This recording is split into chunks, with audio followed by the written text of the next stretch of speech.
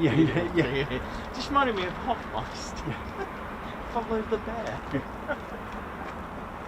Right, family channel mode. Let's do this.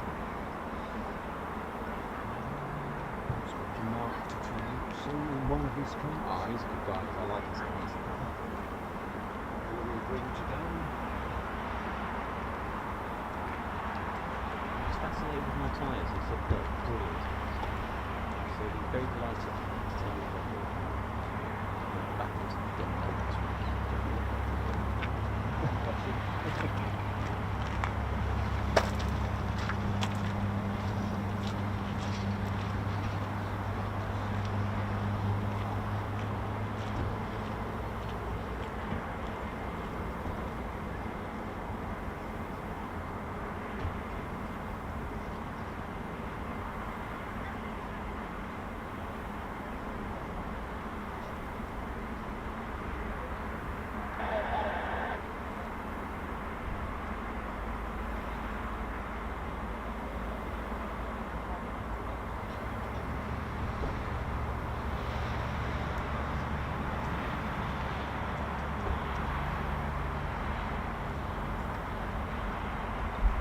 Right, we good, Ted? We alright, mate? Done your makeup?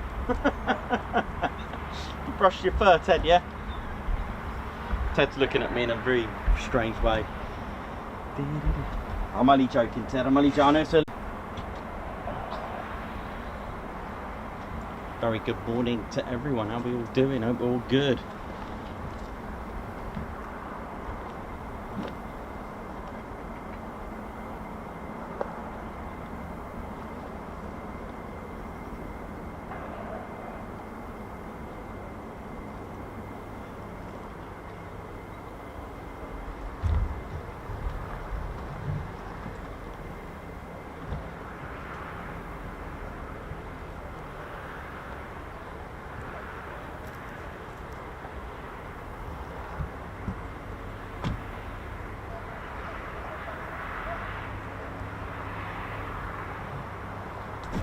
Very good morning to you, ladies, gents, teddy bears. How we doing? Ted Coningsby channel live at RAF Lakenheath, and the catwalk is back open and running. Feels like we haven't seen the catwalk movements for a long time. How we all doing? A very good morning, good afternoon, good day, good evening, wherever you're watching from in the world. Welcome to RAF Lakenheath, the United States Air Force in Europe, home of the 48 Fighter Wing, which is the only United States Air Force wing with the name. Every other wing has a number. So 48 Fighter Wing, but RAF Lakenheath also has a name, which is the Statue of Liberty Wing, or Liberty Wing, and that's all because of the fact that in 1952 they ended up in France at Chaumont Air Base, close to the workshop of Bartholdi, who made and built and designed the Statue of Liberty at the village of Chaumont-sur-Mortier.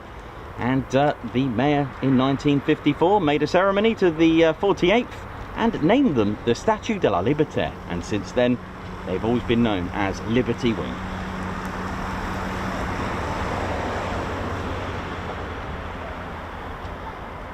It's time to ride. Weather's good so far. So Mark, how you doing? Abel, Curtis, Jeff, Hughes, Liberty Wing, Lakenheath, Mayor Marshy, Tem Mil Kid, how you doing? Captain A, big shout out to everyone, Jan Clark, Margot Baxter, Alan Burden. How's it all going? Hope you're all good. Good morning from Devon, Chris 1966. Windsock man, how you doing? Mikey, how you doing? Thanks all of you. Captain A, Chris Blossom, very good morning. Don't forget, you know how we do it. Start as we need to go on. Hit the like button. Let's do this. Let's ride. Welcome to the show.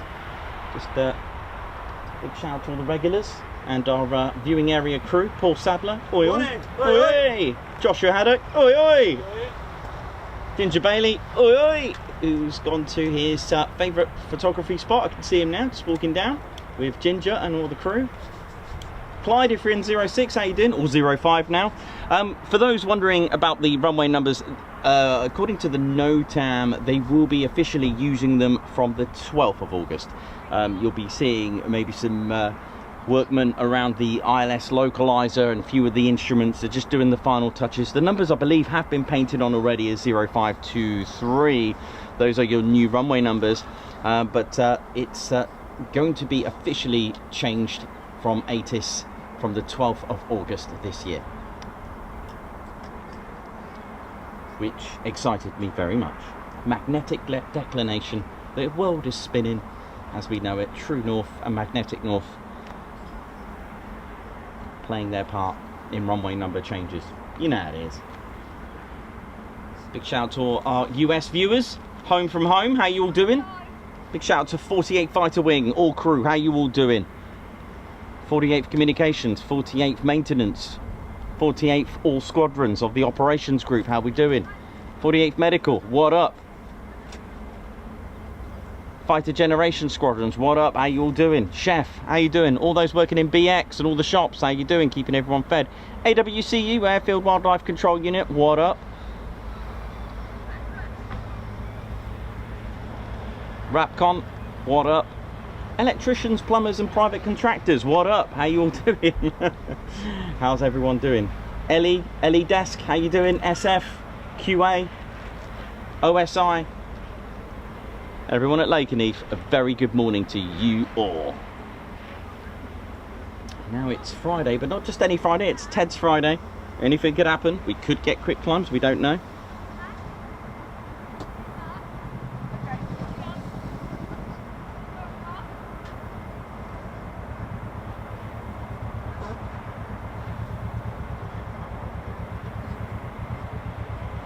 How's it all going? Hope we're all good and ready for the show.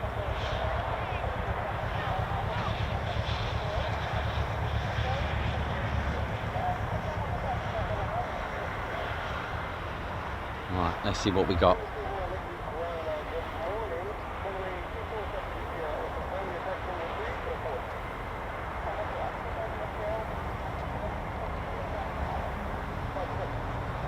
Okay, so currently we've got F-15E Strike Eagles taxiing. So based here, what we are expecting to see, so we have 4 combat ready squadrons, ladies, gents and teddy bears, if I may. So the 492nd Fighter Squadron, known as the Mad Hatters and locally known as the Bowlers. They fly the F-15E Strike Eagle. Their colour is blue, bleed blue and guns up. You'll be hearing that a lot today. What up? Hope they're all watching. Bowlers, what's going on? Next up, the 493rd Fighter Squadron. Now they fly the F-35A, the 493rd Fighter Squadron, known as the Grim Reapers. Fear the Reaper! Big shout out to them. Thank you for sending them to the Mac Loop. You know how it is. Next up is the 494th. Oh, by the way, the colour of the Grim Reapers is yellow, although a lick of paint on an F-35 wouldn't do it any good. The 494th Fighter Squadron are the Panthers. Their colour is red, bleed red, Panthers. What do they say? Finest, baddest, meanest. I believe it is. Taxiing from the jungle, the Panthers, and they fly the F-15E Strike Eagle. Next up are the 495th Fighter Squadron. After 30 years of being deactivated, made the return in 2021 with a bit of a name change, known as the Valkyries. The 495th Fighter Squadron, with their colour of green, are back, known as the Valkyries, and they fly the F-35A. Mala ipsa nova. Bad news itself. A great way to send a message.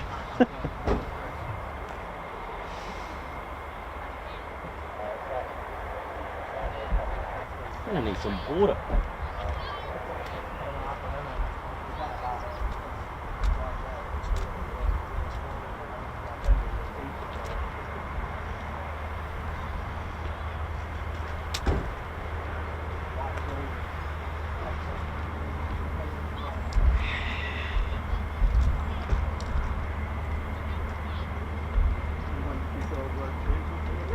Hope we're all good, ladies, gents and teddy bears. So very shortly we'll be seeing our first aircraft appearing from the catwalk. Now, it's not officially known as the catwalk, but that's what we like to call it. Officially it's the taxiway, but catwalk sounds better.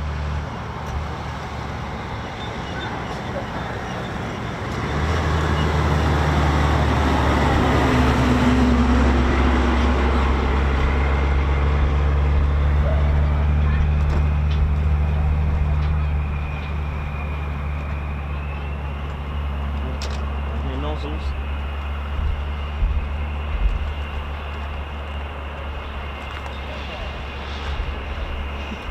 Yes, man, how you doing? All right? You good? Yeah, good. Okay. Good. That's the news to got here, because I got here at 7. I couldn't believe there were quite a lot of people still at I home. know, it's a lot, isn't it? Yeah. You're good though, yeah? You well? Yeah. Good. Getting by. Yeah, good. Got to go to the dentist this afternoon. Oh. Fine. Oh dear. My teeth have been falling out. Take something about the dentist.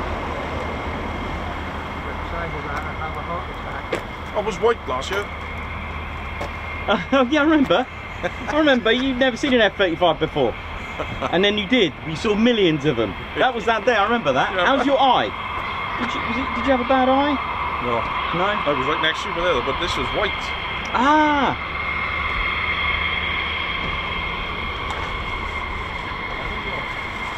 You alright though, yeah? Yeah, it's had a lick of paint since then. I know why. Yeah, it's good, isn't it? I love the t-shirt. What is it, a wrap, is it? Yeah, it's a wrap. It's nice, isn't it? Yeah, it's good. Yeah, nice one. Yeah. Cool, man. Have you been over to the loop, like? Yeah, it's brilliant. Yes. Really good. Oh, yeah. That's it, like you. Oh, yeah. Right, here we go. Here we go. Oh, you can never get tired of this view. We haven't had this view for about 3 weeks, I think. It was a good time down at Purple. Yeah, brilliant. Really good. Yeah. I went twice. And each time that mist come in and drizzled. He sent me a photograph of it. Myself and another old pensioner. She was fast asleep, soaking.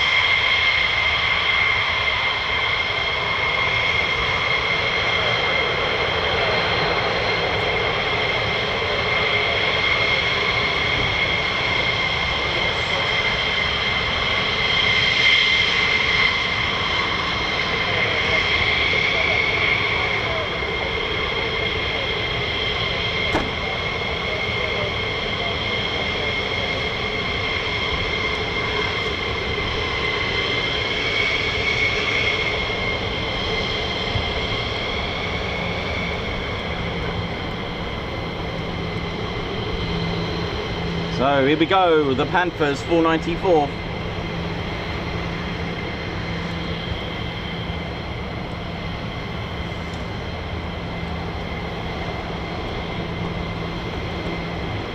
Meth, nice one. I'm glad you're excited, bless you.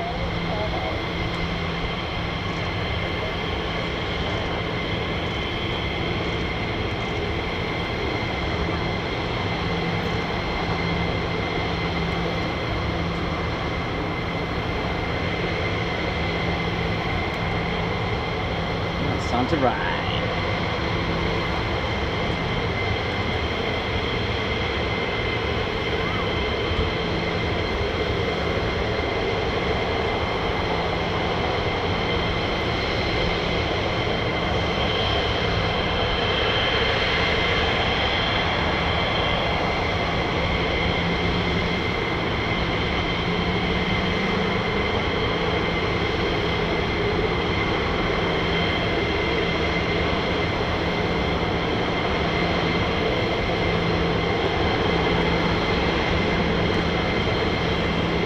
So you'll notice the, you can see that the air brake with decorations on there.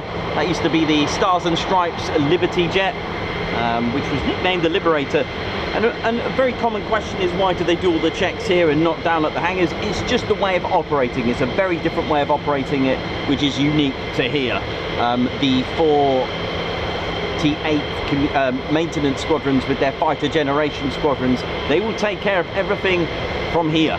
Reason? Well, things could go wrong after taxiing from the hangars. So what they like to do, they like to do all their checks just before the departure. So there could be something wrong, there could have been something missed, so they'll check for any leaks, any cracks, any security issues, pull out all the pins and do it this way. Any of the squadrons that are not 48th will usually do all their checks potentially at the hangars. It depends on how each maintenance squadron operates.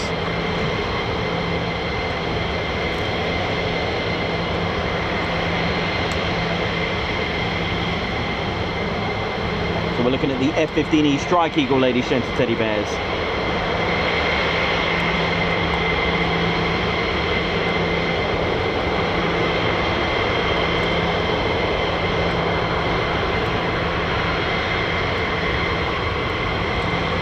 Here he is! Oh, look at this! You can park it there if you want. Or just like that. I'm not going anywhere.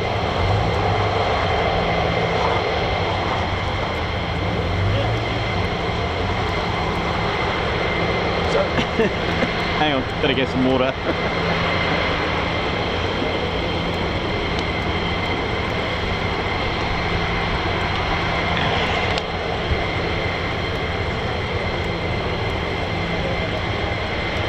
Here we go.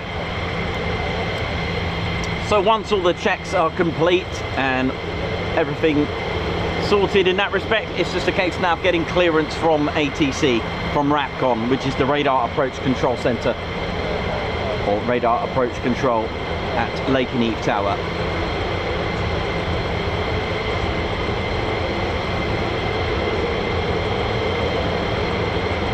You can notice the LN, that's the tail code for Lakenheath.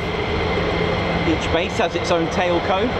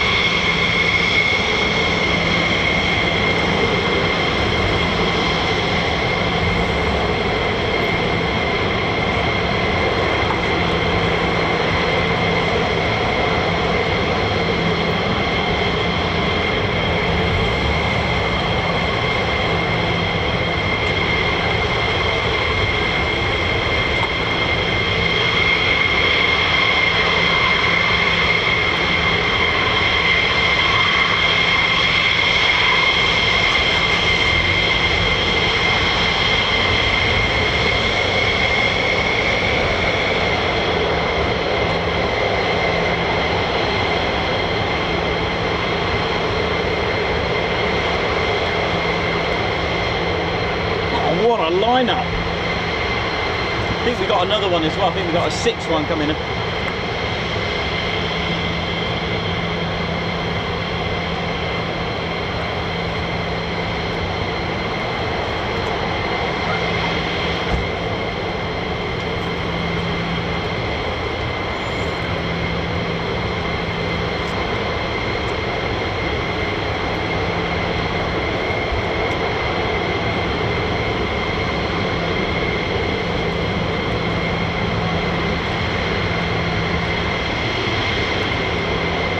Here we go. Look at this. Beautiful. I'll tell you what, I have missed the catwalk. But mind you, it's all good to have a variety.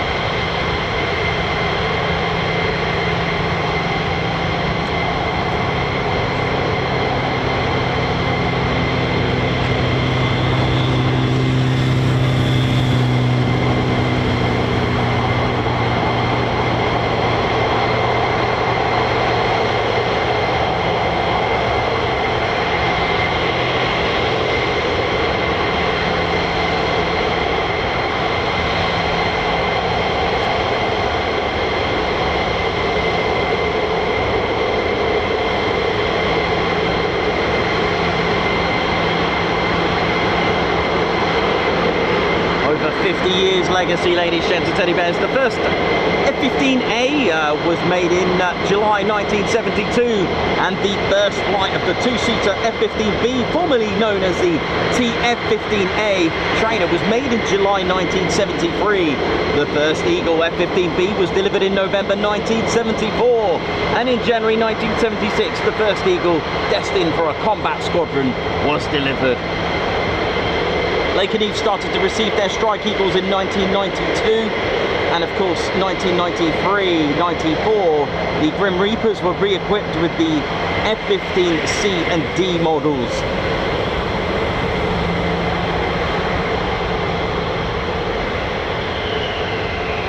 Here we go.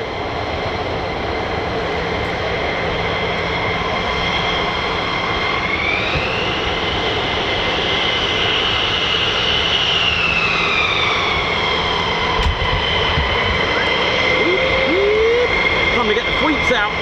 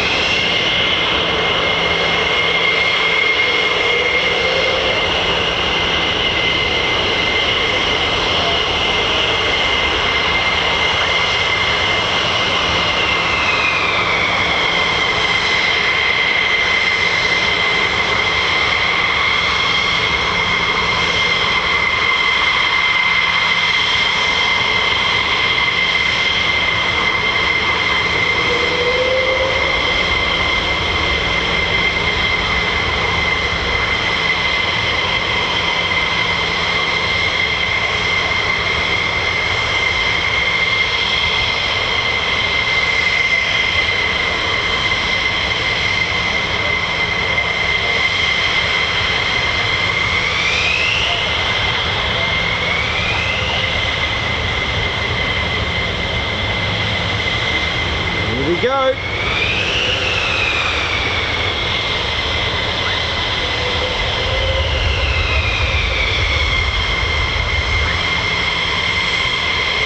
How many are in this flight? 4. Here we go.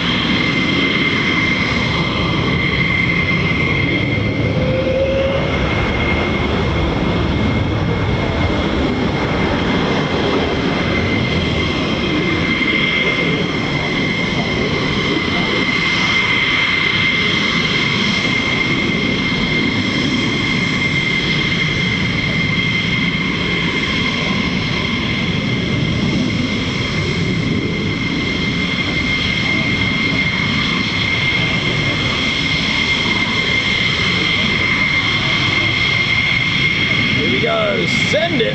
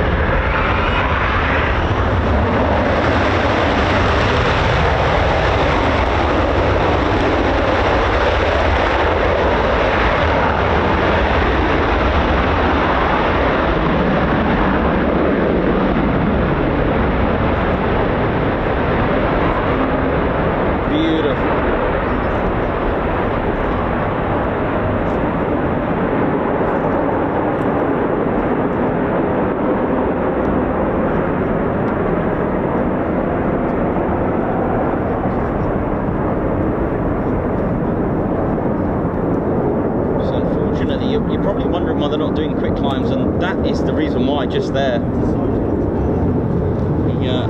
low cloud base, it's not ideal for quick climbs, and even if they did, they'll be a lot more short-lived. So that'll be the reasons why behind it. Don't forget, the weather gets the final say.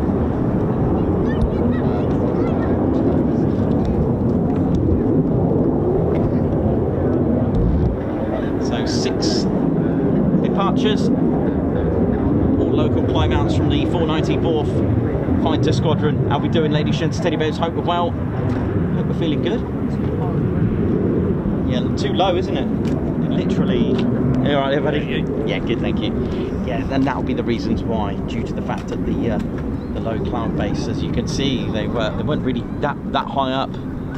Sort of got eaten up by the cloud there. How we doing? How we feeling? Hope we're all good.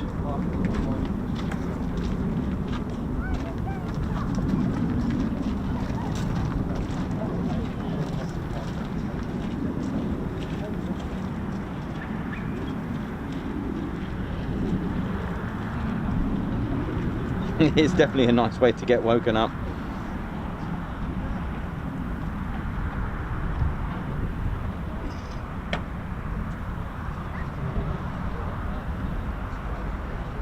How we doing, ladies, gents, teddy bears? Hope we're all good. Hope we're feeling well. Welcome to the show.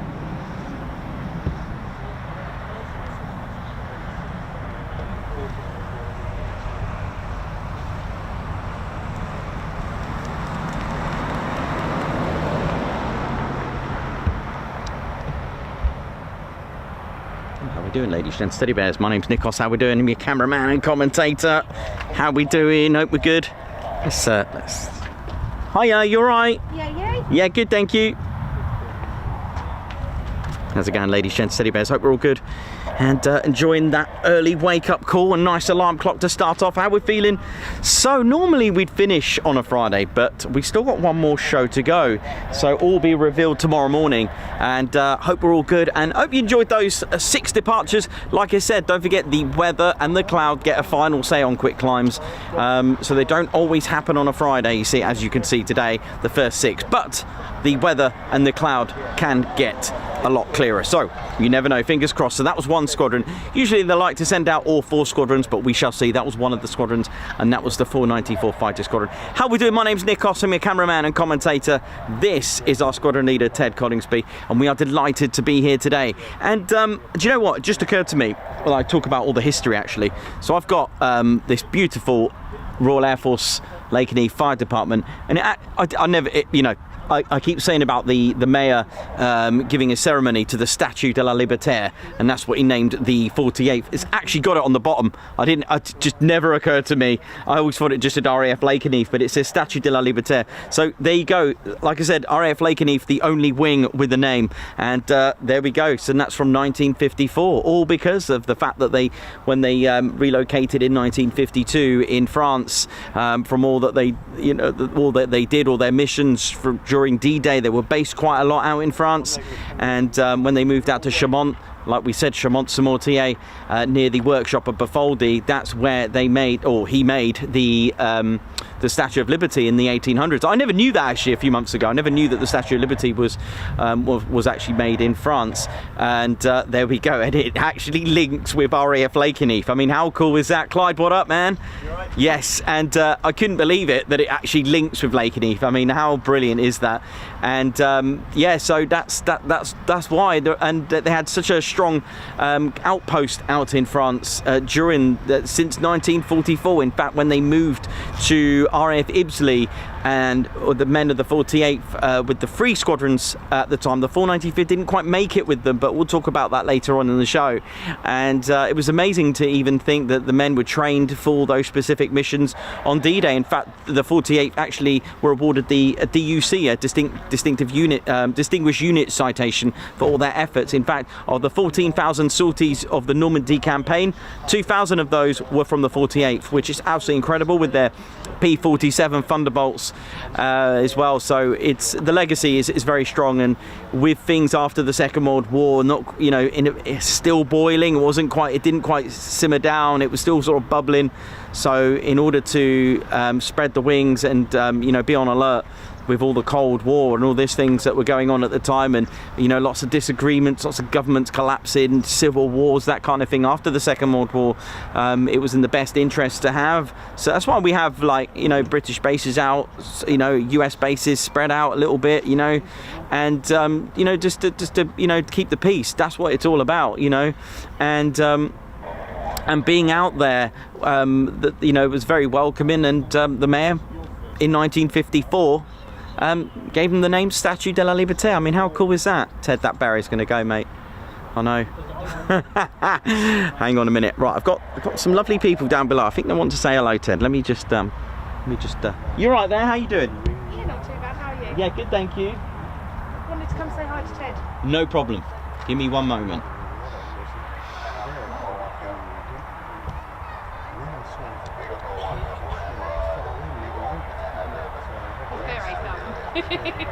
Always.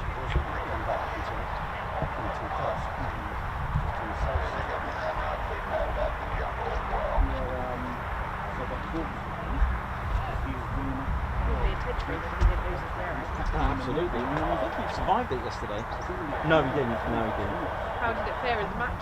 Oh, it's brilliant. Oh, yeah, it came off a few times, but it didn't go over the cliff. Thankfully. Yeah, nah. You're alright, how you doing? Okay? What's your name? Diana? Yeah, well, nice to meet you. Ted says nice to meet you. Let's, I think we can have a little photo here, aren't we? Go on then. Come on then. Do you have time? Alright? No problem at all. Yes. Oh, it's fine. It's 65. Yeah, it should be fine. It's 7 on my Yeah, there's no, I can't hear any. I can't hear anything. Everything will take off. Well, I can't hear anything fired up. So you've got at least 15 minutes. Right, let's make a run for it. I know where you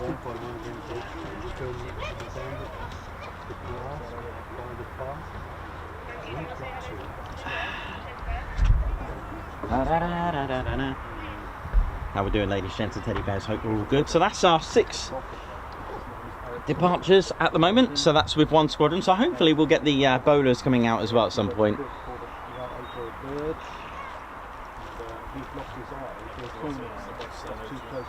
Oh, hello. I don't know, you can see him. Where is he? Oh, look, he's gone down. No, not there. Oh no, the barrow. This is last week. Who's this? Hello. Say hello, Frankie. Hello. Look at him fun smiling. Brilliant. Oh, brilliant. Aww.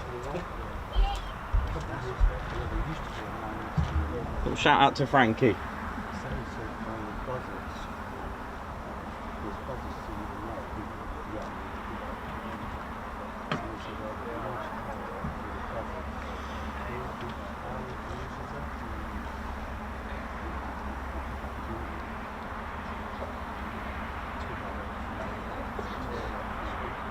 How we doing, ladies, gents, teddy bears? Hope we're all good and well.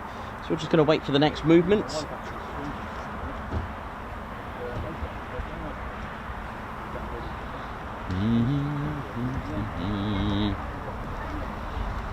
Yeah, so we got one more stream to go, and that's tomorrow after today. So we'll keep you posted. I'll get it published tomorrow morning for you. And there are many of you that already know. Where we're going to be, but just sticking to my word there, just keeping it sweet and neat. Hope we're all good. So you're probably wondering why they're not using 05, and it's probably something to do with the work carried out on the localizer. The localizer runway 05 is having some work done, so this is just a guess, because at one point it did actually change to 05, but it's gone back to 23. So now I know officially it's not going to be 05 and 23 until the 12th of August, but I'm going to try and get used to saying it now rather than waiting for that time.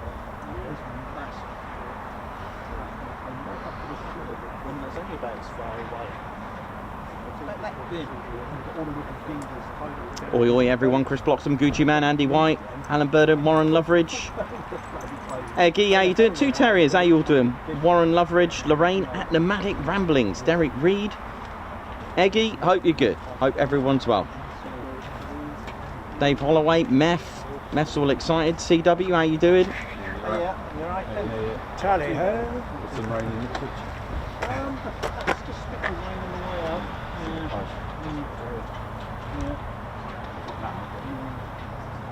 So nothing just yet at the moment, so how we will do it. There's our catwalk. Hope you're enjoying the show so far. The good start to the morning. It's good. We usually do 2 streams here a week, but of course we found ourselves out in Wales. Started off at RAF Valley this week and then went down to the Mac Loop. And yesterday we were at Ted's home, Ted HQ, some Foon action with a bit of F-35B thrown in as well, which is quite cool, with the regular visit from the ERJ 145 Embraer. And today we're at RAF Lakenheath, and we start things off with F-15 Strike Eagles. Yeah, I was just telling Paul here. Yeah, I was thinking about getting them. Yeah. Yeah.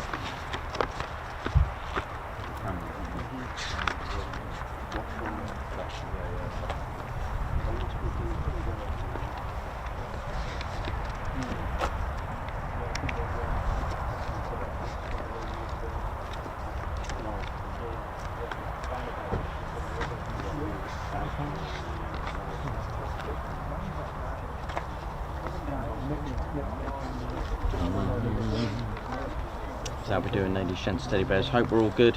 Welcome to RAF Lakenheath.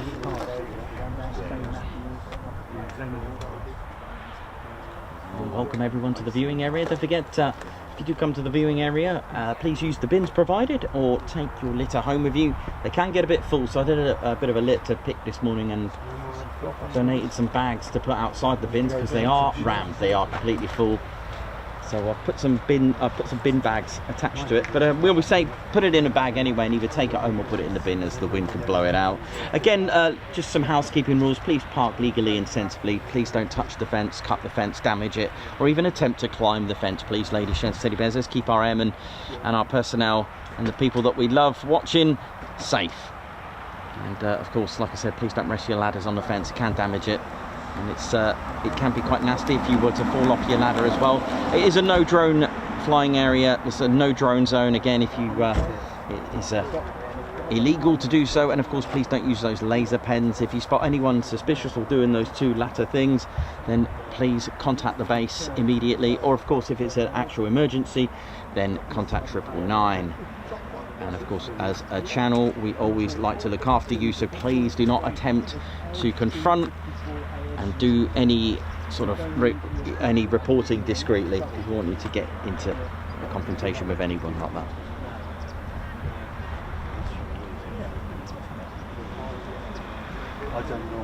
Welcome to the Ted Coningsby channel. We're live here at RAF Lakenheath. How we're doing? Here's a United States Air Force in Europe base, pronounced USAFE. Headquarters out in Ramstein Air Base. They are part of the 3rd Air Force. Just quiet at the moment. We haven't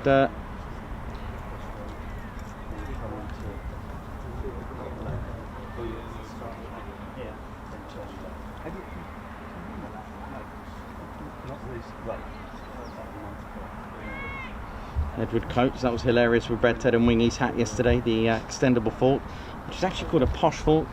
You right there? How you doing? You right? Yeah. Good, good, good. A very good morning to everyone. Don't forget to hit the like button, ladies, gents. Teddy bears does have a major impact on our channel.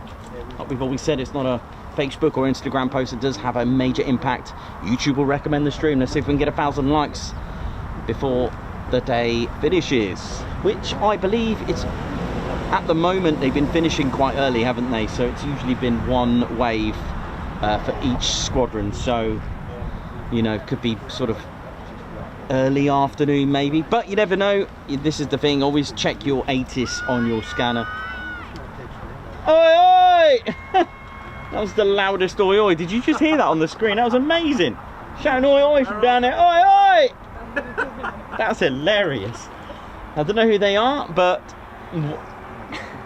welcome. That was brilliant. The vibe. That was great. I think I can hear something started up. Oh, maybe not. No, it's gone.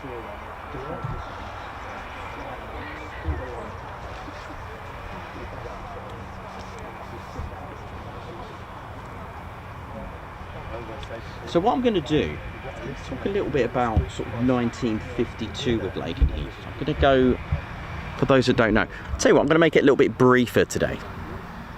while I can, because I know many of you have heard the history, but I've got some new content for you. I know, new content. So yeah, just to give you an idea, because obviously there's going to be some new viewers as our channel gets bigger and bigger and gets more exposed. For those that have spotted, and quite rightly so, it does have RAF in the title. It is in fact the United States Air Force base, and this is all because the base was opened as a Royal Air Force base, and it was used by 149 Squadron first, then 199, and then several other squadrons came as well. And that is the reason why, because in 1948, well, the base closed from sort of late 46, 47, and reopened in 48 to make way for B-29s, very heavy bombers. So they would have had to extend the runways, which meant the base would have had to be closed. Now, when it was open, it was from 1948 that the United States Air Force came here. It was from then. But because it was titled and named and still owned by the Royal Air Force, but used by the United States Air Force, this is why it still retains the Royal Air Force name. It's not Lakenheath Air Base or anything like that. So it was the 2nd Bombardment Group that came here first with the B-29s, and then a few others on a rotational deployment, such as the 307th. But for the 48th, as far as they're concerned, just to give you a little bit of brief background about them, because obviously many of you heard this before, it was on the 15th of January 1941 that the US Army Air Force actually activated the 48th Bombardment Group Light. Okay, so that's when it all happened. However, there were squadron numbers that were changed. There were the 55th, 56th, 57th, right? Bombardment Squadrons Light. They weren't the 493rd and 494th, that kind of thing. And there was also a 9th Reconnaissance Squadron. So there were 4 squadrons, but it wasn't until 1943, on the 15th of August, that they were redesignated, and those squadrons changed their numbers. From 55th, it went to 492nd. From the 56th, it went to the 493rd. From the 57th, it went to the 494th. And guess what happened to the 9th Reconnaissance Squadron? That's right. They turned into the 495th Fighter Bomb Squadron. I am wondering, is that why they've got 9 stars on their crest? Maybe, just maybe. The other interesting thing to know is because when Lakenheath was open, it actually operated under the command of Mildenhall. And I'm going back a little bit, but this is quite interesting. When you drive past the main entrance, look at the station crest. It's exactly the same as Mildenhall, and I'm wondering why. It's a Ionic Greek pillar with an eagle on top. So I'm wondering, because Mildenhall's got it on their KC-135s. All right, so just to let you know. So yeah, the 9th Reconnaissance Squadron became the 495th. So just to give you a little bit of detail about them, and they did, as I mentioned, they took part in the D-Day and Normandy campaign. But the thing is, in 1944, although the men set sail on the 21st of March 1944, the 495th, for whatever reason, I don't know the reasons behind it, but they deactivated. So it was only the 3 squadrons of the 48th that made it. They set sail on the Queen Mary and made it to Europe. In fact, they ended up at RAF Ibsley. They did so many. They were trained specifically for the Normandy campaign. We're talking about mine laying, bombing, low level, all these kind of things, reconnaissance missions, and they took part in over 2,000 sorties. In fact, they bombed bridges during the D-Day campaign, the Normandy campaign. They bombed certain strategic railway lines, gun positions, all this kind of thing. They actually played a major part in that legacy and history. But they, of course, they moved to Chaumont, as we said, and that's where they got their name, Statue of Liberty. When they got to Chaumont in 1952 on the 10th of July, they started off with the F-84, and then they went on to the F-86, and then finally the F-100D. Now, this was a controversial time because they then switched roles in 1958. Having the F-100D meant that the 48th played a very different role. In fact, they had a name change as the Tactical Fighter Wing, and that legacy of the Tactical Fighter Wing lived on right up until 1991, and I'll explain because I've got some good detail. I've got some new stuff for you. So they actually they left France on the 15th of January 1960 and came to Lakenheath. So the 48th Fighter Wing, as we know it, who were then at that time in 1960 were known as the Tactical Fighter Wing. They came here with their F-100Ds. Now you may have noticed the LN tail code. For those that know, but the LN tail code didn't come into existence until 1973. So you're wondering what happened between 1960 and 73. What was the tail code? Well, they actually had a letter L and an extra letter to identify which squadron. So LR was the 492nd, LS for the 493rd, and LT for the 494th. That's right, and you can see an F-100D at Newark Air Museum in the Panthers colours in the markings as well. But when they changed over to the Phantoms in 1972, they changed that tail code system and just had one set of tail code, which was LK, but only for a few months. Again, no idea why, but they changed it to LN in 1973. Now this is where it gets interesting, because in 1977 it was known as a conversion year to the F-111F aardvark. In 1977, not only did the squadron, those squadrons, by the way, the 492nd, 493rd and 494th, they were called Tactical Fighter Squadrons. So Lakenheath was known as the 48th Tactical Fighter Wing. All right, so if the wing is named something, their squadrons are called that as well. But back came, so 1944, we said that we said goodbye to the 495th, but they came back in 1977 with the aardvark. So Lakenheath had the 48th were put back together with their original 4 squadrons, all right? And don't forget the colours, blue, red, yellow and green. Green for the 495th. But they weren't called the Valkyries, the 495th. They were called the Thunderbarks, hence the aardvark. Now, this is where it gets interesting between 1977 and 1991, where there was a few changes with the base when we got to 1991. The F-111F aardvark played a major role. It was a major thing, a major fighter aircraft to have in their command. Now, this is where it gets interesting. On the 14th and 15th, sorry, on the do you know what? Let me just check something. Give me one sec. I've just got to check one thing on my notes. You're like, what's this? Josh Coram. Was that Josh that shouted the oi oi? Is that who it was?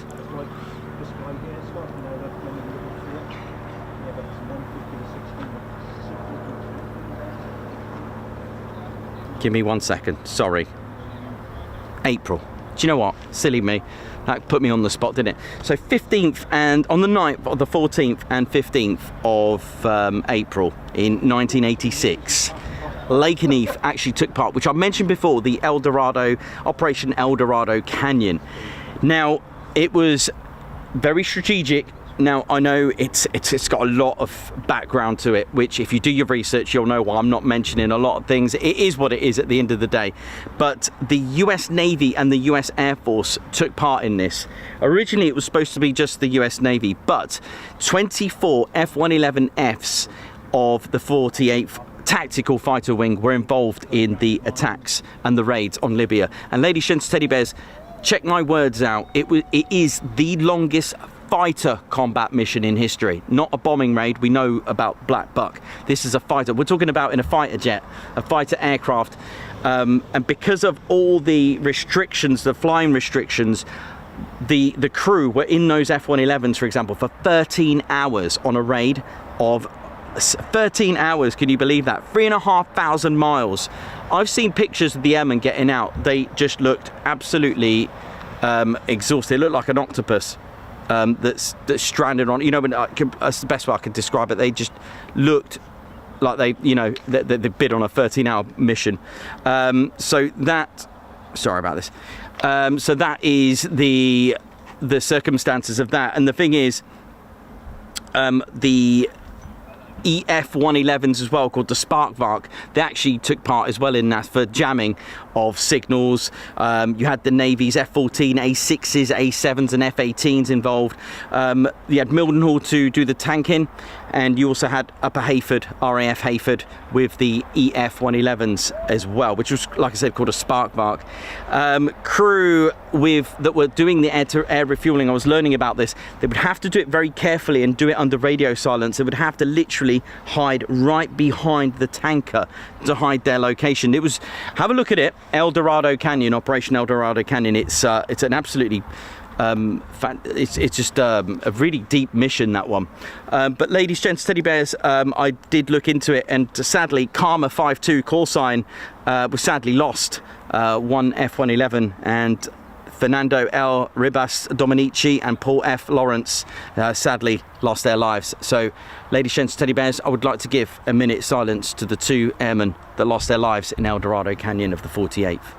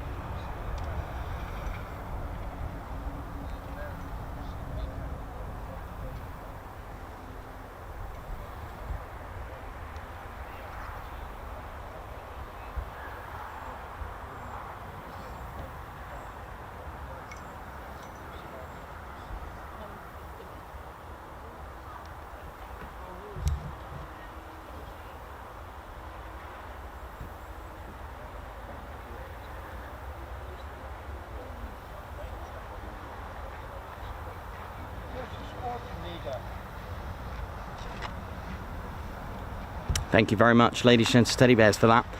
Oh, thank you, everyone. Everyone went quiet. Thank you, if anyone was tuned into that. How you doing, man? All right? He's here, don't worry. He's here, I've got him. He's just having a bit of salmon. And then finally, ladies and teddy bears, the tactical fighter wing, again, Gulf War as well in the 90s, in 1990, 18 F-111s as well on the first group went out. 500 men and women departed, and over 60 aircraft involved in this. Wow. And it was after the Gulf War that, or shall we say 1991, that Lakenheath changed strategy. In fact, they changed aircraft. The retirement of the F-111 saw Lakenheath change role completely. In fact, they dropped the tactical role as they retired the F-111, and we started to see the Strike Eagles appear in 92. In fact, Lakenheath was now known as the 48th Fighter Wing. The tactical dropped, Strike Eagles came in 92, and of course finally the F-15 C and D rolled in for the 493rd in 93 and 94. Unfortunately, in 1991, the 495th deactivated, but don't worry, they've come back as the Valkyries in 2021. In fact, even the 493rd, when they said goodbye in 2022 with their F-15 C and D models, they were reactivated, I think very briefly, but they had their own F-35 A's as well finally. So there we go, just a little bit different. I thought I'll just do it a little bit different with the new info. I think we got a visitor. Quite a large one. Right, is it Keith wants to see the squadron leader? He's here, mate, don't worry, rest assured he's here, we're all saved. Tom Cruise, isn't it? Well, mind you, the shorter the better, apparently. Better for G's, isn't it? Oh yeah, you're right. Who have we got here? This is Barney. And I don't know if I can actually fit him on the screen with all due respect. Right.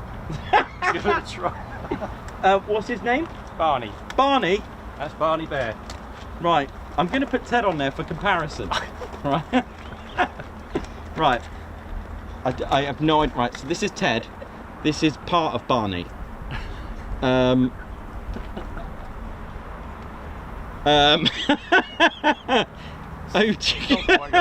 if I was to stand them up together, that's what the high... Barney, how you doing? You good? Goodness me. And where's Barney come from? He's come from Norwich. Norwich, a Norwich bear. Yeah. God, what sort of salmon do they eat in Norwich? Look at the size of him. Six fingers then. That's Goodness all the me. crabs.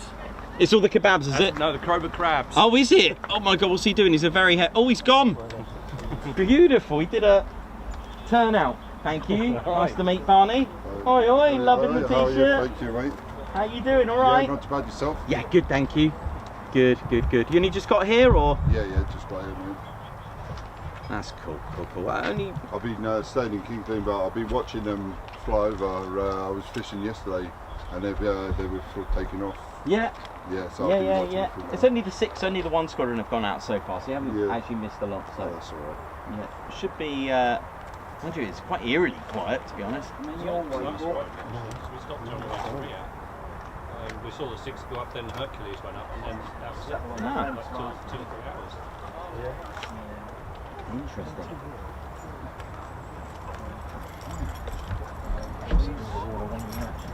You guys go to Eastbourne a lot? Yes. Yeah, I'll be there, man. I'll be there on a Sunday. Nice. Yeah. Doing Eastbourne as well. Yeah. When is that? We go on the 18th, which is a Sunday. Now doing Yes, I've a last minute decision. So, looking forward to that. The only one I missed though was Lowestoft. Is that good? Is it? That was the seafront one. That was the one where the Harrier crashed into the sea. When it was doing the bow. Go back some years. Yeah, where I come from, we don't really have much down there. The excitement was at Farnborough last week, but I managed to get something the week before when they were coming in. So Cool. it weren't too bad. Oh, no, nice one. I visited my brother in between for the week. Right. I'm heading home, but I thought I'd pop in on the way home. I'm from like Reading, well I'm from Watford, but I live in Reading now.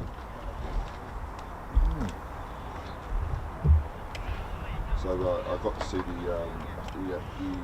So it looks like we got Sturman. It was you guys that shouted oi oi. That's brilliant. To start just getting a message here. That was brilliant. Well, thank you very much for coming up to the fence and shouting oi oi right across the runway. That was brilliant. You were heard very nicely, which was great.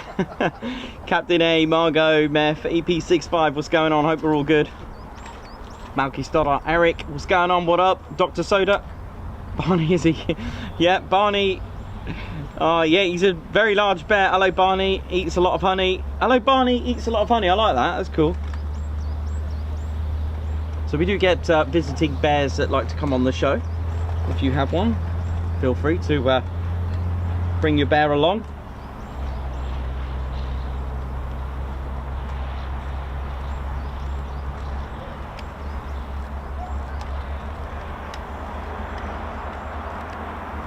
Yeah, just once again, just want to say a massive thank you to everyone in the viewing area for going with the minute silence. Thank you for that. I mean, it was completely unannounced and no one expected that, and I thought, thank you. That really is, because, you know, at the end of the day, the airmen here have their job to do and their duty to protect our airspace. And, you know, for me, their family, and I have always been respectful, and you know this, and with our history as well. And it was quite new for me to learn that today. Well, I didn't learn it today, I wrote it out today in a sort of short form. I've been doing some research, and Davey has been sending me lots of info, and David would know the loopholes and sort of challenges I would have had to try to explain that without falling into the minefield of dare I say it, the P word, but that's the way it is, sadly. You know, a lot of these things when they do happen, but what, you know, as a channel we do our best to keep it respectful and just say it kind of almost the way it is without going into too much depth. Ultimately, it is what it is. And just want to say thank you for joining us today. So welcome to the Ted Coningsby channel. We're live here at RAF Lakenheath. So we've had 6 local climb outs. So if they're not a quick climb, they're a local climb. And that's 6 local climbs. Don't forget, like I've said many times, if you are planning to come here and expect a quick climb Friday, please remember that the weather and the clouds get the final verdict on that.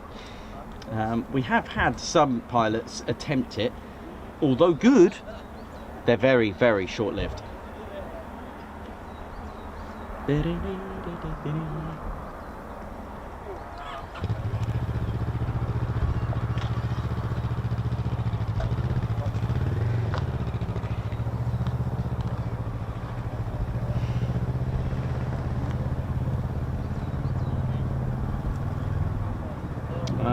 Oh yeah, so Josh Gorham, where's Josh? Josh, anyway, has anyone located Josh? I remember Josh when we had to find him. Right. You want a burger? Got food? Yeah, I brought some from the garage. Got food here, so I'm good. Okay. Yeah. I never know when Dave's going to be here, so. He's always here. Well, yeah. He's taking on extra staff now to show what he did Coningsby and Narrow and airfield. Yeah. No, thanks for the offer. And yeah, thank you for reminding me. I didn't get to say that the viewing area just outside does have a burger van as well. So treat yourself to lunch, breakfast and brunch from Dave's Burger Van, who does awesome burgers and breakfast. And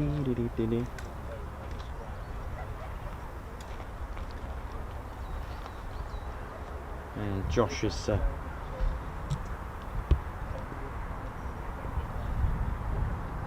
Josh, start waving wherever you are. I'm trying to find Josh. Does anyone know what Josh is wearing?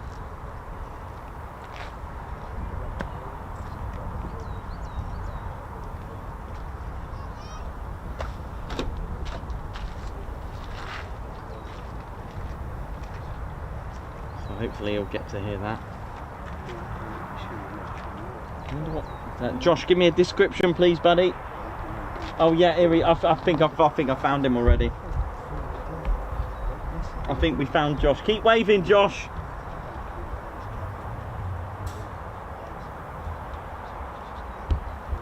I think we found Josh. There's Josh. There he is. Well, that was quick. Josh, can you wear camo next time, man? Just kidding, mate.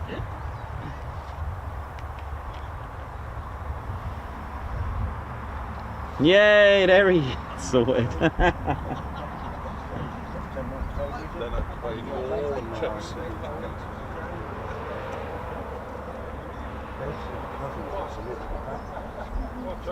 There we go. We found Josh. That was a bit. That was level 1. Now it wasn't boss level, Josh. Next time, if you can wear camo and sort of. No, just kidding, mate. You carry on. Hope you're having a good day.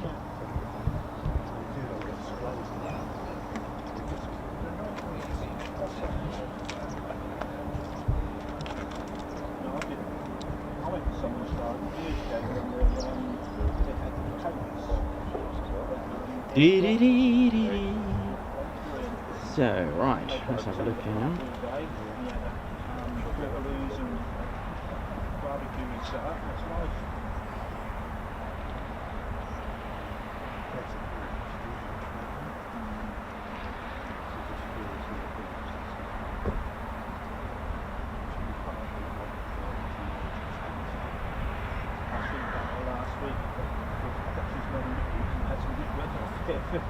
And it's nice down here as well. So the burger van is available Monday to Friday. I think since January, Dave's been here every Friday, apart from the holiday that he quite rightly deserves. And of course, he was at RIAT as well. So Dave is here on Fridays as well. And it was since the 5th of January, actually. I thought, first of all, I thought it was specifically just my birthday. But no, he's been coming every Friday. So, so it's around free-ish, or until things stock sells out, I guess. But there we go.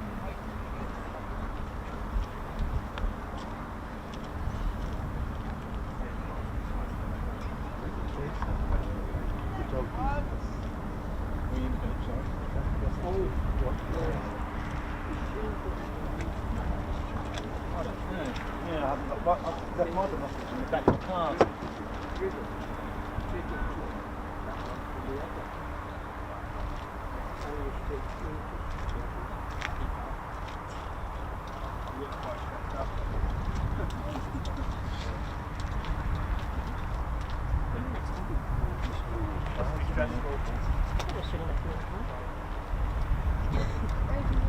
I know.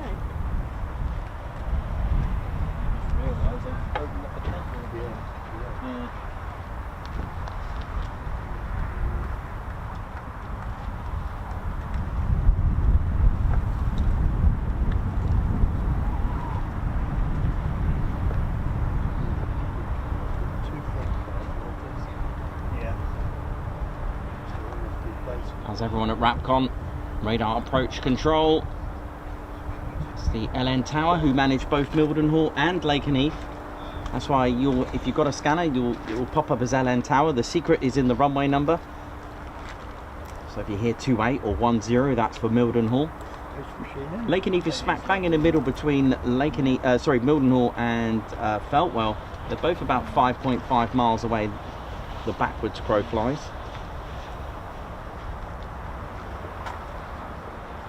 And as a strategic measure in 1940, Lakenheath was actually a decoy airfield, or at least built as a decoy airfield to protect Mildenhall and Feltwell from attacks. Basically, a pretend airfield. So it would have had runway lights, they would have had fake aircraft made out of plywood, which were actually built air as well, so they would have had fake Wellington bombers out on the runway, or shall we say a fake runway.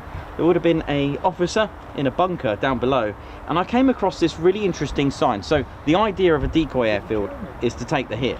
Now outside, here's this for a bit of motivation. There's a sign outside your work that says your job every night is to try and get bombed. I mean, that's inspiration right there, because the idea behind it is to make the enemy think that this was either Mildenhall or Feltwell.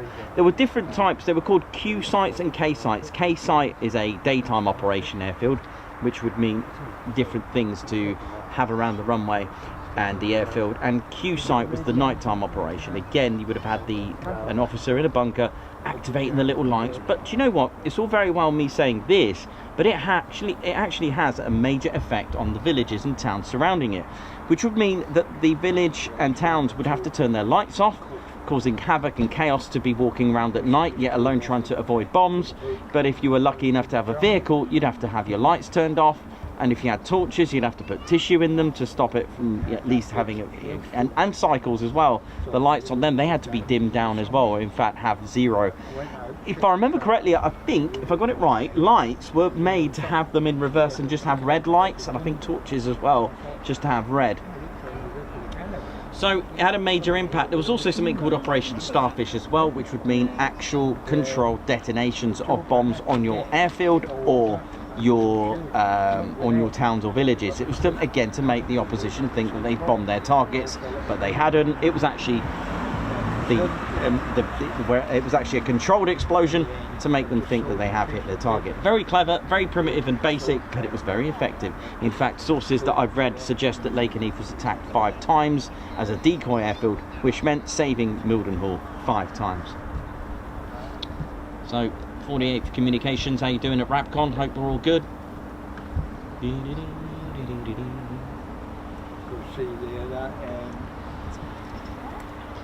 Unlike RAF Coningsby, which doesn't which has a runway caravan, or at least a mobile one, to give us like a visual inspection of which runway's in use, Lakenheath doesn't have one, so we rely on, if you've got a scanner, job done. If you haven't, look at the PAPI lights, those 4 boxes that you can see with 3 red lights in them. There should be another set either side, but because of, oh yeah, we can see them, there they are. They'll be switched on facing the runway in use. Now if they're turned off, that could potentially mean they're switched on at the other end, which means that runway's in use. However, we can't run down there and quickly go and see, because it could also mean that the runway's closed. So again, check ATIS. These lights are actually called PAPI lights, and it's got nothing to do with the Spanish papi. It's actually precision approach path indicators. They don't always shine red. They actually change colour to white depending on how you look at them in the sky. They're a landing aid, and they will change colour on the angle of approach.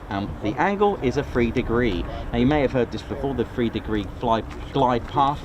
Now the 3 degree glide path is actually an imaginary line, which from there it goes up 3 degrees. Now the glass inside it and the lenses are actually angled at 3 degree glide path. So if we were to go up 3 degrees, now you're going to have to use your Pythagoras theorem, you know, tangent, hypotenuse. So as it goes up and up and up 3 degrees, obviously it gets higher and higher, all right? And the idea is, if the pilot's on the correct glide path, these lights will actually shine 2 white and 2 red. If they shine all red, like we can see here, we're too low. Well, that makes sense, because if we were an approaching aircraft at this height, we're in a bit of trouble. if they were to light up 3 red and 1 white, that means you're slightly low. 2 white, 2 red, all good. 3 white, 1 red, slightly high. And if they're all white, you're way too high. Again, a very good bit of kit. It's basically assists the pilot to land, and it saves the pilot to keep looking at the instruments in the cockpit, looking down at the instruments for the ILS, for example, and looking at the runway, looking down, looking up, looking down, looking up. This way, once the pilot gets all the settings right and to be on the correct glide path, then all the pilot has to do is just keep looking at the PAPI and the runway itself. Job done. So it actually has a very good use for a pilot. If they're landing and the PAPI lights are switched off, then you can always do what I did and ring the base and let them know, and they would quite happily turn them back on. We are human after all.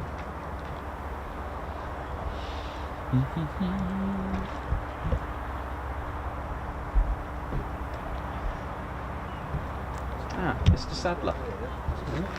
Sorry, I totally failed to see that it actually has Statue de la Liberté on there. That's Oaks Lens. I keep saying it, and it's like, oh, what is that? What little thing? Oh, this is the fire department one. I'm waiting for them to go past so I can wave at them. Yeah, I'm waiting for them to come past. So I can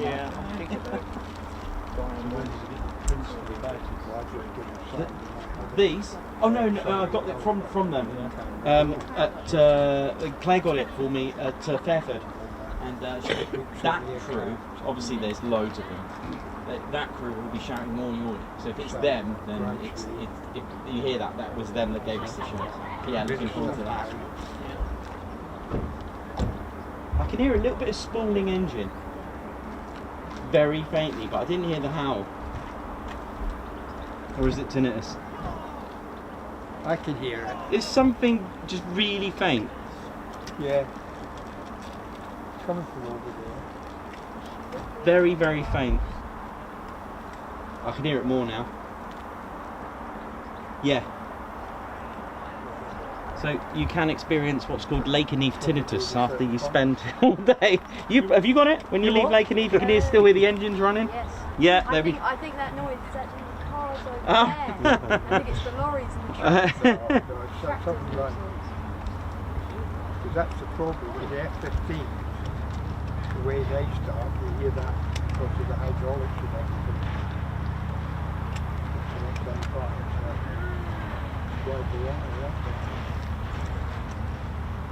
Ian Barron, happy 50th. Oi oi. Happy birthday. Keith Smith, how you doing?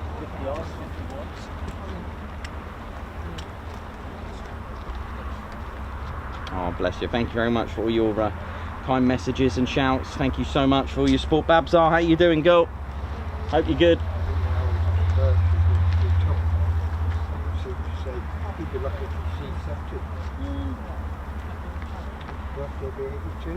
Yep. Muriel and Michael Hudson, hope you're all good.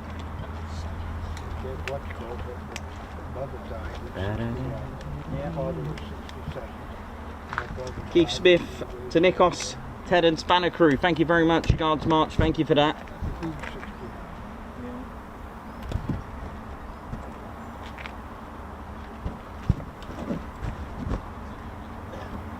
And Julian Bailey, thank you very much for my super breakfast, Guards March. To Ginger and Julian.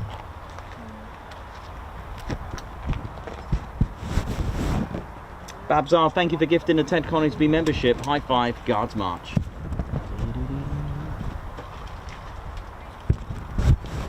Still working on that, What's that? tuning it all in.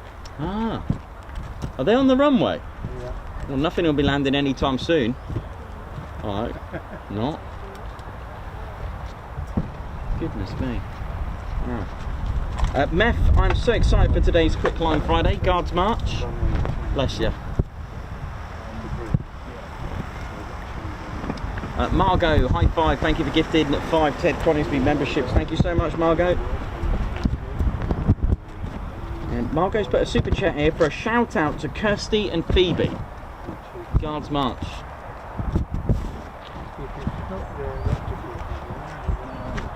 Malky Stoddart, high five. Thank you for gifting the Ted Coningsby membership. Guards March.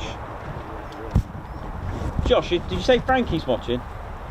Yeah, I was just about to send you a super chat. Oh, I was going to do it anyway. Yeah, Frankie's watching, yeah. Frankie! Frankie! If you come, is she allowed to come up to the TV without breaking it? She's actually sat there chasing Ted around on the telly. There you go. Right, Frankie, high five. Yeah, ready? 1, 2, 3. High five. Ready? There goes your TV.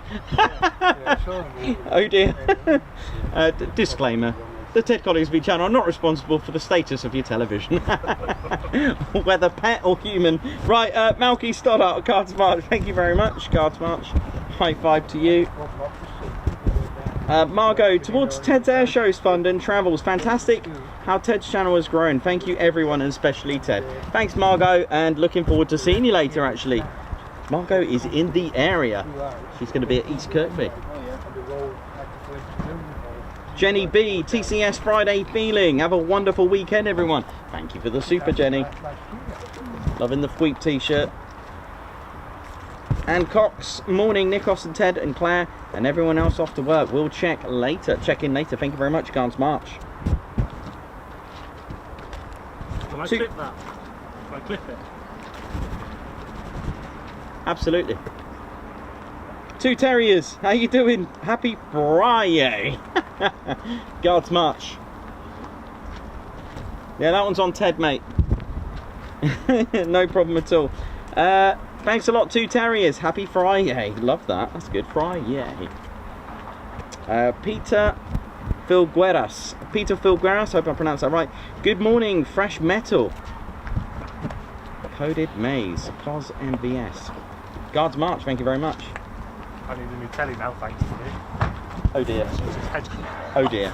I did put a disclaimer. Oh dear.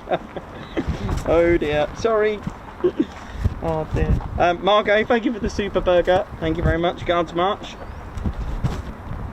And Ian Barron celebrating his 50th birthday today. Happy birthday, Ian. Happy 50th. Guards March. Nick Knox gifted 5 Ted Coningsby memberships. Guards March, thank you very much. Thank you. High five, Nick. Thank you very much.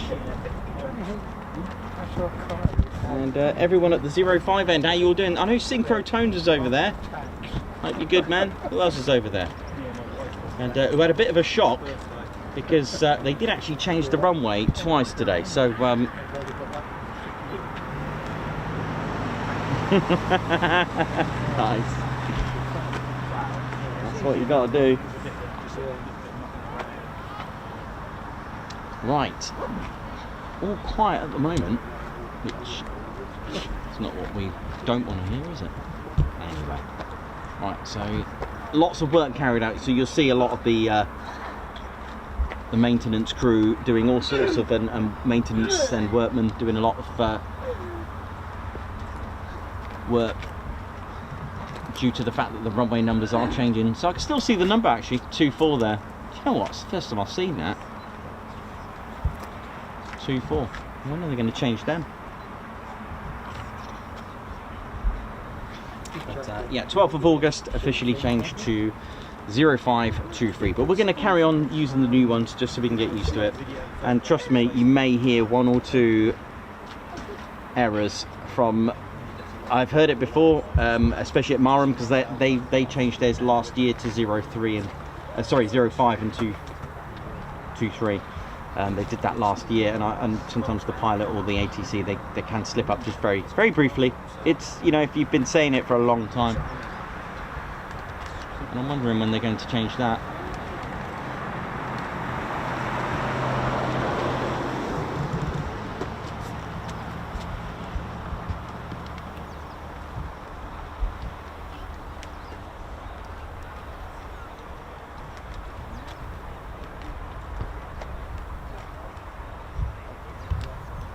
The TED Expeditionary Wing.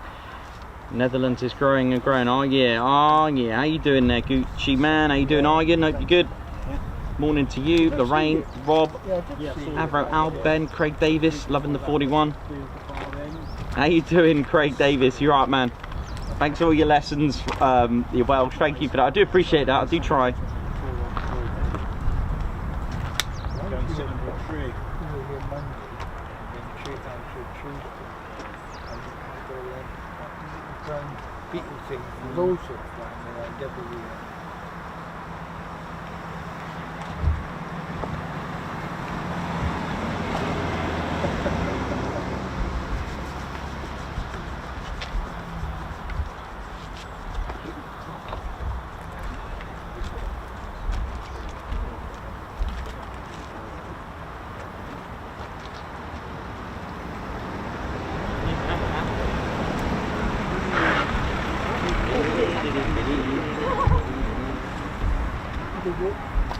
Afro Owl. Oh, you know I'm gonna do it. Afro Owl. Yeah, I could do that. Afro Owl's asked, why did the runway numbers change? Well, I didn't bring my compass for nothing. Here we go.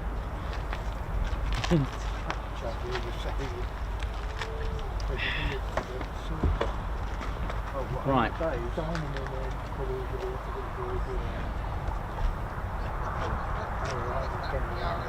Right, try and make this work. Right, Avro Owl has asked a very good question. Why did the runway numbers change? Well, first of all, you may want to ask yourself, what do the runway numbers mean? Right, first of all, I conveniently brought with me my compass. There it is. It may not work properly showing it this way, but you're going to get an idea. Right, let me just set this up. If I may. Right, what are runway numbers? What do they mean? Right, so if you get a compass, you know it's 360 degrees, right? Easy so far, you with me? 360 degrees. Now, the runway numbers, they actually mean direction of travel.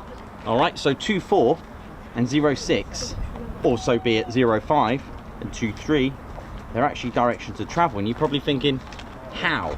Well, here we go. What you do, now I'm going to do it in the old runway numbers first, and I'll explain why they changed. All right, so all you need to do, you get your compass. So if you were an aircraft, you can probably do it safely when the aerodrome's closed. And if you know, go in line with the runway over there, but so be it. We'll just stand here. Right, this is how you get a runway number. It's very easy to do. All you do, first of all, just work out where your north is for a minute, right? Okay, this is going to be very, very rough. Okay, I'm going to show you. Just going to do it like this, just for argument's sake. Say, for example, our runway was going that way. All you do, you take a bearing. All right. Now, I'm going to pretend we were at 24 now, right? I'm going to cheat, right? And I'm going to pretend it was something like 239 degrees. All right. So basically, you're stood at the runway. You're lined up over there where they take off, right? You take a bearing which is 239 degrees, right? Just ignore obviously I'm making this up, this bit. We're going to pretend we're on the runway. Obviously we can't. Now you're probably thinking, how's that 24? All you got to do is round it off to the nearest 10. So what's the nearest 10 to 239 degrees? 240, correct. And all you got to do is take off the last digit. You're on the spot there. You're like, am I right? Yeah, you were right. And then all you got to do is take off the last digit, leaving you 24. So if you were to go to the other end, so we turn this down 180 degrees, and you'll get something like a 59 degrees. Okay, so it'll be, because you're 180 degrees. So the nearest 10 to 59 degrees is 60, correct. So you take off the last digit, leaving you 6. So there's your runway numbers, 24 and 06. Okay, this is why there's a difference of 18 with runway numbers, because you've just gone 180 degrees and we rounded it off to the nearest 10 and take off the last digit. So 239 degrees was our reading and it became 240. Take off the last digit, 24. We went 180 degrees, span it round, 59 degrees, etc. Nearest 10, 60, take off the last digit, 6. But why did they change? Well, these lines here are called north lines. You get an OS map and that's to guide you. This is north, these are your lines, so you get your map, but what you want to do is line it up. But the problem is, that's true north. The thing is, magnetic north is constantly changing. All right, true north and magnetic north are different things. The true north lines are on your map. Those blue lines that go on an OS map, those are your north lines. They don't move. Now this is why they bring out a new map every few years, because magnetic north changes, which means true north needs to change.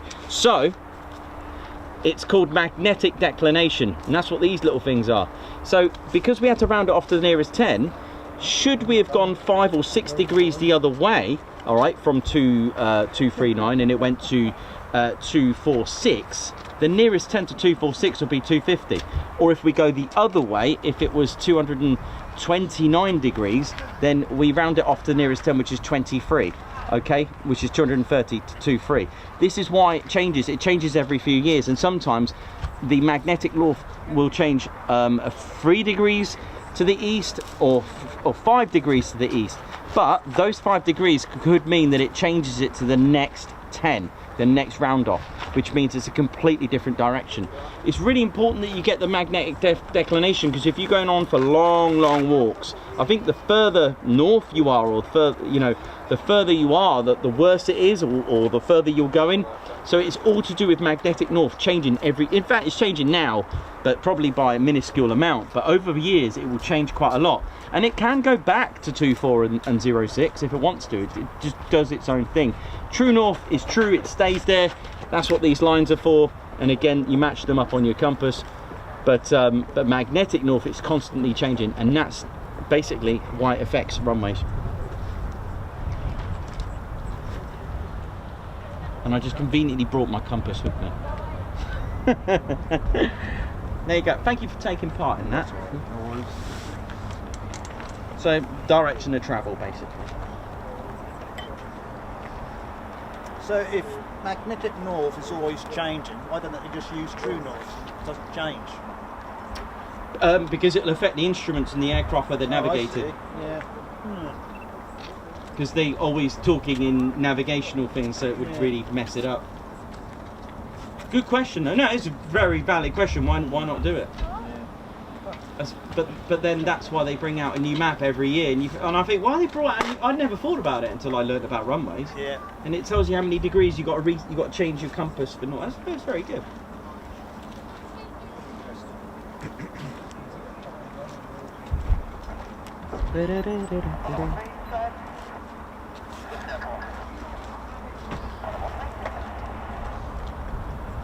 There's a lot of scrub in there, Clyde. The paintwork to get 2. Mind you, they have to just change the 4 to 3. Yeah.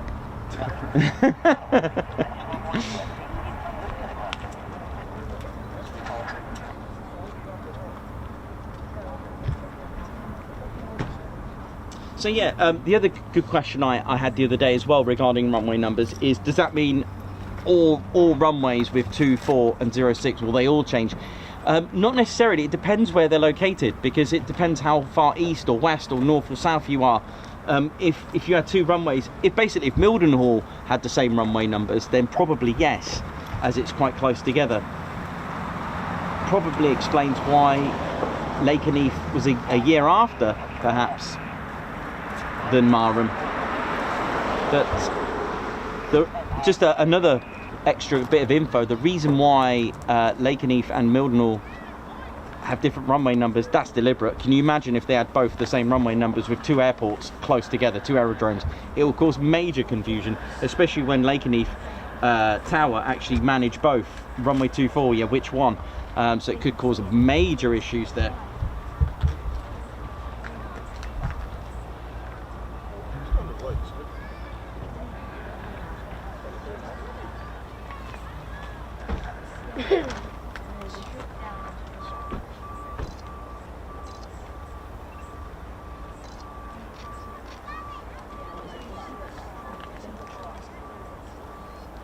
Plane there coming out. Yeah. F-15. Yeah. Oh, on tow.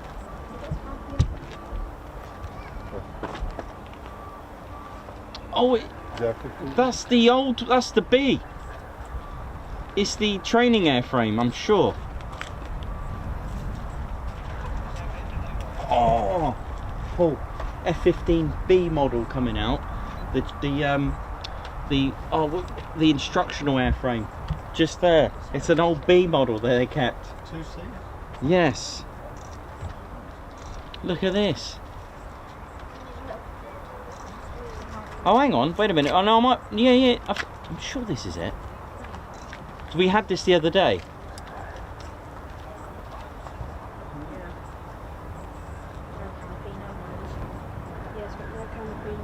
It's got 1971 written, like a 71. That ain't no Strike Eagle. I'm sure it's got 71. 48 written on the side with Have you got... 4824. Right, so next to 124, I don't know if you got that. Can you zoom in onto that? Yes, I can. Can you see the 124? And I'll come down. It says 13. It says 134. Let's have a look. I'm going to be nosy here.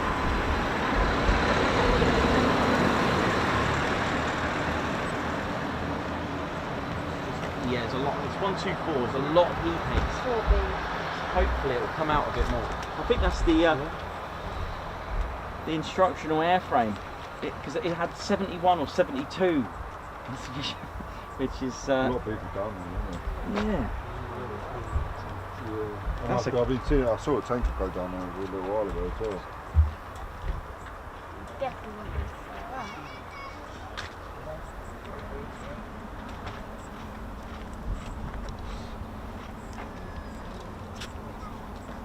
76.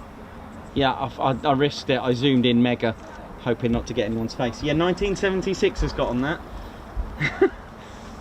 Yeah, classic. It's got no radome. It's got no canopy. It's not going anywhere. Was it before you were born? Just. Yeah.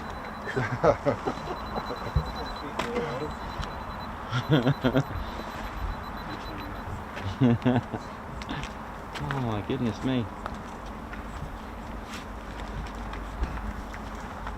That's pretty cool to see. That's the second time we've seen that. It's got one. It's got 4. Yeah, F-15B, 1976, 124. Nice. Didn't think I'd be seeing one of them.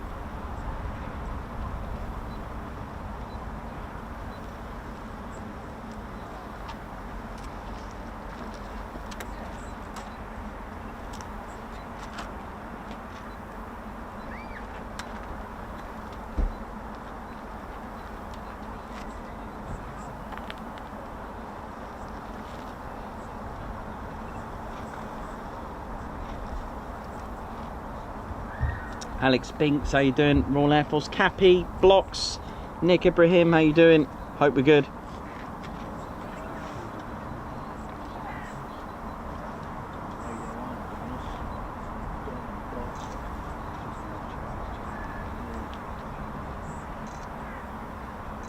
So yeah, this would be used as a training airframe while they have it. Pretty nice to see though, even in that state. Very interesting.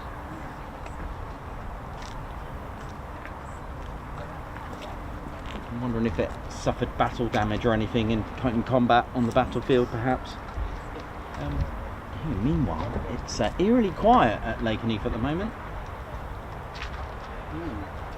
Normally you'd have the bowlers out now.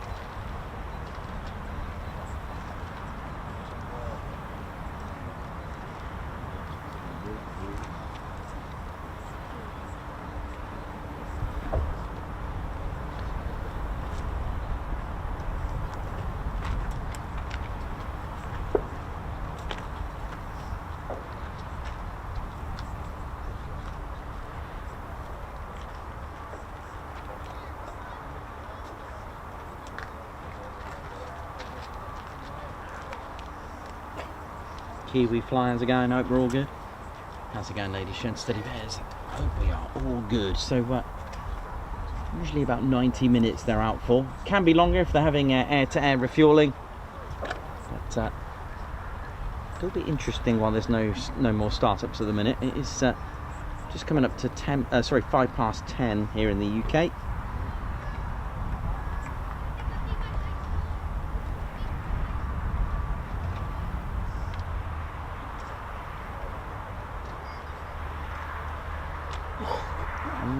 Prez 1, yo Ted, I'm down here. How you doing? Oh, Perry, thanks for the info there, man. F-15B 76124 used to be stationed at Bitburg BT in Germany with the 36 Tactical Fighter Wing. Cool, thanks for the update. Here comes another one. Let's have a look at this one. That's a bit of a new one,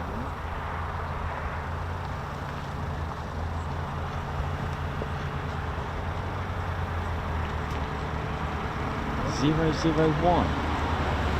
Is that an F-15C? It's a single. It's like Heritage Day here. Look at this. No way.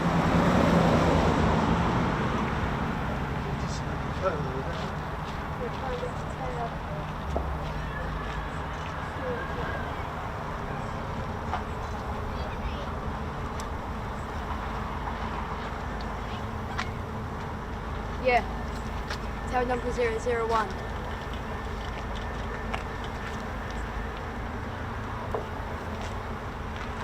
Look at this.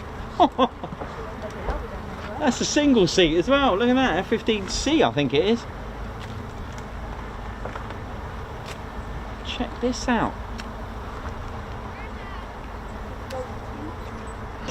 So we got the oldest and second oldest airframes in Lakenheath right now in one screen.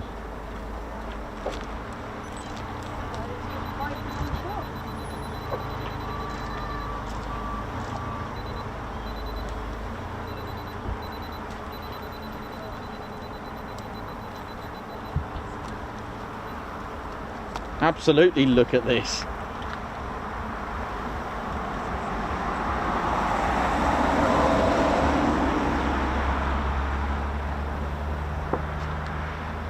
This is incredible to see this. It's like very rare to see them.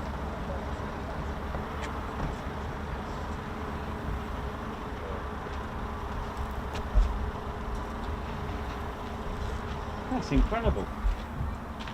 A B and a C, the two oldest airframes in the base. Wonder why they're pulling. People can refill them.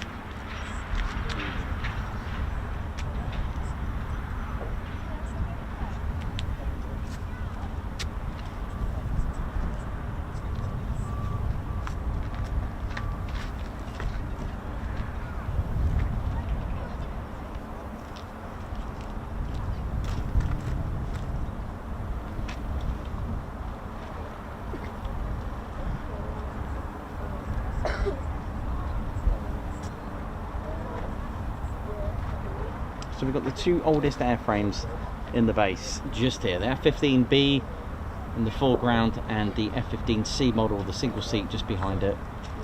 Amazing.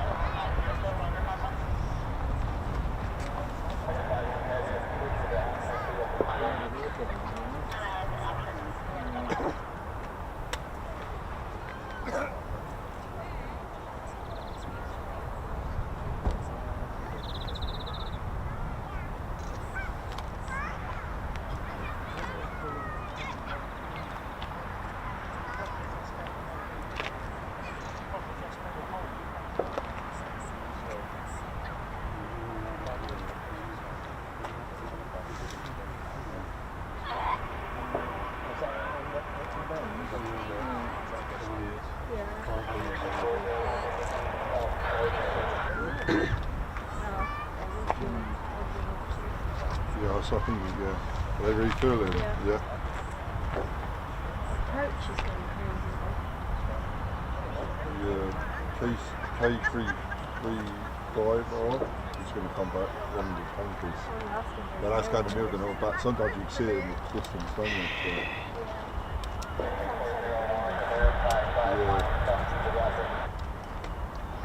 I remember when I was here last year, you could see them taking off and landing back heads in the distance. To be fair, we left our Kansas at 6 and everyone, and I mean most people just in a line. Yes. The excellent side, one guy which is holding the gate open.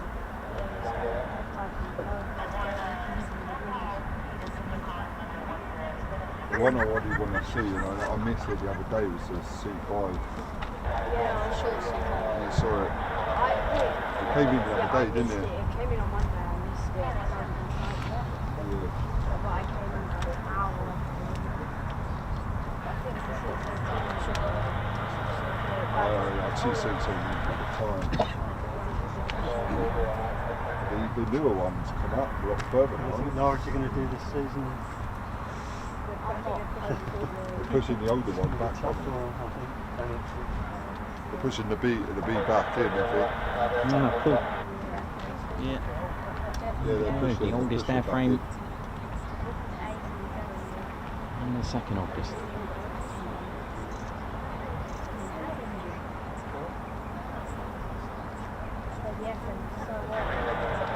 Yeah. Nico said there was no canopy or anything on it. No, the one that should be pushed back in is the train. I'm talking about the one which is out. Yeah. And I don't think it's So what that one, the C train. it's the A-frame. Is it what that one is? Yeah, it seems to. I don't think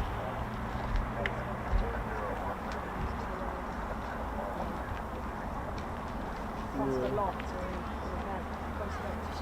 It's interesting because we've got a lot of people down there, right? In cars. Yes, It's how the lights. yeah, for lights. The lights.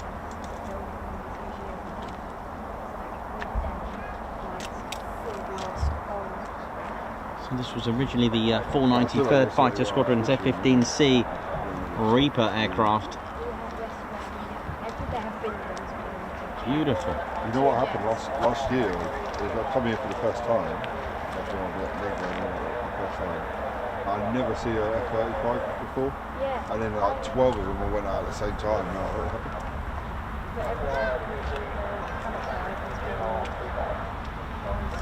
I managed to get that last week.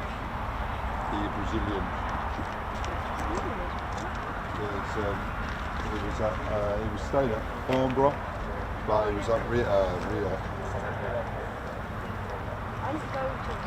Don't forget to hit the like button, ladies, gents, teddy bears. Ted Coningsby channel live here at RAF Lakenheath, and it does help to hit the like button. YouTube will recommend the stream, especially once we start hitting over 1,000 likes. It's not like a Facebook or Instagram post. YouTube will recommend the stream, so get liking. It's free as well to do so. And of course, if you haven't done so already, please hit that new button called care. There is a care button on YouTube, spelled S-H-A-R-E, and sharing is caring. Lots of friends and families out there that haven't discovered the Ted Coningsby channel. You know what they're missing. This is my best The chance to do that. We are on X, we are on Facebook, we are on Instagram as well. So if you want to share that, I want to go for it. It all helps. I'm waiting.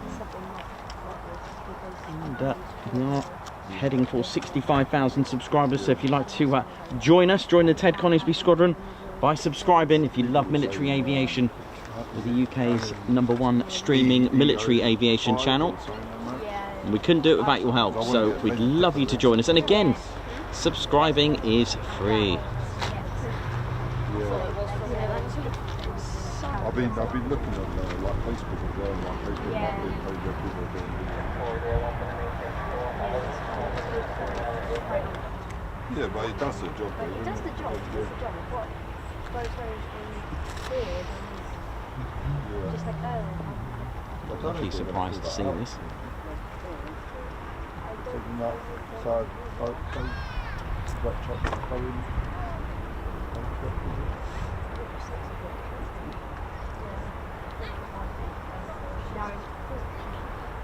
It's going forward, isn't it?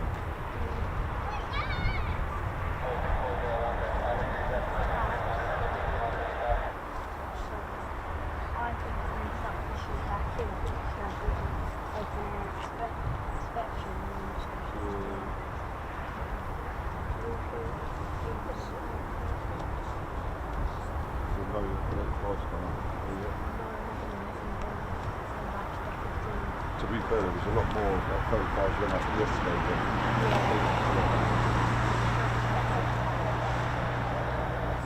who's that? Is that the KC? Yeah, 135. Yeah, I get to see that. Because I know there was two, at one point you had 3 Eurofighters and you had 2 KC 135s like sort of together. Yeah, just doing that. Yeah.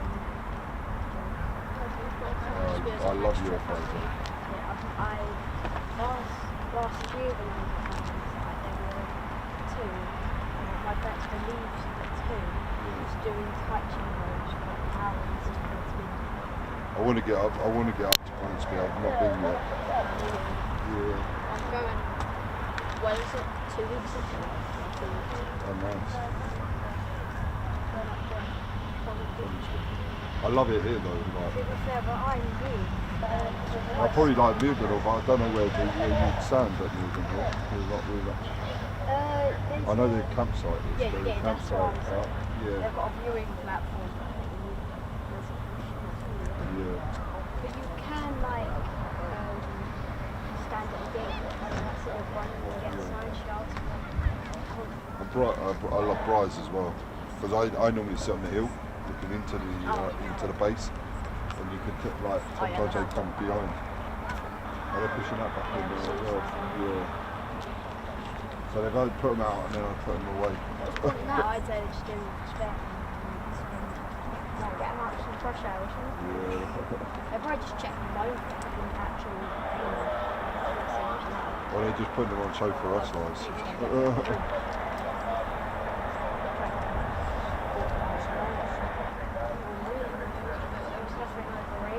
What do you normally do like family day?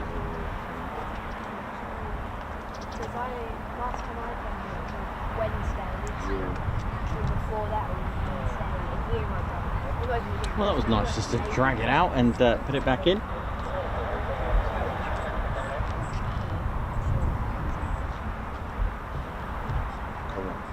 I'm coming up to my year's membership.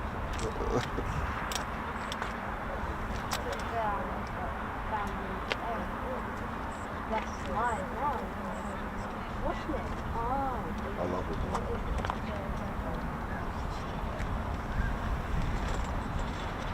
I love it. It's a fantastic program.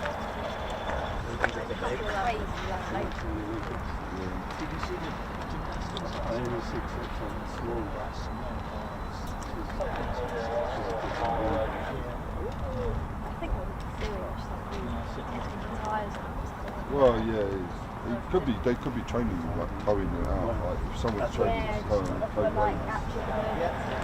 Yeah, like if someone's just joking stuff going around.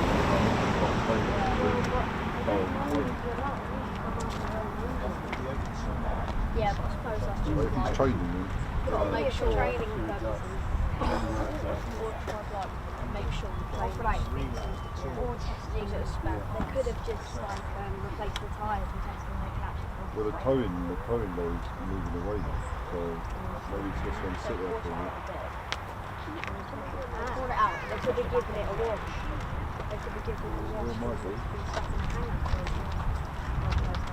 Or maybe it's looking forward. How we doing, ladies, gents, teddy bears, Ted Coningsby channel live here at RAF Lakenheath. How we all doing? Hope we're all good. And, so yeah, we did say 90 minutes is about the average, but they are what looks like air-to-air refueling with tankers, so they could be up to as long as 3 hours. So, but unfortunately, we haven't had any other movements or any sounds of startups from the south. So, we've still got a bit of a wait to go. On the Is left. that coming in? So sometimes you can, like I said, you can see them over the background. But, yeah.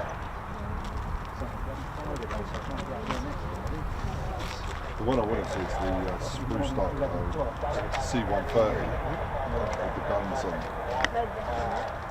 Yeah, I know, yeah, I saw it, but when I turned up that morning, because that's where I was going to start, it was like hidden away in the sheds, yeah. Last night. Yeah, someone said the C-130s. Yeah, a bunch of. But sometimes you get something weird, like you get Yeah, you get there was a C-130 or... There was a super hurt yesterday here. It came right over us, and I think. Did it take off again, or was it still here? I actually don't know, because he turned his transponder off just before landing. So we think he came in here because its altitude was 200 when he turned it off. Yeah. I know there's pro GPS. I know there's GPS blockers here because my dad's way that completely brakes when we start driving around the base. Yeah. Because the speed goes from 50 to 30. What did you use any like transmitter? Like yeah, we have tracker maps. Because I use. He's forgot this F-15C. There he goes, getting pushed back in there and out. Tracker. Yeah. That's the better one for military. Yeah, that's what I use. Yeah, I use 6 Because I used to use flight tracker, but it never picked up any military as such. Yeah, I usually picked up just the military and brought it out. They put both away now, aren't they? Brought it out again. Probably taking it out to maybe have a I would say we'd probably see that.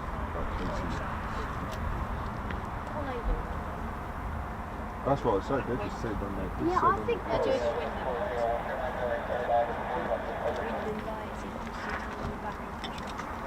to be fair, I don't know how The one I want to see is like, have you guys ever seen the B-52? No? Oh, I've seen one in Duxford. Oh, that's so good. I know, like. Can you get my drink? Yeah. My missus paid for me to my name put on the Vulcan.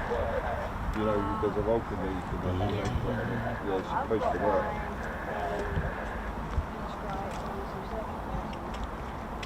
Yeah.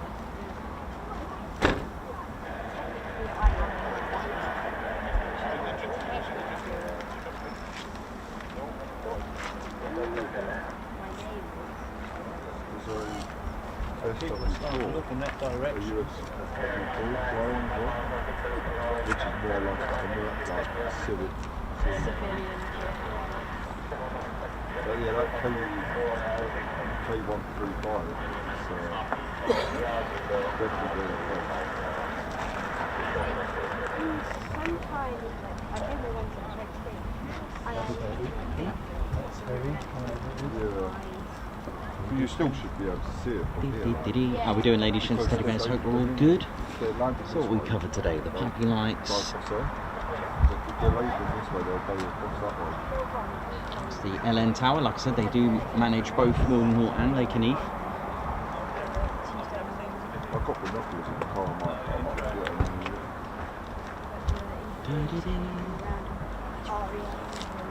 Is that the Luxembourg one? Luxembourg, yeah. Yeah, Oh, the catwalk is back open now, ladies, gents and teddy bears. All good. Still got 3 squadrons to potentially go out. I saw, If they go out, this is it. I This is the thing, ladies, gents, teddy bears. It is potluck. Fridays can be really busy, or they can be very slow. And just like any other day, Mondays, Tuesdays, Wednesdays, Thursdays, any other days like that, they can be busy, they can be slow, it could be a long wait, and then it all breaks loose. All salmon gills break loose. So just got to be patient with that. There's a lot of work carried out on the ILS localizer just to our left, which is unserviceable. Oh yeah. I know. The Vulcan is always the one I've got my Yeah, that one. That you look at It made it all the way it's, from England to Argentina. yeah, it did, yeah, for the Balkans. Balkan Valkyrie. You look at a Lakers though, that's always a nice one to watch as well. Like Spits, I see Spitfires everywhere. Like when I stayed at Portsmouth, there's a guy who probably owns one, and he's always out in it. I would always Almost. when like you see the LC ones flying, it just looks incredible. I'm going to Eastbourne in a week's time. That's actually good. But like they had I'm looking at what you see in Turbo. and at the same time I'm in the cockpit, Yeah. and it's like you just see it fly. I feel like I'm at the front. Yeah. Everything is live. The best one is he's real. The price of the tickets is stupid. Like I looked and I think it's £2. That's for me. 67 quid and then one mile and a half as well. We'll do it with a few £100. Go, you know. Yeah. Those places are super good. That's it. You stand outside, don't you? Like you sit outside. Stealth mode. Thank you very much. Welcome to the Ted Coningsby Squadron Guards March. Yeah, they do that a lot. What's that? It's gone out with Anthony Stubbs as well. High five. that's what they do. Welcome to the Ted Coningsby Squadron Guards March. Yeah, I haven't seen that too. They do that. Keith Gregory, thank you. Hope you're well, man. Who's put oi Nick Osby, I'm sorry we've not been on here for a while after coming back from Old Buckingham on Sunday morning. My son's car was vandalised. Oh dear, sorry to hear about that. Oh, Guards March. Well, thank you for the super chat. I hope that gets sorted out. Sorry to hear about that. Like people like I think the version of that and the EP65, high five. Thank you for gifting 5 Ted Coningsby memberships. That was the day, apparently, getting the wings. Keith Smith, high five. Thank you for gifting 5 Ted Coningsby memberships as well. Thank you. So kind of you. Thank you very much.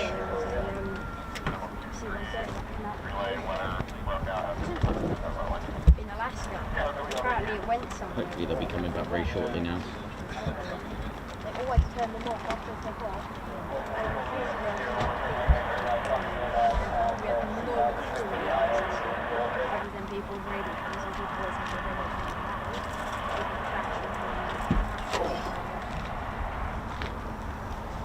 There we go. Our first arrival is just behind us.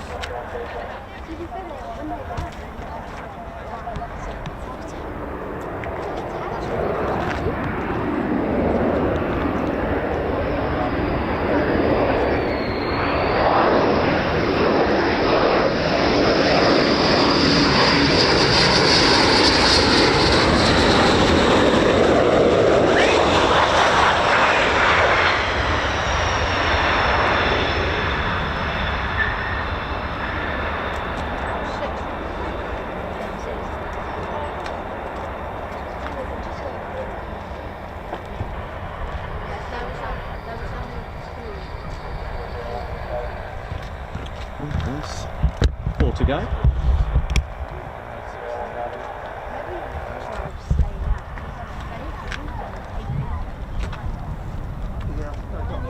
I'm not sure if I've really looked at it.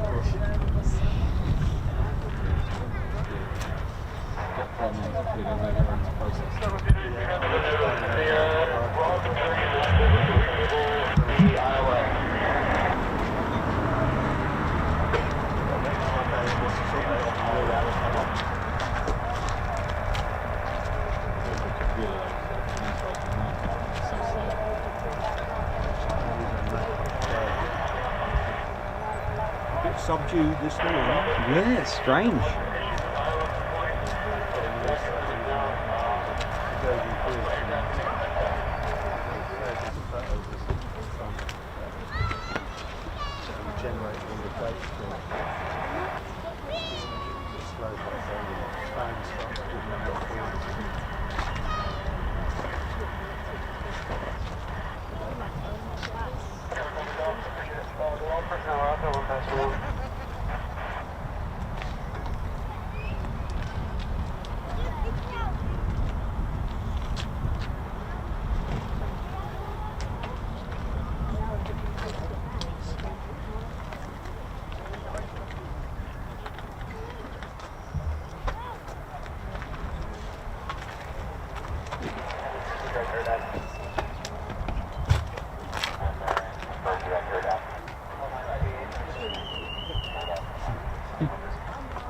No arms and no planes. That's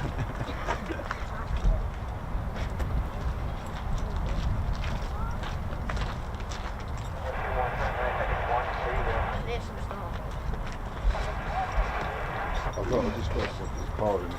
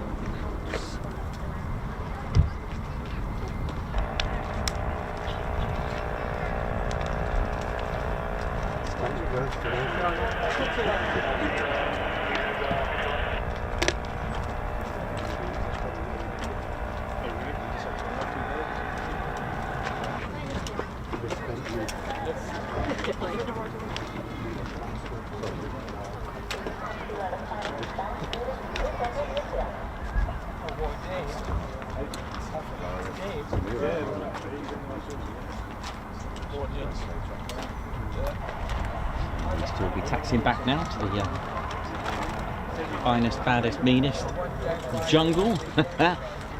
Something you'll hear a lot from the 494 Fighter Squadron.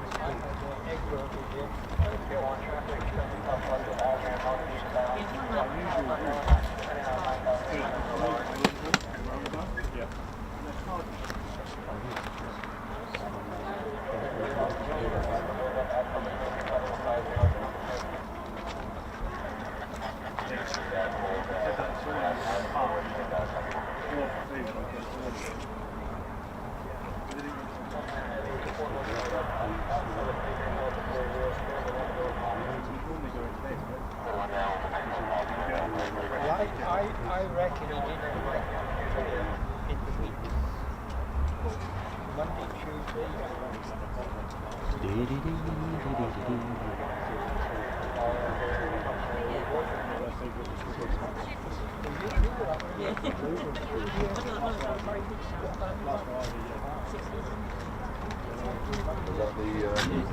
that the commercial flight? Where's that going? Is that very moving?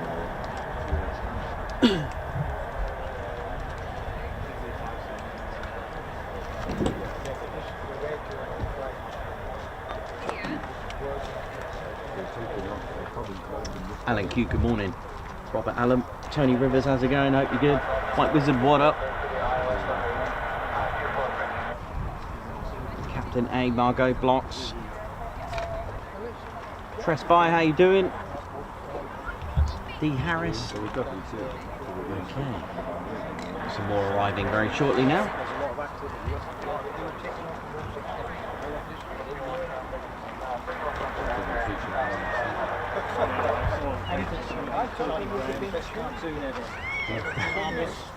No violence in it. Brilliant.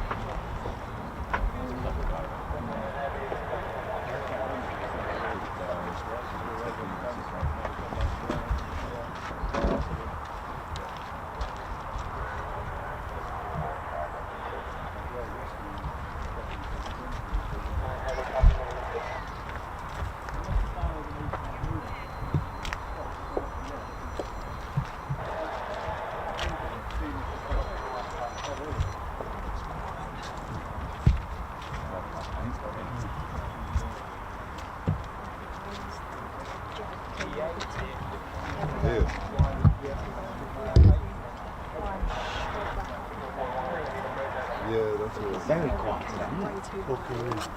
Cool. Before we get the F-35s out.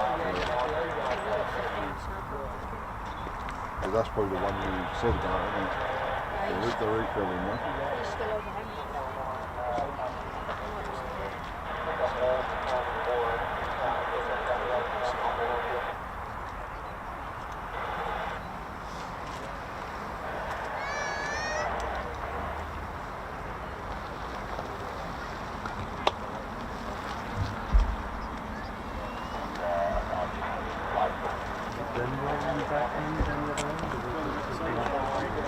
I think it's a two.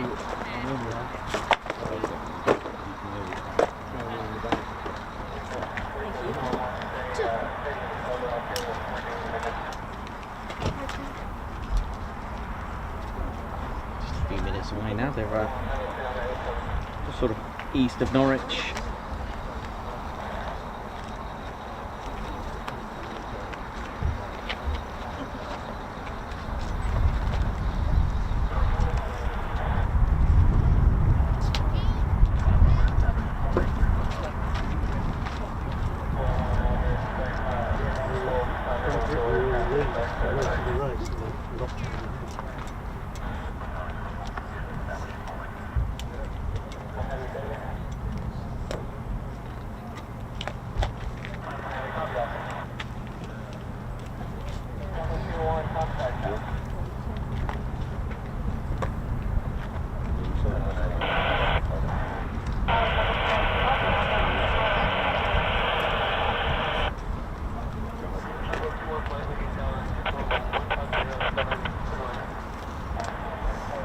Clear to land.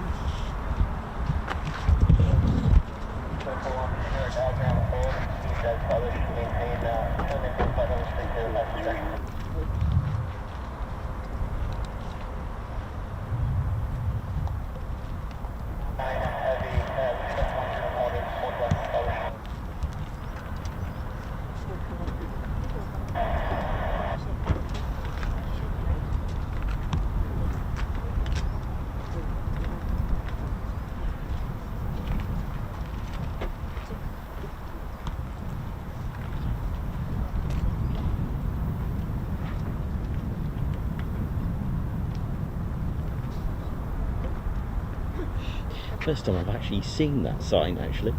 Look at this, the viewing area sign. You know how it is.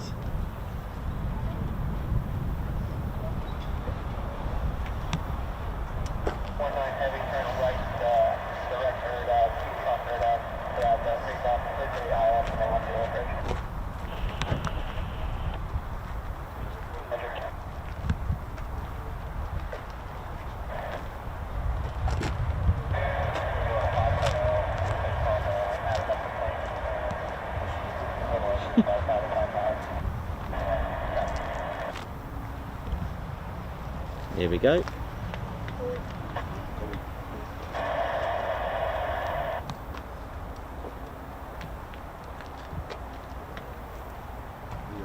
Yeah, they're there.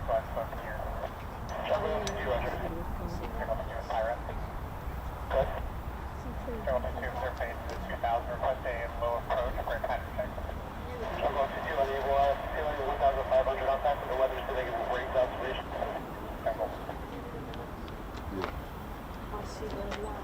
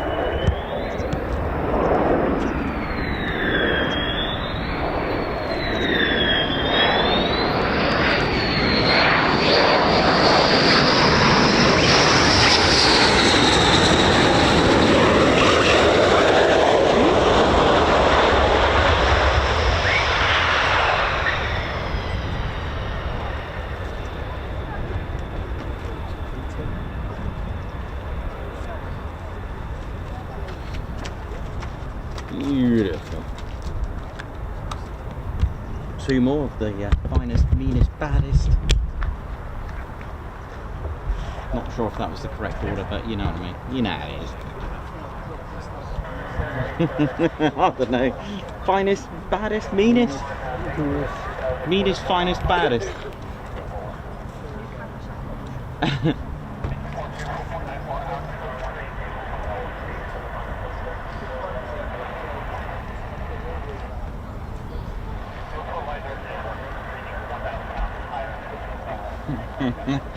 And a very warm welcome to Gramacra. That's amazing. Gramacra, how you doing? Regards to all Blocks' dad. Hello, Blocks' dad. That's brilliant. Got Blocks' dad on the scene here. Hello there, Blocks' dad.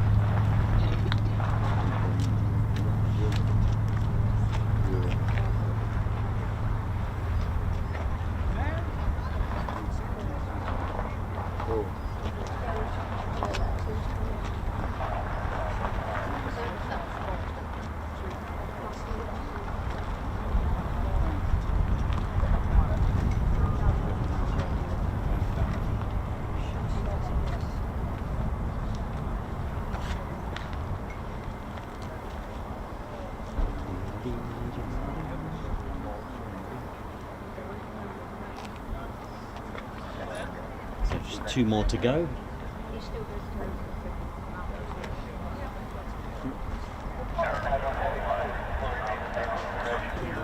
Here we go. Lights on. Clear to land.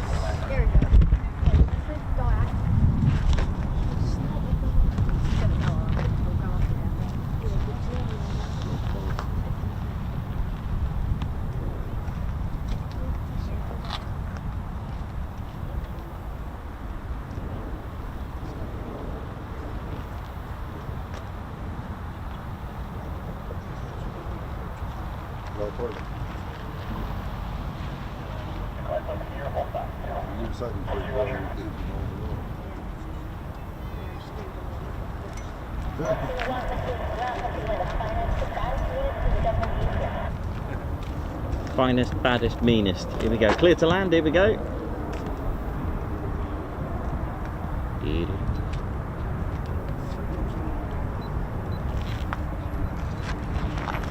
And there's just the last one just behind it as well for a full stop.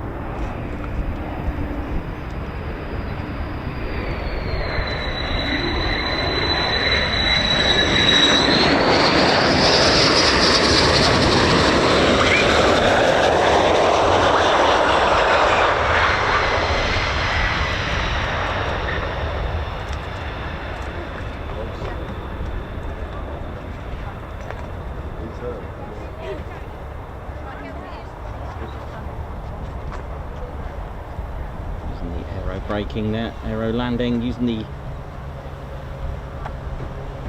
whole surface area of the F-15 to expose it to create drag and take the pressure off the brakes and the front landing gear, and push all that weight down to the undercarriage and assist it to slow down to land. Here we go, another full stop.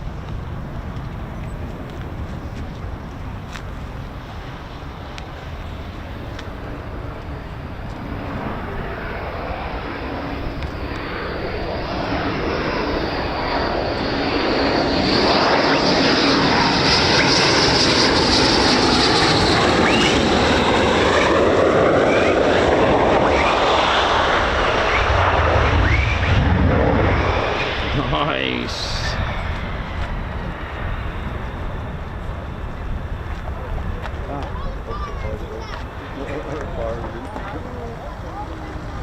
Ah, the fire department. Here we go. T-shirt ready. Yeah, t-shirt time. The gang. See if I don't know if they can see it. I don't know if they're going to be able to see this. Look, it's one of yours. He's bibby. Hang on. Yes.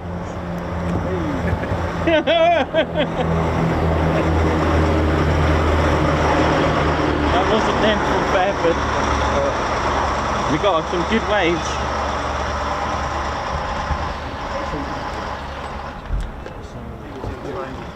Probably. Right, that's all of them back now. So, wow. As far as Lakenheath's concerned, this is a quiet one at the moment. But it can all change.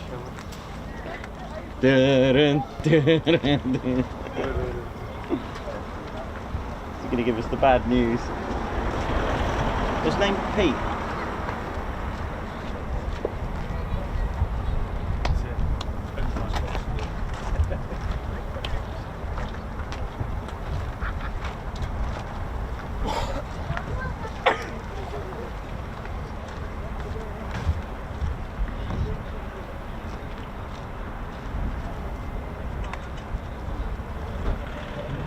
Go, that's all of them back. 6 F-15E Strike Eagles of the 494. Local climb outs, 6 back.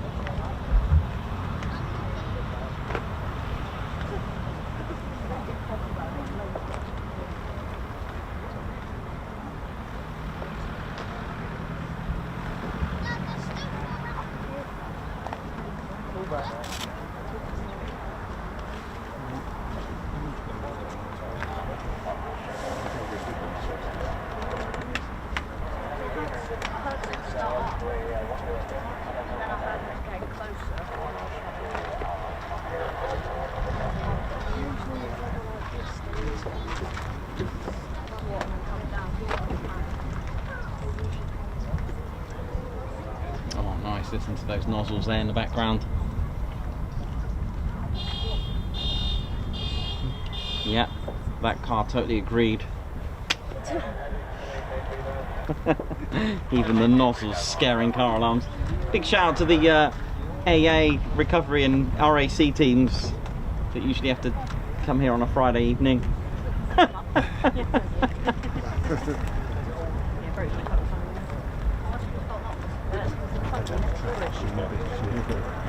What's going to happen now? We've got a bit of a wait. It's subdued this morning, isn't it? Yeah. I mean, I know Ted's here, so what's going on? I don't know. 35's gone out late. It will come out, but a bit of a wait. It's going to be a massive launch. Yeah, I think so. It'll be like 15 million. Millions, yeah. It'll be millions galore. And the Valkyries. The Valkyries. Yeah. Vulcan campaigns. What's it like? You got what do you do tonight? Hiya mate, you alright, yeah? Yeah. Yeah, good, thank you. All good. Got any hats with you? They're not, I still haven't got them in yet. They're out of stock. They should be with us soon. Yeah. So this one's 100 quid. Bargain. As it's special. Yeah. It's got a special one now. Yeah, it should be a couple of weeks, it should be back.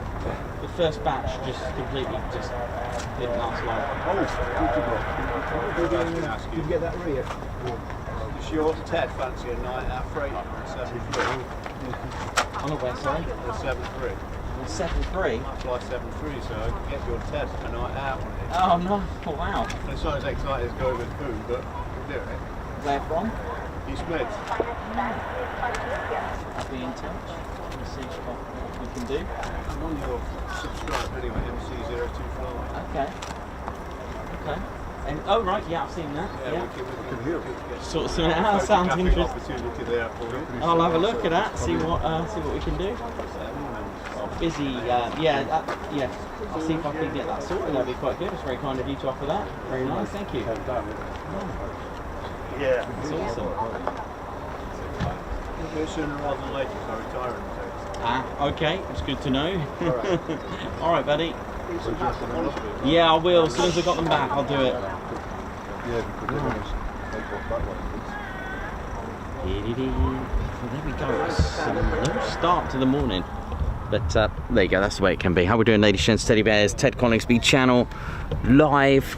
There you go, for those, they will be back in stock. We will get them. They're done in the dark multicam, so really, really nice. Not that light, the general standard MTP as we call it here in the UK, but all camo. But each one is different because of the camo, the way it's done. So each hat is actually individual. And then of course the Ted Coningsby, we decided in the end to have a food on there. Let's ride. Hope we're all good. So yeah, a slow start, just one squadron with 6 jets out on a Friday. No quick climbs, just local climb outs, ladies, gents, teddy bears, but it could all change just like that. As soon as we start hearing the howl. Cool, thank you for the update.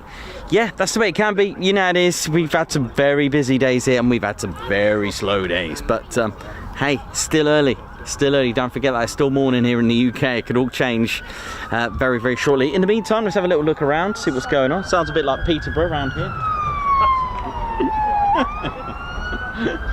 Sorry. You know I've got to throw that in then.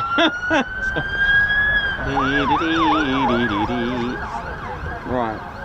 Let's have a little look around the base.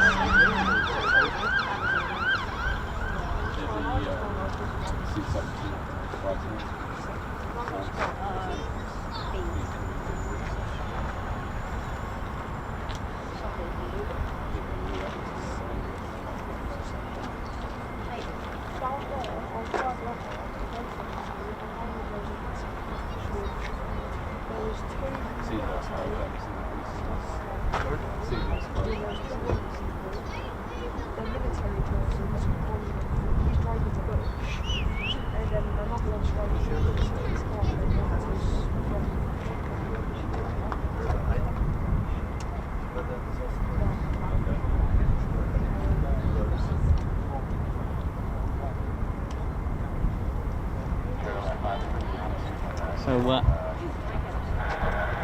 this is Lakenheath's, well, shall we say 48 fighter wings at RAPCON. That's the 48th Operations Support Squadron's Radar Approach Control, RAPCON, and the facility at Lakenheath ensures the security and readiness of military and civilian flight operations. And that's around the clock by managing an airspace of up to 60 nautical miles in the radius of 20,000 feet in altitude. So Lakenheath will manage both Mildenhall and Lakenheath together. And for us, always remember to listen out for the runway number. If you hear 1028, that's for Mildenhall. So RAPCON, they employ radar technology to manage its designated airspace, coordinating with multiple host nation command and control agencies across the East Anglia region. This arrangement supports the daily flight operations of the 48th Fighter Wing and the 100th Air Refuelling Wing, and of course not forgetting the 352nd Special Operations Wing, facilitating routine flights and complex military exercises. They have a assist controller as well, and an approach controller. The approach controller is basically constantly talking to the aircraft, and the assist controller is writing down their altitude and of course the course of the flight as well. And if you see that in the movies where they're sliding like slides of like, you know, handwritten flight names, and they slide it across the board, you know, that kind of thing. Pretty old school, but it's effective behind those 15-degree angled tinted glass of the air traffic control tower. Now there's a collaboration between the RAPCON teams and pilots, which is crucial, of course, as we've always said, that it's almost like managing and conducting an orchestra, except you're dealing with flights. And particularly, it's very crucial during adverse weather as well. The weather conditions, as you've seen throughout my time here, can be very emotional, and to prevent conflicts in airspace as well. So there could be, well, there are several times that aircraft unknown to them in the distance, they are heading towards each other. This is managed by RAPCON to avoid that from happening. The team facilitates safe entry and exit from designated airspaces. They assist with practice approaches as well, and support the execution of fighter maneuvers and other aerial activities vital for training missions, NATO pilot integration and real-world mission operations as well. So in addition to the military responsibilities, RAF Lakenheath's RAPCON also assists with civilian air traffic, particularly for nearby airports as well, with what's called, also you've got mapped penetration as well, which gets approved, that you can hear on your radio if you've got one. But this expands the team's responsibilities to include ensuring the safety of both civilian passengers and of course the military aircraft. The airspace managed by RAF Lakenheath's RAPCON can become congested, especially during large force exercises and when the F-35s are starting to do lots of PFOs. But mind you can only have 4 PFOs in the circuit at any one time. But you've seen it many times when we've had a 4-ship of F-15s behind us, 2 in Point Charlie, and a numerous amount of aircraft coming from all sorts of angles. So this is all controlled, and air traffic controllers undergo continuous extensive training to ensure all aircraft within their control maintain the required vertical and lateral separation. And in the end, ultimately, it doesn't matter what skill level that they have, training is always in the pipeline. When a new airman of the 48th Communications comes to RAPCON, they need to be retrained and familiarised with the airspace. And also, what's more important as well, is just as knowing your airspace, is to know what aircraft are actually based here at Lakenheath. It's very important because obviously different aircraft do different things. In the end, ultimately, the point is to coordinate successful flights and safe flights. Now, it's always manned 24 hours a day, 7 days a week, and it's responsible for the airspace around from 60 nautical miles to 20,000 feet. They also do a lot of training as well with simulators as well. We wouldn't think that. We always associate simulated work with pilots, but in order to stay sharp with all their responsibilities, RAPCON airmen take monthly proficiency tests and continuous on-job training, such as working with the radar simulators. It keeps them on top of their game. And something that I did come across that I found very heartwarming is the fact that pilots that, for example, have travelled, let's say, a transatlantic flight from the US to come here, so basically if they've been deployed, not just to the US and vice versa, the pilots have said in the videos that I've watched, it always feels like home when you hear that American accent. I think that's very, very heartwarming. I like that. It's very, very cool. So there you go. There's that's a little bit about RAPCON. But how do they appear on that radar? Well, we have to look at the aircraft as well, ladies, gents and teddy bears. And luckily, right in front of us, we have this. He says, as he tries to find it. This is your SSR. This will make an aircraft pop onto the radar. It's called the secondary surveillance radar. Now, what we need to do is go back into the cockpit of an aircraft and look at its transponder. All right, now what is a transponder? Why am I talking about this, and what escort codes you're probably thinking, and how does it link up with tower? Well, before flight, before any departure details, traffic controller must give a pilot before departure a escort code to have on departure. Now, it's also called a transponder code as well. First of all, let's have a look at the word transponder. Transponder is two words: transmit and respond. So when the transponder code or escort code is given to the pilot, it's almost like a keypad, except it doesn't have the number 8 or 9. So the transponder code will be given to the pilot before departure. Gonna make one up: 6401. No idea what that is, just made it up. So we got an F-35, just keyed in the escort code. Right, so on the transponder, this will transmit to the SSR, secondary surveillance radar. Now it's this talk to me, I am here connection between aircraft and the SSR, which makes it ping on the radar. Transponder code sent to this, back to the aircraft, and then ping straight to the radar. Now that information will give escort code, the details, give altitude, speed, and of course the aircraft itself visible on the radar. Now when I talk transponder, it's got nothing to do with ADSB or flight radar or any apps like that. When you don't see aircraft on an app, it's got nothing to do with the aircraft turning their transponders off.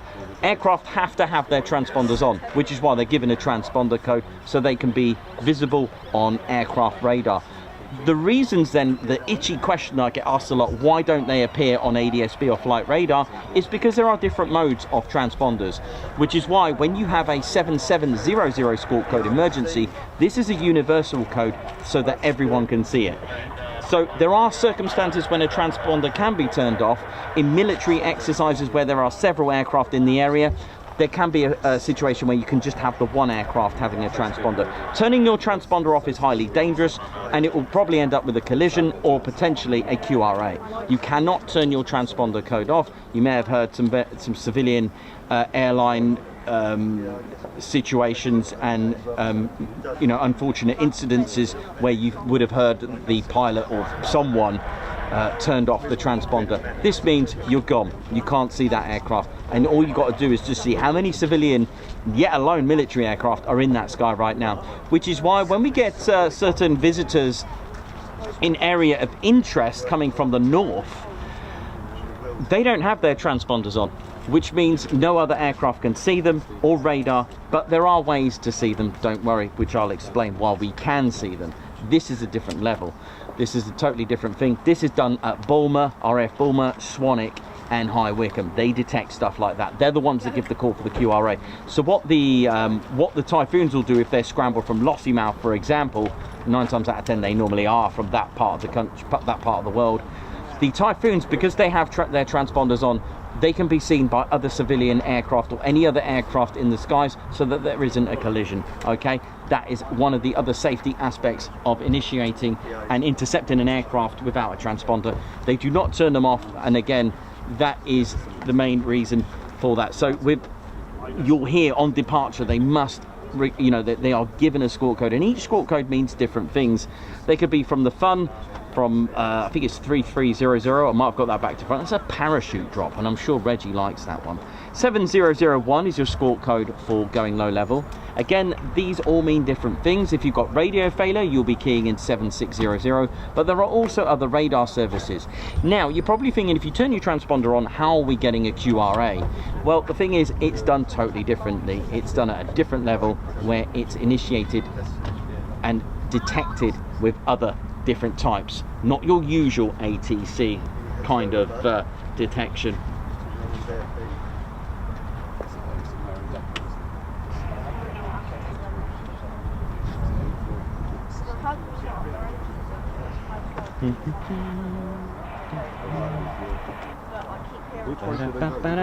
So these So this is done in a very different level. It's all coordinated between RAF Bulmer, High Wycombe and Swanwick. You may be quite familiar, you may hear Swanwick Mill quite often.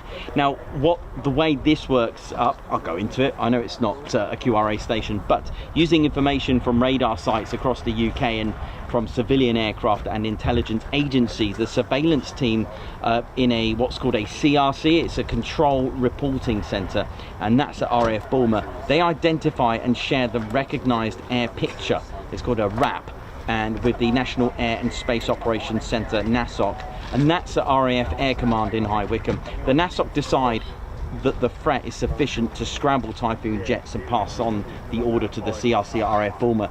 We always think of QRA, but they actually don't do all that detection in the skies from there. It's done at these other centres. So it's quite important that the communication is coordinated as well, and it's detected, like I said, in a different way. It's not your usual type of information. RAF air traffic controllers at Swanwick 78 Squadron, they work with the civilian counterparts to ensure that Typhoons can follow the most direct route to their targets. There's a lot of technology involved that I don't know too much about and how that would work, but all I can tell you that High Wycombe, Bulmer and Swanwick, they're the ones that keep the eyes in the skies for anything like that, because it is a very good question, because you know, if you've got transponders on, how do they detect aircraft like that for entering UK airspace? But it's all done with the space and NATS, air and space controllers, and the RAF Aero space systems operators at High Wycombe and air traffic controllers at Swanwick continuously coordinate the response with any scrambled Typhoons as well. So it's really interesting to link it all together. So you've got, there's your ATC, there's your SSR, boom. Very important, and these of course are dotted around. Believe Coningsby's SSR is actually at Cranwell, I think, if I remember correctly. That's why you don't really see it, I think, if I remember. If not, it's there. It's the one next to me at Crashgate 2, but that looks like a primary radar. You also have primary radar. There's all sorts of radar. Again, maybe it's something for me to learn in the future. You never know.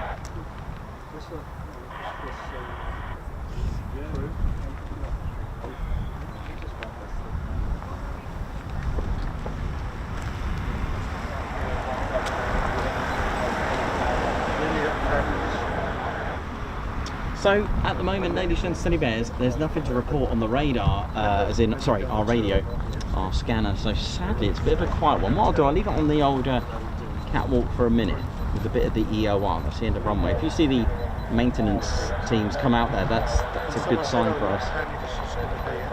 So I'm going to go and take a break and get a little bit of a refuel. I'm going to go and get a burger or something. How's that? Sounds good. Ted, do you want some salmon, mate? He's saying yeah.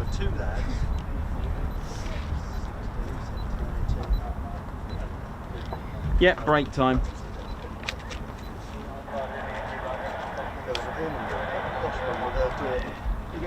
Oh mate, how you doing? Really? Yeah, he's proper busy today. Wow, thank you. No cheese, nothing, no bacon. Okay. Ah, I'm gonna have to open up the bubble. Hello, you alright?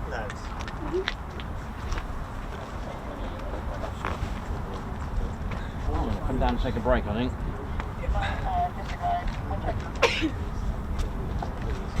Very, very quiet, but we've had this before and they've gone crazy.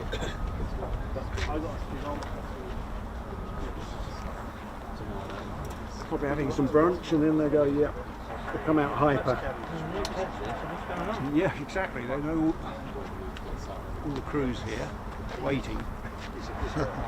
We're all waiting. Wow.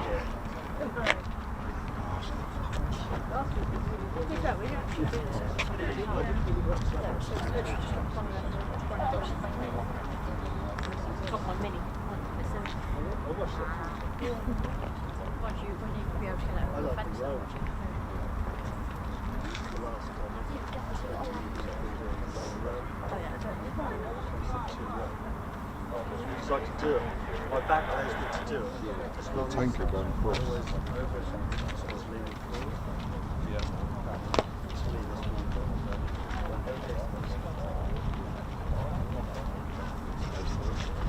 yeah, I got a lot of Very cloudy. Well, I say the tankers just gone down that way, isn't it? sort of dipped off a bit. What are you still doing?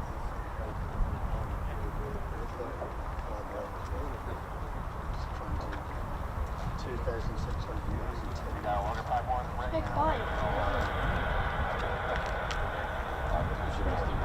Wasn't this? I took this one to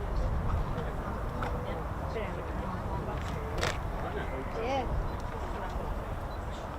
Yeah, me and this black guy in the army used to try and get it down to flows when we were up for a PT session. Albert Williams. I saw him a few years ago, and he's still a skinny guy from Birmingham. Yeah, he's still there. A lovely guy.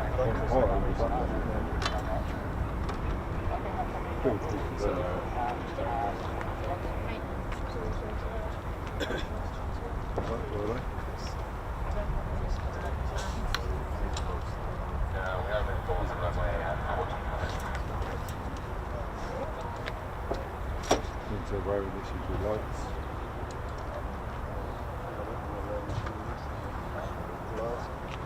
These two vans here were held up. Went all the way to Bristol to get it sort of advertised on. Did you know they tell you the lights truck? Okay.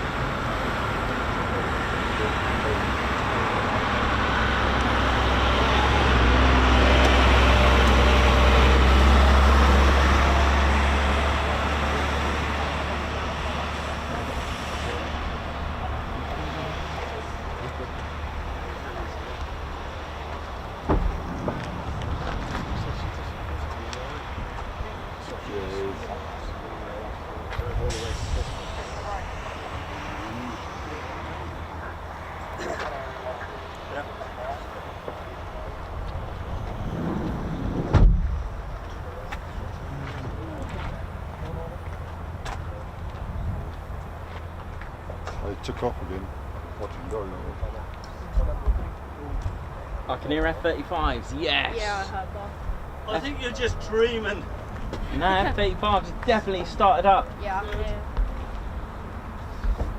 You right, man? Yeah. Have you got any stickers? No, I haven't. No. I don't. I've got everything else but stickers apart from and hats. I haven't got hats. I've got t-shirts. Do you want me to show you what we've got? I was just going to get some stickers for Frankie because she collected pretty much everything she can get her hands on at fair. Oh, did she? Yeah, she's got we got a big Red Arrows poster Oh, nice. with a single Red Arrow on it and covered in stickers. Oh, that's cool. Well, that's all right now. That's quite nice. I've got a few of the Flight of the Giraffe ones. Cool. So if you had any, but if you ain't got Yeah, no, I haven't got any, sadly. I do online, but I haven't got. actually, next time you're at Bryce, I'll come and grab some. I'll try and remember to send me a message, and I'll bring them. I've got, you know, the two I have, don't you? They're quite they're in big. that gentleman's car. Took me out. Yeah, and the one in the set of 3, you can put them anywhere you want. You can split them up. It's quite nice. He's got two. The logo you've got. One that's the subscriber. Yeah, logo. yeah. So And it's t-shirt. actually a set of 3. Oh. You can move them around, depending because all cars are. And basically, I'll show you what it is. It's like a minute.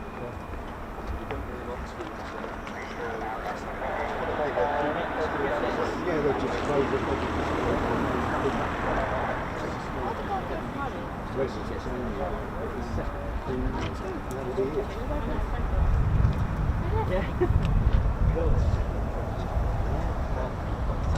You made her day as well with that profile car. Obviously, I've took her snippet of it. Oh man, this is great. Yeah, I don't mind. I respect that. It's cool. It's dedicated to her, mate. Not me. I just can't guarantee the safety.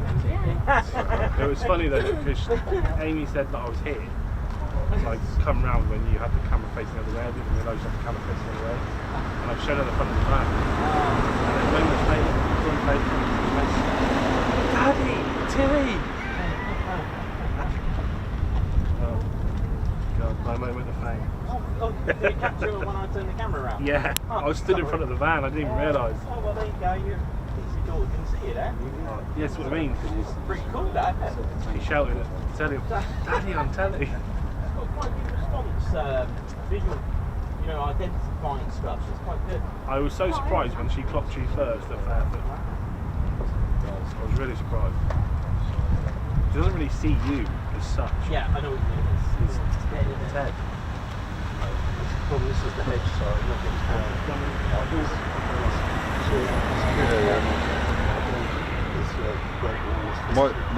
I'll be honest with you, my other half, they can't wait to meet you at Eastbourne.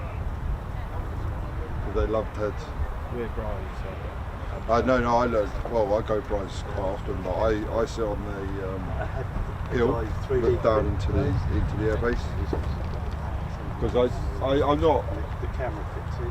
I know, but I don't know, if you know what I mean. And I know some people go on the gates, and I haven't got a ladder, so it's not. Yeah. I played football once in Price. That was quite eventful, because you had planes taking off as you were playing football in the actual complex, you know. So we were playing again. I was helping out the military team there, and you just well, it's actually in the complex, but they were just like C-130 with that lot just taking off. And when you're playing, you know, you love watching planes. So it's hard to play in goal. It was like yesterday. Like I was fishing over it. Well, close to here, and you could just hear the jets starting up, taking off. And then it was right to Have you seen the holiday parks in the back end of the No. I want to go to Coningsby. That's one place I do want to go. Because I love Eurofighters. Eurofighters are my favourite. But that one, yeah, you sit there and they just come in.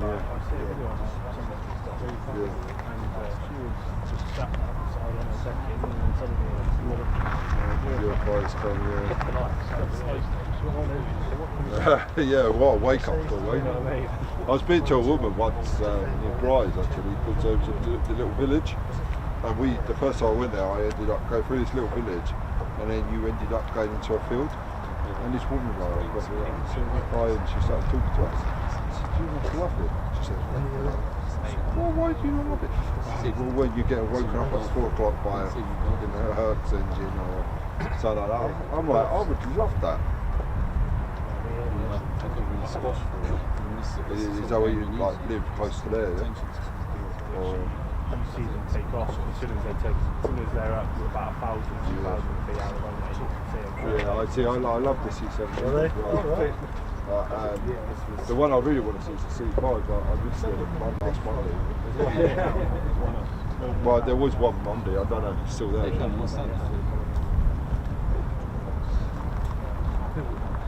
might try and stop off that way before I go home. That's what I want to do. I always forget to catch. Is that the, yeah.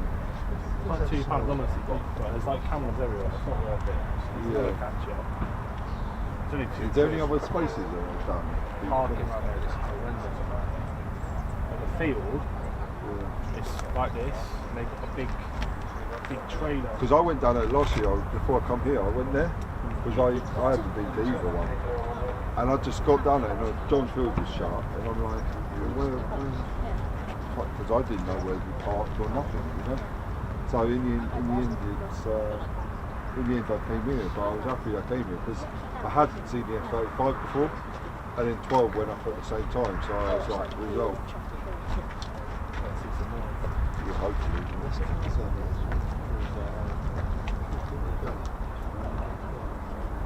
In John's Hill, they got a big trailer like stand on it, the same height as the front. Oh, well, yeah. Well, we've seen a couple of KC-135 take on. Don't touch your nose. Yeah, well, yeah, there was a couple of refills which were the F-15s.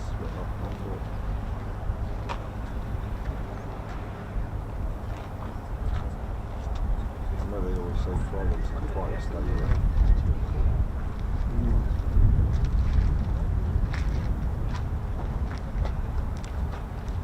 What are you up to next, Paul?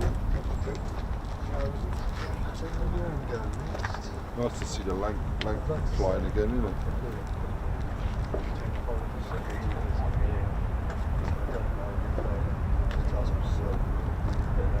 So what? We got back to you yet?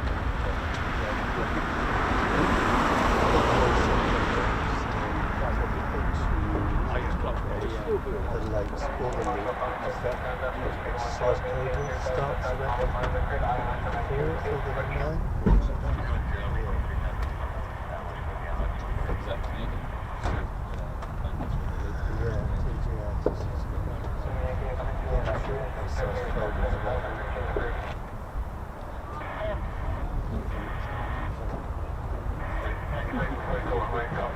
It's only for about 3 weeks.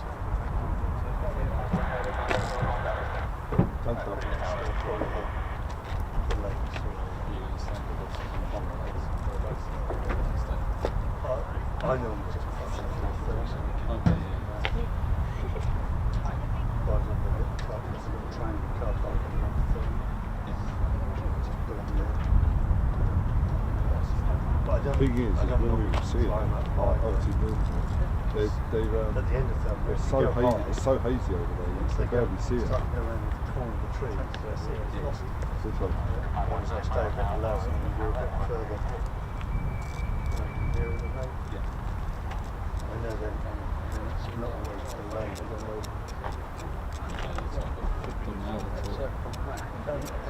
Yes. Above where from their, yeah, I go up there. There's a few other places. so I've got some, That's good above there. I was there around there. similar to Rover, it's more up and down. You went there. F-15s that come in front of me and then down. Then they've done That's why it's so handy to watch. And then one came round the corner, so it was a barrel, Get the best of big both wheels worlds. like that. One came round the corner, and I had this American pilot said to the other pilot, something at your 10 o'clock.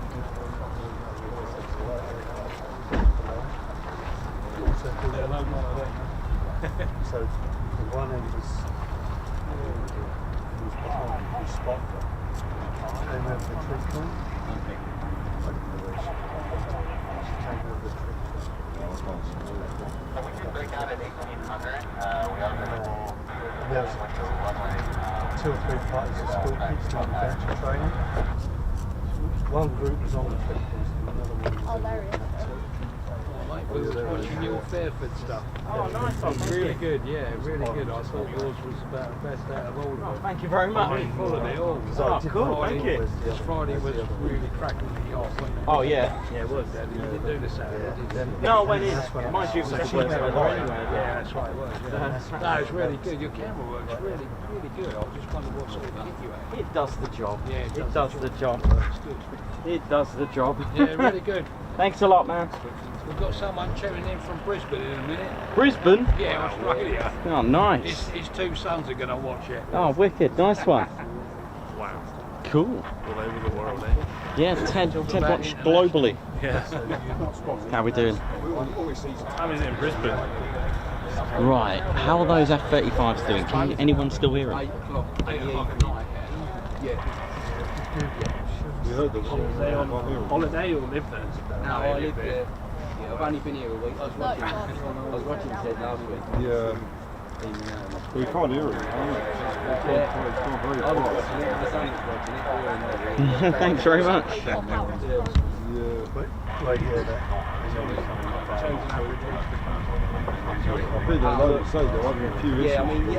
Right, so hopefully we get to see the F-35A. Now, this is the F-35, this is the A variant. It's not the B variant, by the way. There are 3 main variants to the F-35s. The A variant, it's the what's called a CTOL version. And that's what's here, that's what's based here, with 2 combat-ready squadrons, the 493rd Fighter Squadron, the Reapers, Grim Reapers, and the 495th Fighter Squadron as well. And that's the A variant. Now, the A variant, the recommended airframe, the G tolerance is +9, and it's what's called a CTOL aircraft, which means a conventional takeoff and landing. So that's like a F-15 or a Typhoon or an F-16. Those aircraft are conventional takeoff and landing, so CTOL. We'll skip the B variant for now, because someone's asked a very good question. And how does the lift fan system work? So we'll talk to you about that in just a moment. So the C variant, that's called a carrier variant. That's your huge, that's your beast. It's big, it really is. So first of all, because it's a carrier aircraft, it's got a strengthened airframe. Now, although it's a 5th generation stealth aircraft, the frame has to be strengthened. So just like your F-14 or an F-18 that are carrier based, they're not your usual airframes. They're a lot tougher to cope with the catapult that sends them out on departure, and also to cope with the strains of being hooked, shall we say, using the arrestor hook. Even as far as the tail hook or the arrestor hook, that's, again, it's not your land-based type of like an F-15 one. It'll probably break the aircraft, or at least snap the arrestor hook potentially. But I guess if it's an emergency, you'd still try and land it anyway. So either way, it's not really made for a carrier though, the F-15 Strike Eagle, for example. So the F-35C, so it's got a huge wing area, and it's also got 8 foot, so about 2.3 meters wider, all right, in wingspan. So it's huge. It's an 8 foot, that's 4 foot either side, so that's to have the folding wings. Now, as we mentioned about lift in previous streams, why aircraft take off into the wind, it's that huge wing area that allows it to get extra lift, which is very beneficial for carrier-based aircraft, to give it that extra lift, assisting with the catapult. There you go. The airframe tolerance for Gs are +7.5 on the F-35C. The front has a twin axle nose gear, so it has 2 wheels at the front. Okay, those are the differences. Now we talk about the B variant. Now the B variant, if you want to see one in the UK, you can do with the Royal Air Force and Royal Navy. You can see them at RAF Marham. Now the B variant is what's called a STOLVOL aircraft. Now all 3 aircraft have an Pratt & Whitney F-135. Except the F-35B has something a little bit different. It has a slightly different Pratt & Whitney F-135 turbofan engine. It's called the F-135-600. Now, who make the aircraft hover? That's right, Rolls-Royce. The actual attribute, the actual component that goes onto the Pratt & Whitney F-135 is actually made by Rolls-Royce. When you see the lift system hood lift up to reveal its 50 diameter lift system, which is the lift fan, this is actually made by Rolls-Royce. Not only that, the thrust vectoring, which is called the free BSM, that's actually, which is a free bearing swivel module, they call it free BSM. It can rotate 95 degrees in 2.5 seconds, and it passes 18,000 pounds of thrust. All right, now again, Rolls-Royce make that thrust vectoring. There's also the roll posts as well. Now these are your little directional posts at the side of the aircraft. It's not like the Harrier, where it relied on water, the water system. This is completely different. We've also got the drive shaft and clutch as well for the lift fan as well. Again, this made by Rolls-Royce. So there's quite a lot, and all this is actually attached to the Pratt & Whitney F-135 engine. So Margot's asked a very good question. Does it act like a chute? Well, first of all, the F-35B doesn't have, how you doing? What's going on? The F-35B doesn't have an arrestor hook, by the way. The A and the C do. All right, but the arrestor hook on the F-35C is a lot stronger for the carrier. So if let's take an F-35A, it's going to try and hover. No way it's going to do that. It's just going to drop to the ground. It will stall and fall. Because why? Because not enough air going into it, and of course gravity will win in the end. So how does the F-35B hover? Well, basically, because you ain't getting any air into the aircraft from a conventional aircraft, it, like I said, it's just going to drop to the ground. There's no power. But even if you just had thrust vector in, still not good enough. You need something else. So on the top of the F-35B, the fan opens. By the way, the G tolerance on an F-35B is +7, slightly less. The idea is that the lift fan sucks in all that air. So as the aircraft's not moving, you're not getting any air into those intakes. Whereas the lift fan, to be able to make something tens of thousands of pounds hover, then that's a miracle. It's amazing. So what it does, the lift fan system sucks in all that air, pushes it out, and the thrust vector is when it goes through. I'm going to go back a little bit. So as the air goes into the lift fan system, okay. Now, I don't know if you know what a high bypass engine is, where the air goes around the side of the engine rather than straight through. The high bypass, it uses that high bypass to use the little sub ports to make the aircraft go left to right when it hovers. But as I said, the air goes in, you've got the ports to control your left and right, the thrust vector, all the 3 BSM swivels down, and it's got enough thrust from the engine and air to combust and push that to make the aircraft hover. Okay, that I've tried to do it as basic and simple as possible without any, like, using any fancy notes or anything like that. It was literally, thought I'd turn it around and try and be human about it. So that's why. So if you've got an aircraft that's only got thrust vector and it's still not good enough, it's got no intake, it's got no air, it's got no control for that. So fair play. British engineering, Rolls-Royce, which derived from all the way back to the Pegasus engine. So it's quite impressive that Rolls-Royce have created the world's most advanced stowable aircraft. Created the world's most advanced stowable mechanism, not the aircraft, because obviously it's Lockheed Martin. It is a US aircraft, you know, at the end of the day. But the actual lift fan, the actual lift system is Rolls-Royce, which is pretty cool. I didn't know that until months and months of research. I thought I'll have a look, but it's when I got to find out a little bit about the F-35 upgrades to the engine, I came across a situation where they couldn't upgrade the B variant because it has the lift system. They couldn't just fit this new engine in there. So I don't know what they're going to do. You never know. They might even make an F-35D. That'll be interesting. There are other variants in the world of the F-35s, but they're all based on the A. So there's the Israeli F-35I, Adir, I think it's called. Again, they have their own software, a bit like the Typhoon. You know, other air forces, they like to have their own weapon systems and software systems, that kind of thing. There's the Norwegian F-35. That's got like a shark fin aerial that you see on a car, but it's not an aerial, it's actually a drag chute to deploy that, because they don't have parachutes either. So it's a very good point actually that you raised that about that they don't have the chutes, but you can have an upgrade. It's like when you buy a new car, would you like alloys with that? Do you want a little chute pod with that? Yeah, sure, I'll have a chute pod with that. Stick it on the top, please. Thank you. So yeah, again, it's based on the F-35A. There is another variant coming out in the future, maybe about 2-3 years time.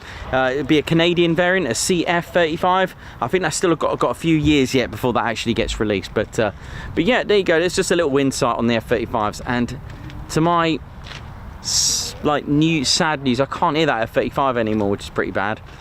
Oh well, could be an early one today, or will it? Stay positive, that's the way it is. Anything could happen. It is military aviation at the end of the day. Hope we're good.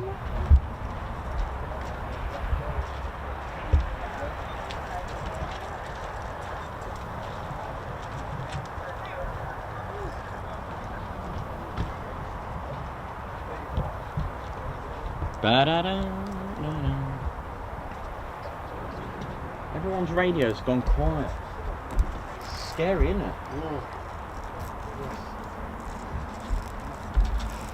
How to freak out a plane spotter. Just don't know startups.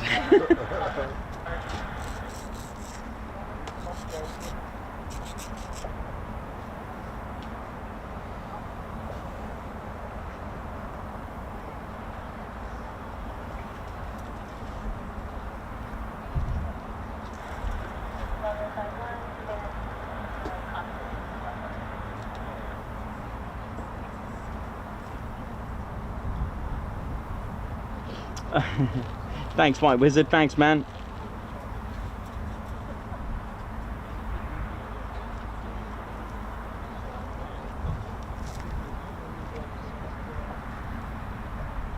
And the other question is, I get asked as well, can the F-35 be vertically take off? The answer is yes, it can. It can do, but it uses a lot of fuel to do so due to its weight, but it has an ultimate range as well, the F-35. Really amazing. Doesn't really need the external fuel tanks, doesn't really need them. Now, they have been trialing stealth fuel tanks, but it's one of those where, do you put them on in combat or not, or battlefield, will it give it away? The thing is, you can put them on for, I mean, I've seen them on the F-22s, and they use them for transiting long, like transatlantic flights. You can do that. I mean, there's no need for that. You know, you're in transit. But ultimately, they do have an amazing range as well on those. But yes, ultimately the F-35B can take off vertically. Like I said, it can. Depends on the payload and the amount, but it does use a lot of fuel to do so. So they don't really do it, but it can. I'm getting there, White Wizard. I'm learning. I'm going all tech, going all doing my best, and just taking and absorbing all the info. Let's have a look what else we got.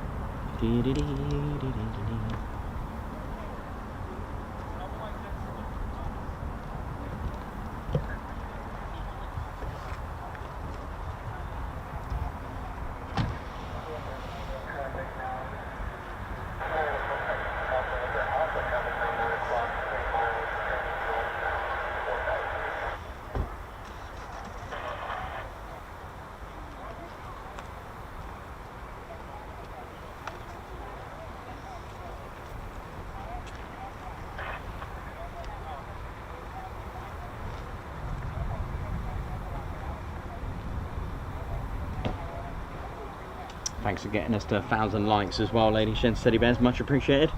Are we going to go, well, where are we? We've got, yeah, we're doing well on subscriptions as well. Don't forget to subscribe and come and join us on our adventure, the Ted Coningsby channel, bringing you live military aviation across the country. So we started Monday at RAF Valley, which was absolutely sensational. The landscape there is just for real, really. It's just unreal. And then we made our way to the Mac Loop on Tuesday, had a day off, back to TED HQ on Thursday, and now here today. And tomorrow we are carrying on into Lincolnshire. See a little bit of Mildenhall just over there.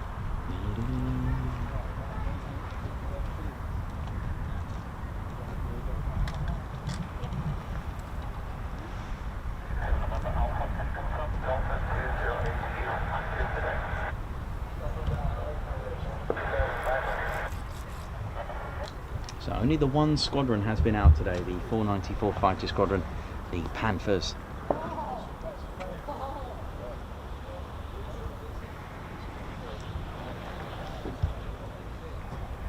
Interestingly, I had a look at the original number that they were activated with.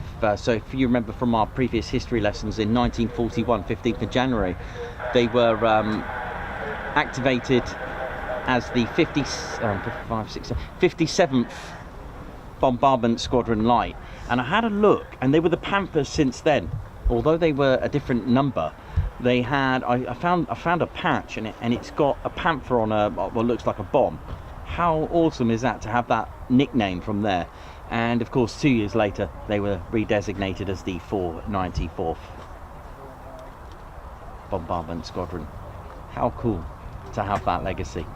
Haven't checked the others. I've been having a look, been looking at the Reapers, been looking at the Mad Hatters. I think the Mad Hatters have been like that since then, although the Valkyries have had name changes. I think the Grim Reapers I came across, I don't know how true this is, were known as Roosters at one point, so I need to have a look at that. But certainly the Valkyries were called the Thundervarks between 77 and 91, and that's all because of the F-111F Aardvark.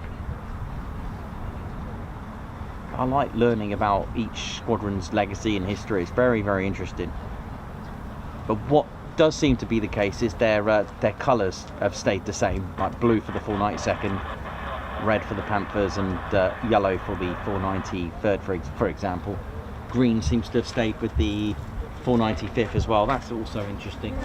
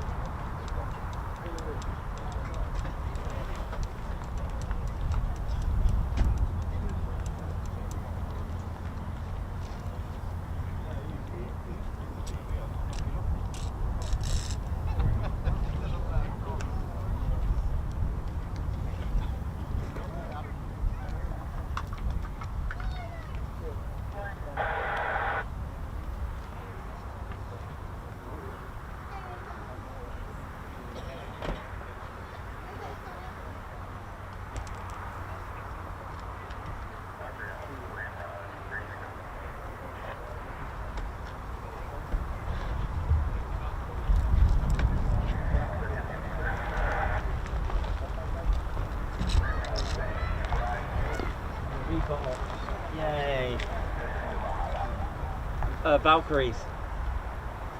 I didn't hear that. Yeah, Valkyries ride! And you're wearing the right t-shirt as well for that, the Valkyries. Thank you.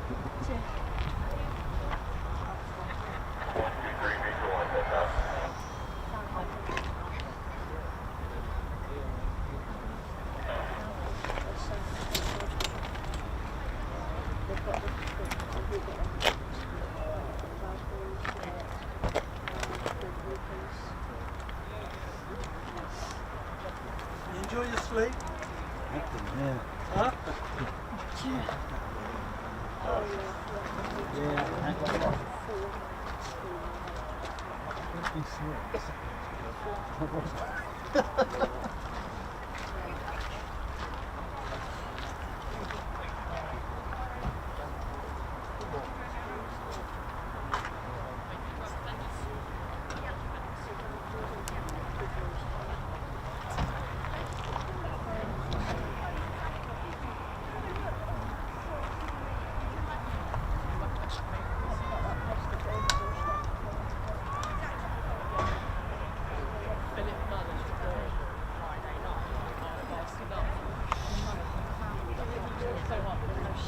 I tested when he had that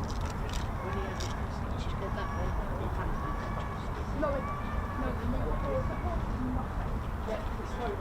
It's fast. My phone went into the boot.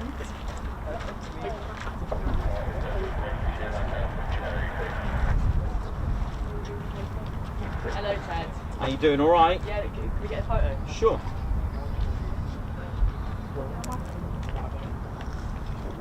Who's going to take it?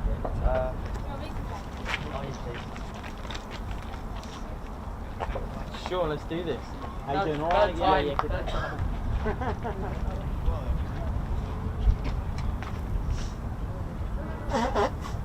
All right. No worries at all. Thank you. Do you know why the F-15s were sat there? Just to go on camera. Oh. Why not? Bit show off. Why not? Alright, no worries. No problem at all. Yeah, of course, mate, yeah.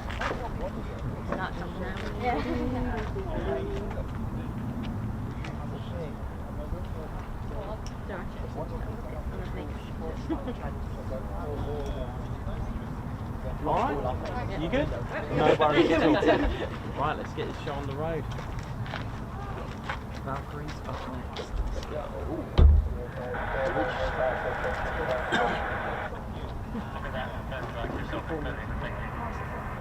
No, you did not. 4-9. Yeah, I should be down Monday and Tuesday. Where's your right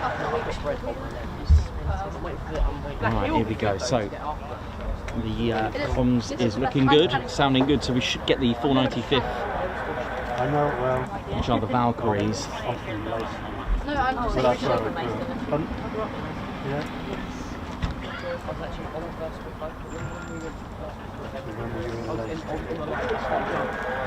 I watched you get a photo. Yeah. Because they actually do put fighters in military.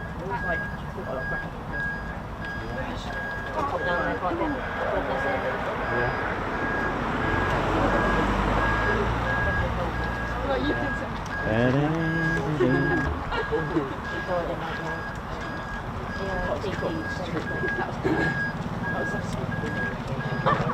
My mum started saying freezing instead of cold.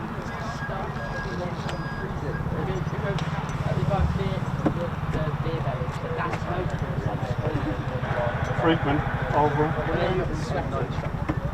Jubilee Hall for disco.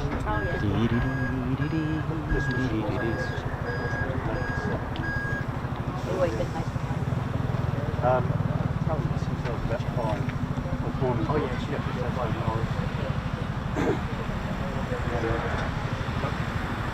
my main favourite was my Mildenhall.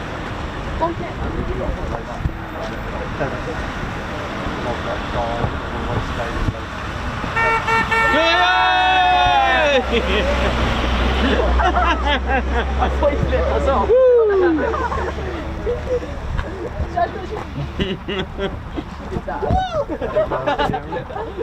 No, fryer. Fryer.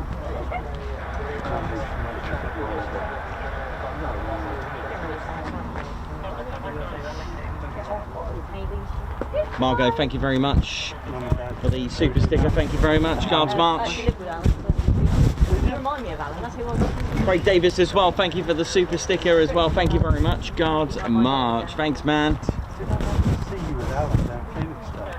And Jan Clark, thank you for the super burger as well. Guards March.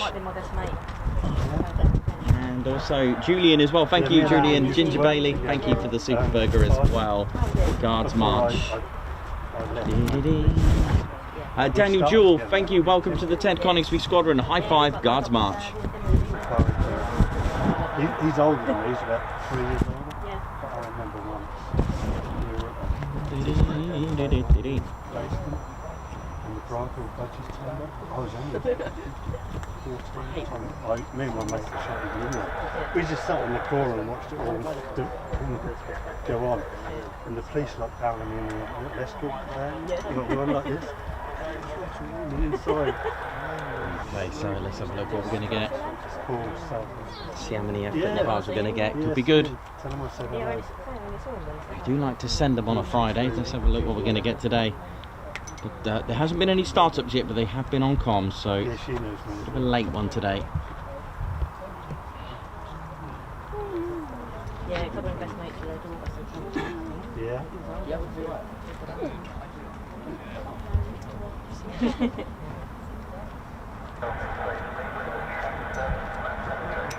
So who else? Sam Eaton, how you doing? Mike 22 Delta, Margot, EP65 Stealth Mode, Peter Rasmussen, Synchro Tones, hope you're good. How's it going over there, man? Hang in there. Joshua Brown, M said Mark, Julie Beard, Stuart Skeggs, oi oi to you.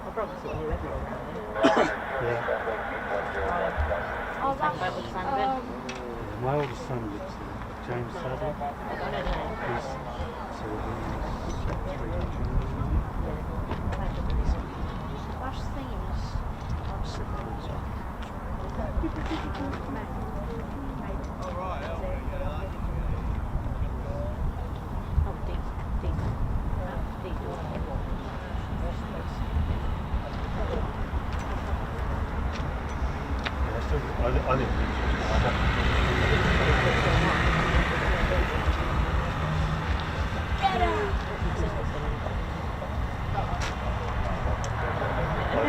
Ed Popke, how you doing? Good morning from New York, USA. How's it going? Hope you're good. Captain A, oi oi to you as well. So we're just waiting for the startups. It won't be too long now, I don't think. We have had them on comms at the moment, so hopefully they'll be out and about.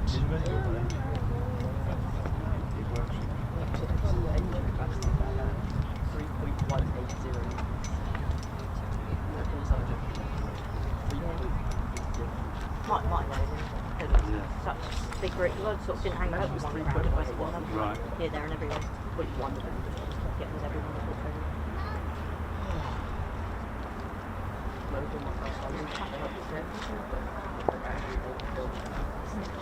So what school would you go to? You're at the team. Yeah, I'm going there for cross country events. Never win any.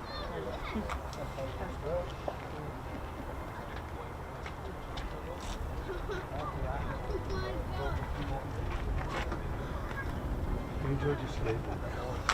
I've been up since half 4. Yeah, I'm always up early.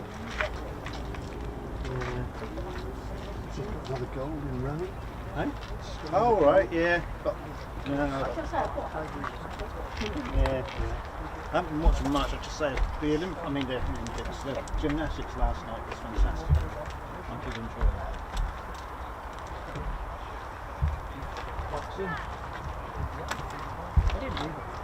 So when are you doing it? Coningsby next week? Not next week, the week after.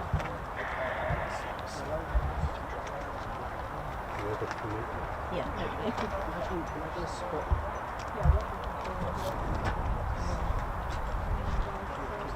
we did say that about the change. It's a bit muddly, isn't it? I was just thinking that myself with my ears. Seems a bit close. It is supposed to rain. Yeah.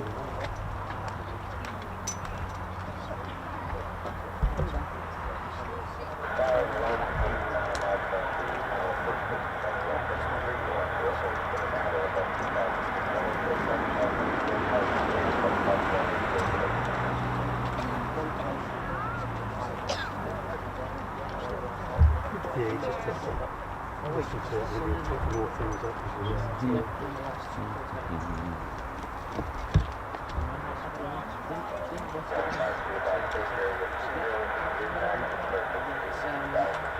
This is to buy one for further around now.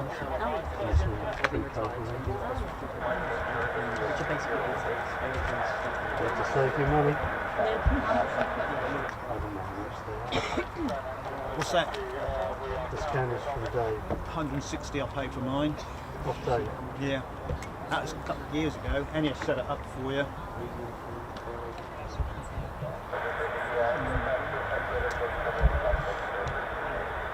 It's a shame really, because bloke who said an accident with all spine forces. Someone shut them down, I think the government shut them down. Reuben has this in mind. Well, they're not legal anymore.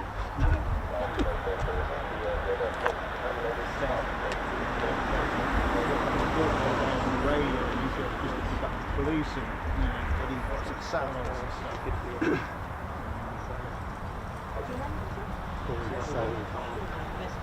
Hey? Oh no. So the crazy one that used to do 5 mile run a beat like that.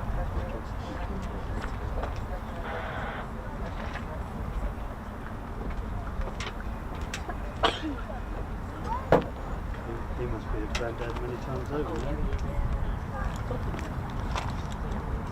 Does he still live in Lowestoft? Anna does, yeah. Has he retired? Yeah. He has He has now. He had a bit of a health scare a few years ago. Welled down his heart. Because of that one.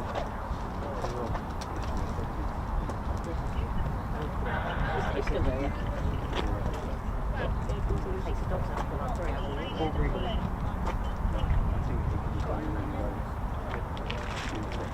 Put him on the street. Still at the arm. You're lacing bill as well? It's tough to sleep, can't really Yeah, down the sports sector, down the farm, down the end, yeah. Lacing, and I think there's some at Fort Ness as well. Yeah, it just goes, yeah. I think it's Nuska, if I remember the guy's name. Yeah. Lovely bloke. Ernie Nichols. And he's still around, I think, or he was at least a couple of years ago. Yeah, On Facebook. Well, he was a butcher originally. Yeah. But his son was a potential. Yeah, Ernie Nichols. Then he had There you a are. bloke. We took a sweet one. Good dogs. The man is fire, Yeah, that's one down on the back.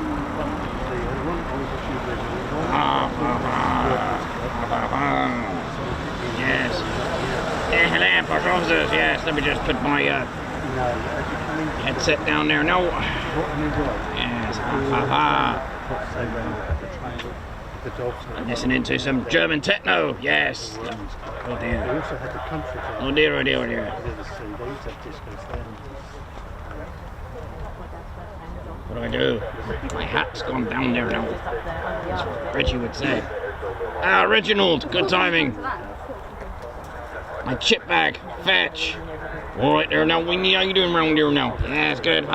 Just lost me chip bags falling down. All right, just gonna get that for you, sir. Thank you, Reginald. Was he an old baboon? Meanwhile.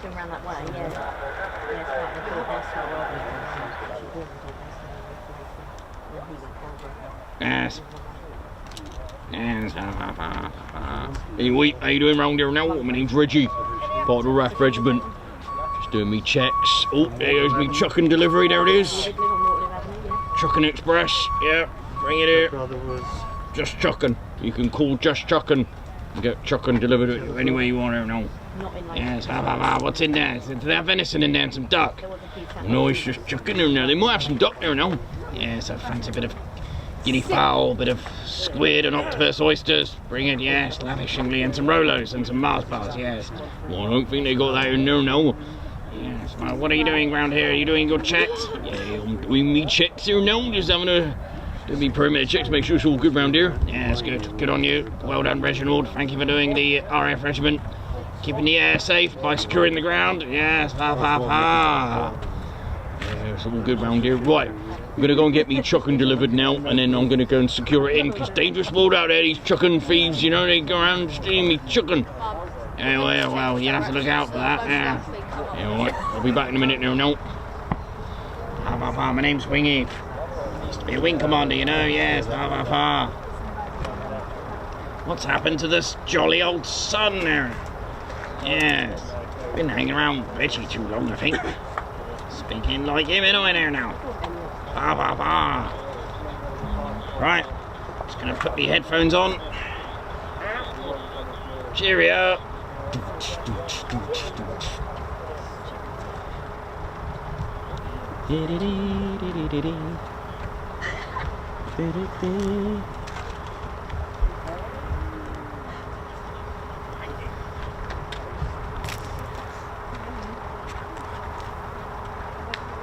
I feel them. EMCs used to go up or something like that. Look, everything's always the way. How do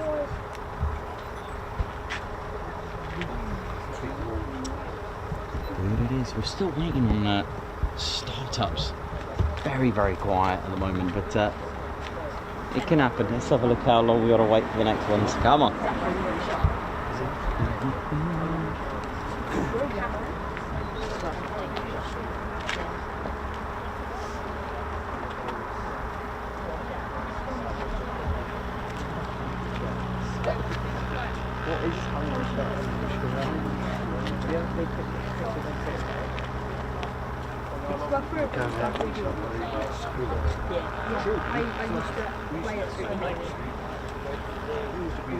Rosie baby. Yes. She's really younger than me. Rudy, Visible, Sheffield. Paula. Sheffield. Yeah. And Pauline Osborne. Yeah. None in There's a little girl from the Paula Chapman, her husband comes here. Yeah. Really? I've got me chicken delivered in there now. Just thought I'd say goodbye properly there now. Going to do me perimeter checks and then go and finish up my chicken for the week. All good there now. Yeah. Hope you're behaving yourself, part of the RAF regiment. My name's RAF Reg Ted. I'll do me perimeter checks. Make sure there's no mischief going on around here now. What are they talking about around there? Yeah, so I grew up with all them girls from like primary school. Right, behave yourselves. And that would have been true.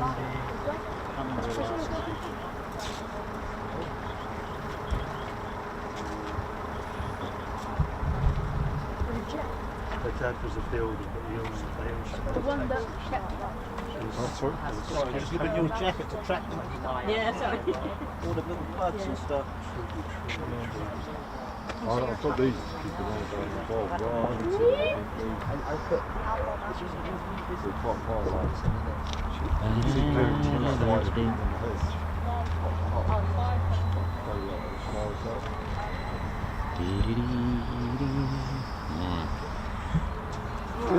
hedge. Won't be too long to go until we get something. I'm pretty sure about that. They have been, like I said, the Valkyries have popped up on comms, so it won't be too long. Are you wet? Well, it sounds like we should do a weed. Tom, Emma, she's my niece. Oh, she? Mops. Yeah, yeah. Oh, she saw her a few weeks ago. Yeah. And Tom, yeah. Tom, yeah. They're twins. Well, they come and live with me actually when on the first ball. My sister, and them, my sister and them, they're nowhere to live. And yeah, there was about 6 of us in a 2-bedroom house in Roberts. Wait, Mike. Yeah.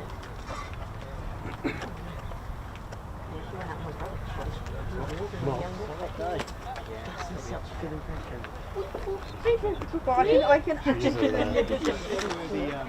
QA. She's young girl who farts, but and then tell you where to go if you say. Oh yeah, definitely. I used to make the go. Yeah, just like it. She's done outside the Harrods. You know Scans. Yeah. Oh wow. Yeah, so they're doing something there. Yeah. Escape room. Oh yeah. Robbie Drew's daughter. Yeah, the radio. Robbie, I know Robbie. He was a young, but we all used to hang about. Yeah, that's just not baby.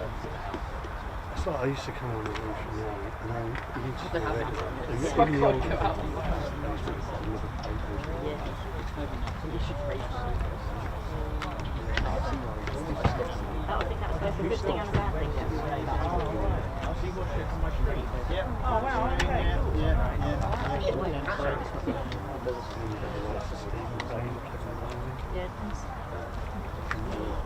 sauce table playing the other week.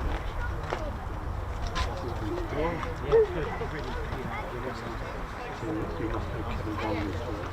Yeah, that's that. It's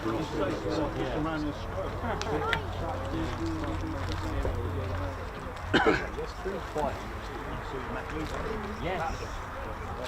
Wasn't it just? I know. I said on the start of the jump, we happen to just Because you was on the west side, yeah? I think we went on the other side. Yeah, that's it. That's the way. It's a bit lower, but they always seem to tend to turn and bank onto that side. That's right. Yeah, they do. Yeah. We went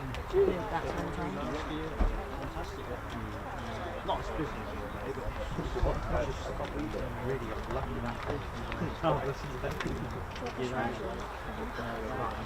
decent camera. Wine. And Harvey. Just ready. I get all this stuff. Free Where's journey, your iPhone? but it's not bad. Is it loose? Blue. What's the name of That looks a bit from the other side. You can see the pass going up the hill. Is it scree they call it? It's very loose and slippy.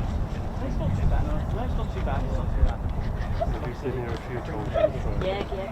It's normally busy. That's the most normal. I couldn't climb up there. I couldn't do that. The signal holds out my story.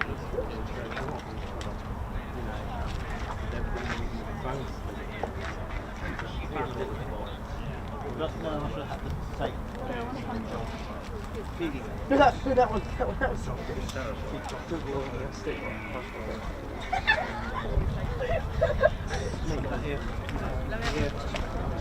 Oh yeah, it is. It's very close. Yeah, you can watch it move. I know. No, I knew behind it. Oh. So what you got next? Air show wise, going to test the rest of the year because you went to fucking 12. Were you the same year as next then? No, I was 2 years younger than them, but it's very bad all them after. My brothers have been with them.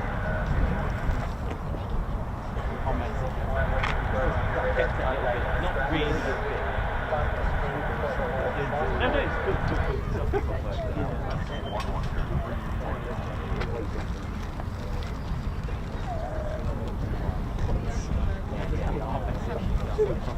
Am I going to get some?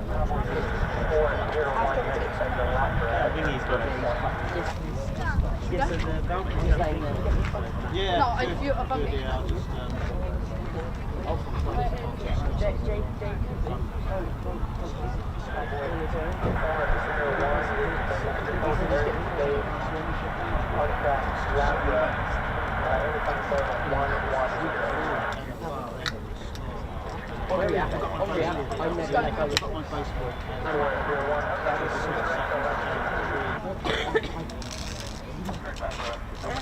Right out. We should go. Does anyone take off? As soon as we buy it, we'll go. No, she was nice. Yeah, you can see why I had a misspent youth. Yeah, me too. Not my house.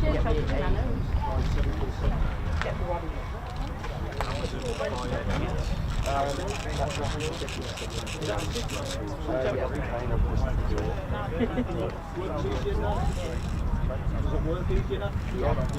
Check the photo. I'll just pick back in and that's what I've been looking at.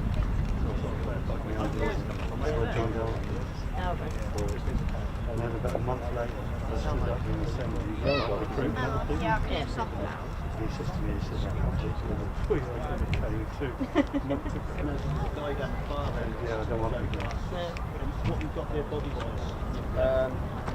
Yeah, that's nailed to the left. She had the same camera and the same light, so it's probably the best thing to do. Yeah, so a bit more discreet about it then. It's around about 6 So you must have known Michael Yes. that place? It's kind of, I think, looked on Wex. Yeah. Wex, yeah. Wex. 160 quid. I don't know, my son's tried that. You look for a I know, yeah. You lost it over weight. That's what I'm looking. I'm looking just a cheap beginner's kit. You know what I mean? So yeah, he lost a load of weight. We skied together for a few years, then he pulled his weight off. That's like me. Yeah, leave them happy. Next year, I'm supposed to be taking her away somewhere. He always said he was going to go away, but then I'll keep them happy. so you know, sure.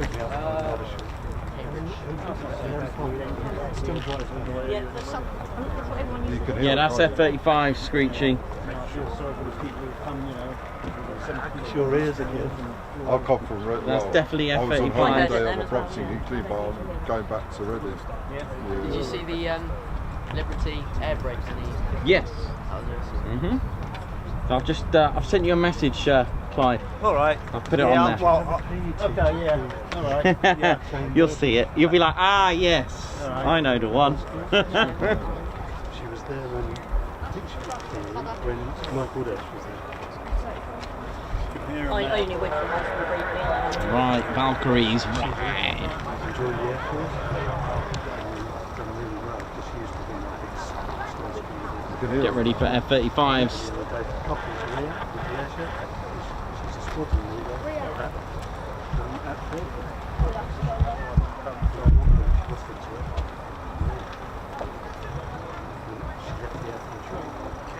Well, hopefully we get a million of them, eh?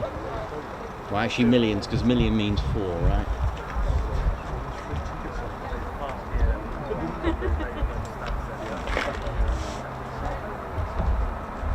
Where are you off to next week? We don't know yet. Don't know how I'm going to put it together. I've got a few ideas, but I've got to piece it together. Plus, I've got to have a look at a few ideas.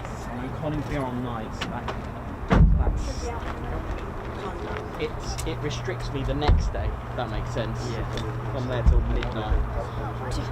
Do you like doing the nights? Or? Sorry? Do you like doing the nights? Because I winter- watched one when in the you did a winter, Coningsby. Because it kind of, for me, it defeats the object this time of year, because it doesn't get dark till Because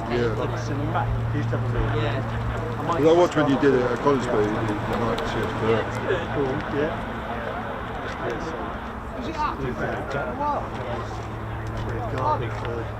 Because you're the manager, isn't you? And I thought, oh God. Oh, I thought you wanted to do that. Information. So you just do it on spec then? I just randomly put a place in the All right. That's how we do it. Because I thought when I called up and you were here, I thought, yeah, let's keep you busy. No, just turn up, hope for the best. Yeah. Just the rest of them has been back. It's all good. Every day. Yeah, going back and forth, isn't it? It's all good. That's where my old boy used to be. When he first came over here, he was stationed there. Really? Yeah. Yeah. Went into a certain town at night with this tall tower, and the rest is history. You know where I am. Oh, there. wow. The stump. Yep. Yeah. Yep. Yeah. Never been though. I'd like to see it. It's good there. Yeah. It's really nice, really good staff as well. Yeah. Really helpful as well. And there's just got the volunteers that do the tours are just out this world. Yeah. There and what was it? You're stationed at Bryce. Yep. Yeah. Then finished off at Bentwoods. We had more freedom as well. Good days. Yeah. Oh, well, have fun. Yeah, will do, thank you. Tune in if you can. Yeah, will do, yeah. Thanks, man.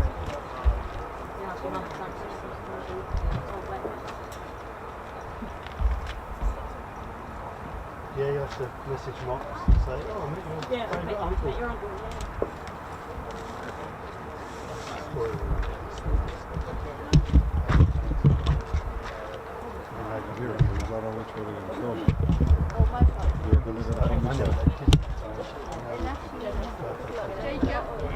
Here we go.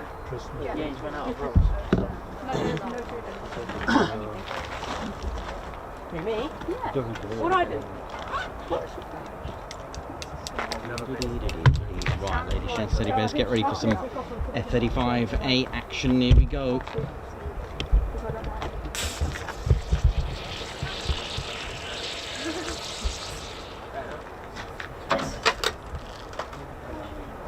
I didn't. Outfront Callahan. That's a bit of a social. What? Put it on my lap.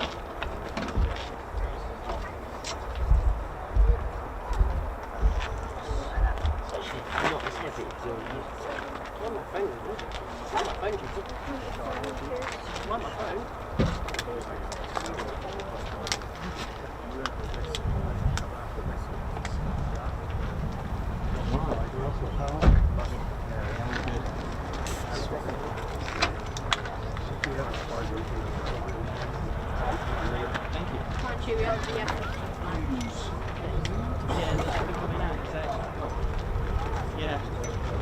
Yeah, I know. We're all falling asleep. Yeah. That's frozen.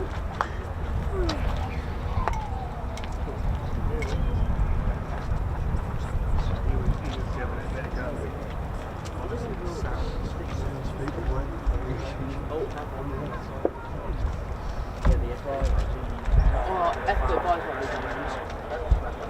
If the F-35 is damaged, it's so happy. What is that? What is that?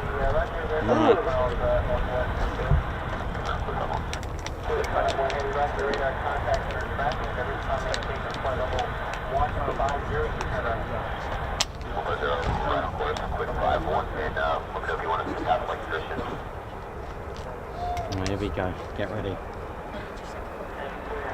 Not sure how many we got at the moment, but we'll find out. Okay. And don't forget, quick climbs need to be requested and they need to be cleared to do so. Here we go, F-35's taxiing very shortly. You should be able to see them in the picture now down the catwalk.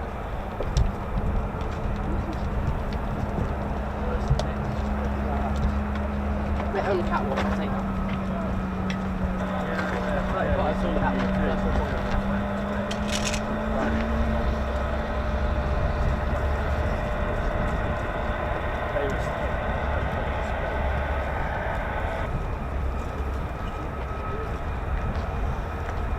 Get ready to ride, here we go.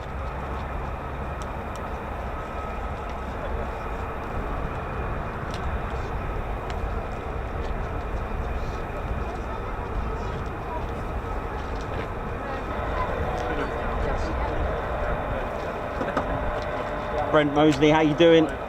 Hello from 48th, how you doing? Hope you're good, man. Who's watching from 15 Wing in Canada?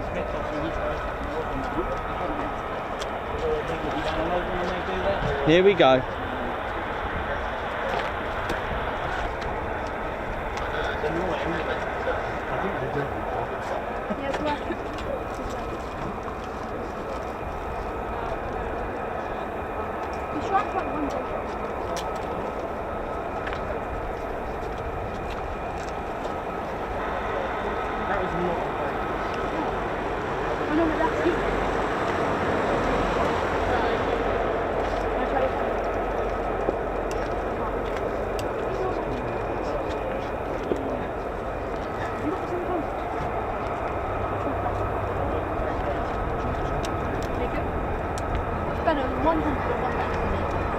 More than 40,000 pounds of frost coming at us very shortly.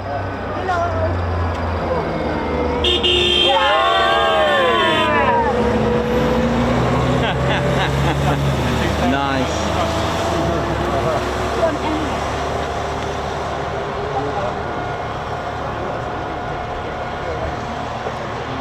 Get ready, ladies, gents and teddy bears.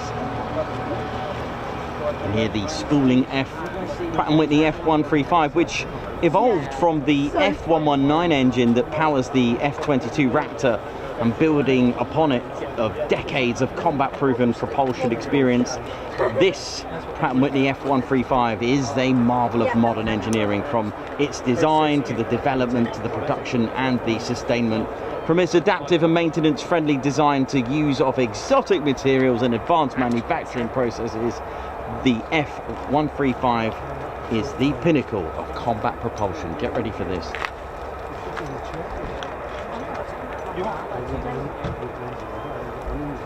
What's sit on this one? No, I'm fine, mate. I need to stand up something. Pocket chair. Oh no! Here we go. Still 2 days ago. Wait, isn't this like a really bad? Yeah. And you got a really red German as well.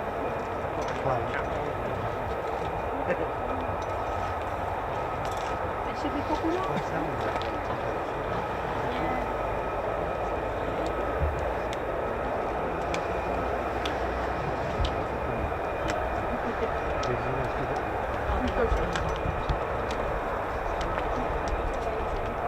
Get ready to ride.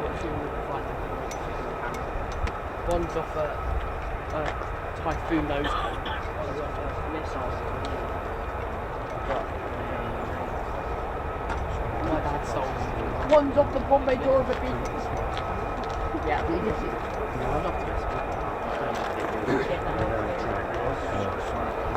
Yes, we did get the ice lolly, and it remains off the off the van. It was hilarious. Here we go. Get ready, ladies, sheds, teddy bears. Mike Wizard, how's it going? Hope you're good, man. Did you get a good shot from that? Sorry? Did you get a good shot from that? It's further down the pathway. Parked up over here. There again. I don't have a good plan. It is a phenomenal engine, and I cannot wait to hear it. I'd say it is the louder of the two, even though they both produced the F-15 and the F-35 both produced 135 decibels, but it just feels a little bit more powerful. Well, let's face it, it's a 43,000 pounds of thrust on a single engine is ridiculous. It is phenomenal, whereas the F-15's 29,000 pounds of thrust each, which is equally impressive. But you've got to hand it to the F-135 for having a single engine that can produce, you know, that much thrust on just one engine. So here we go. So, for those wondering if they are going to do a quick climb, not sure just yet, but for those that asked me a while ago, can the F-35 do a performance takeoff? So basically from brakes, 8 seconds straight into a 60-degree then vertical climb. The answer is yes. I spoke to an F-35 pilot here at Lakenheath, but on one condition. It depends. So the Typhoon has a 1:1 thrust to weight ratio. The F-35 can have that, but it depends how much fuel you put into it, and of course its payload. But it can do it on, let's say, half a fuel tank, or half the amount of fuel. So it can go, because I did look at the stats. They are quite similar in some ways within weight and power, if you put it into perspective to that. So, but I asked the pilot, and they said yeah, they would have to reduce the fuel onto it to do it, but they can do it. Of course, on the other way around, the Typhoon can do a quick climb, but we won't see it again. It will end up on the moon.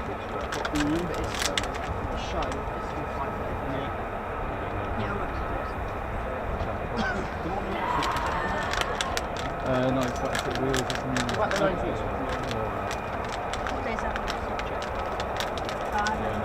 Oh, okay. Is that the one over near the river? Okay, get ready, ladies, gents, and teddy bears.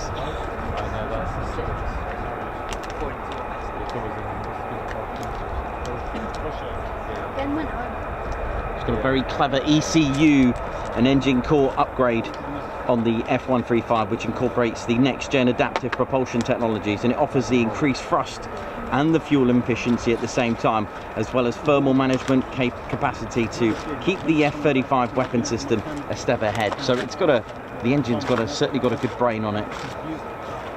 It's a very clever engine. It's amazing how technology improves. You know, if we go back to Spitfires, you know, Sopwith, we'd go back, further back, you know, and just see how much technology has improved to what we have today. It's phenomenal. Where would another 80 years lead us in aviation? Where would it go after that, you know? His photos on Paper Wednesday. Do you follow his?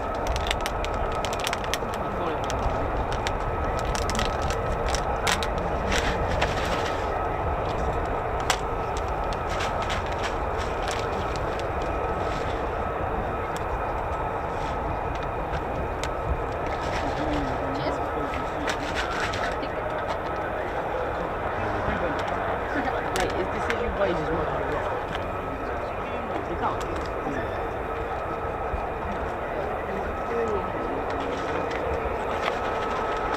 I was agreeing with you.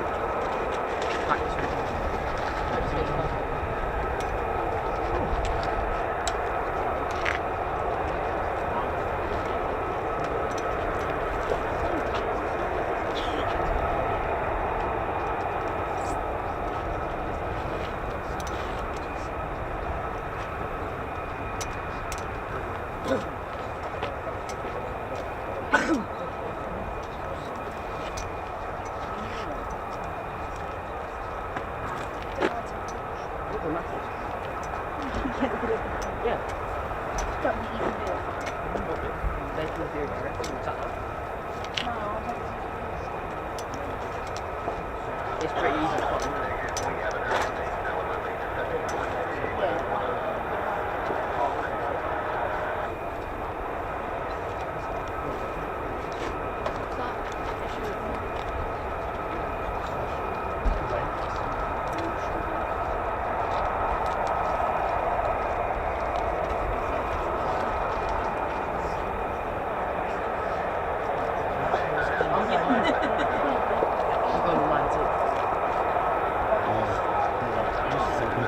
That's why I think it's a bit slow, isn't it? Depends if you like it or anything. If you are a Nokia MDB F5 shell.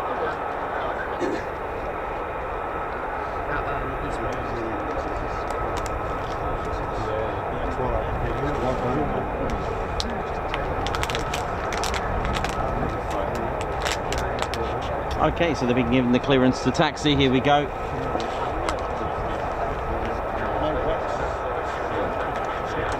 Taxi via Sierra. Here we go. No,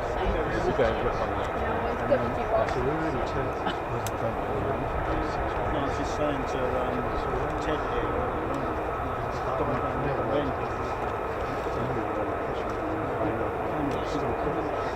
here we go. To right, you know how it is. Right, get ready, ladies, gents, and teddy bears. Here we go. So again, for those that don't know, quick climbs and what they are, what they do. Hang on a minute.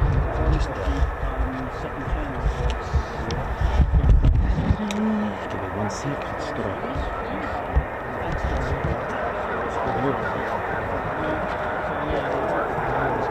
I don't even get a chance to explain. We get a good picture of it.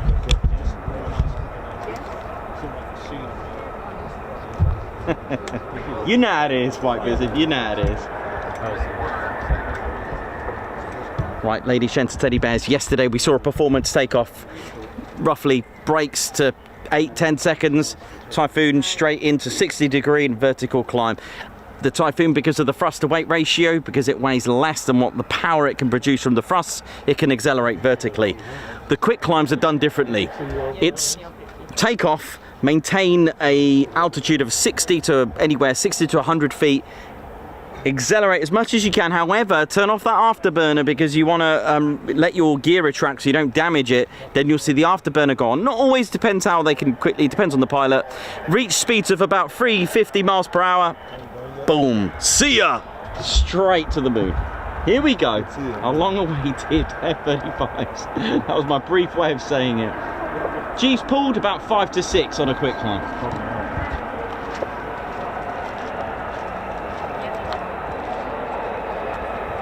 Yellow cup. Ow. Yeah, it's coming.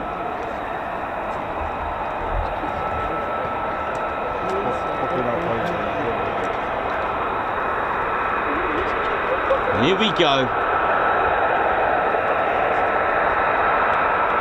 And for those that do ask how high do they go, it depends what they've been cleared to do so by tower. Any flight level anywhere between 100 or to 190 flight level. Just add 2 zeros to it just to give you an idea of how many feet that is. So 190 is 19,000 feet. Flight level 100 is 10,000 feet. So it just depends what they've been cleared to do. Here we go.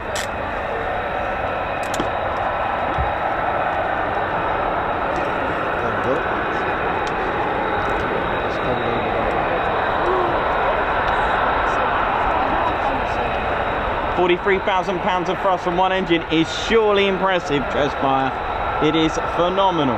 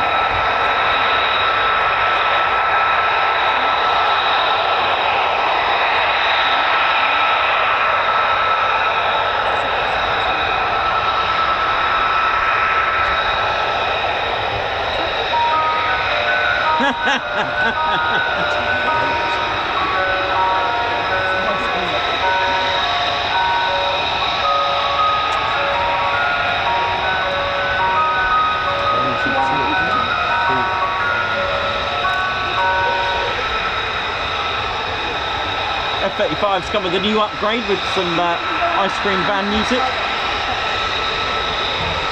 That's usually when it tells the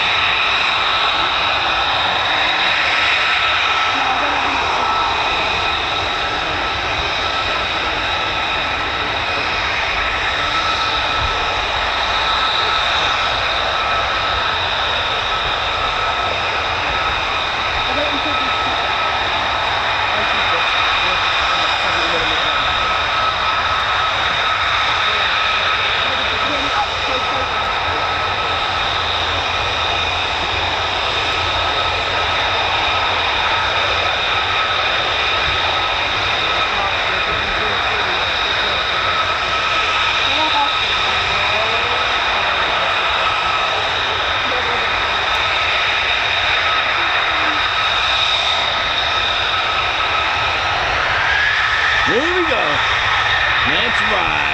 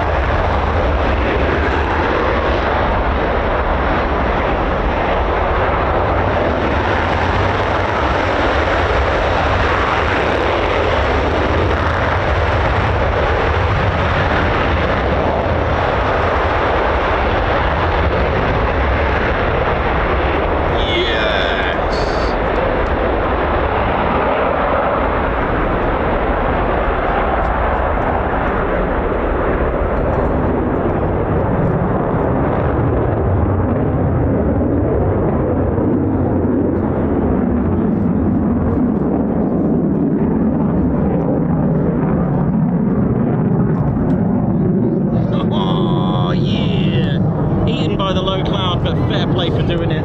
That's what I'm talking about.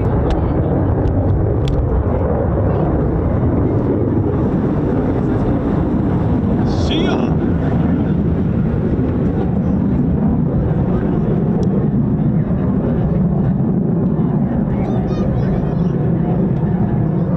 If you need more, there's more. Don't you worry about that. Plenty more where they came from.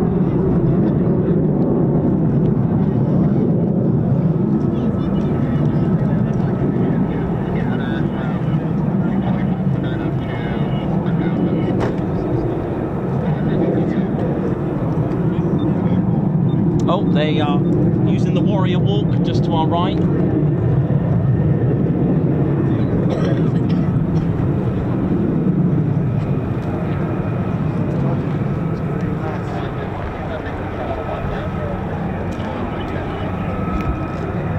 There's even some coming from our left and right.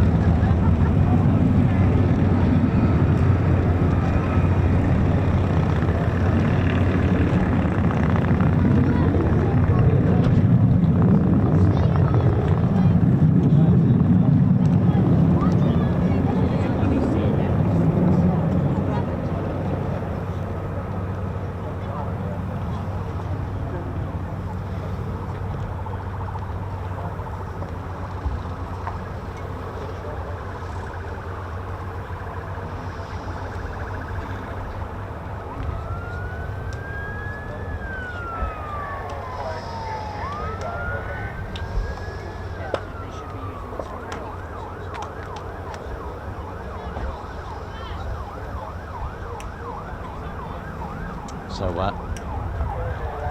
2 to our right, and I'm just trying to keep track of what we got at the moment. Get ready for more.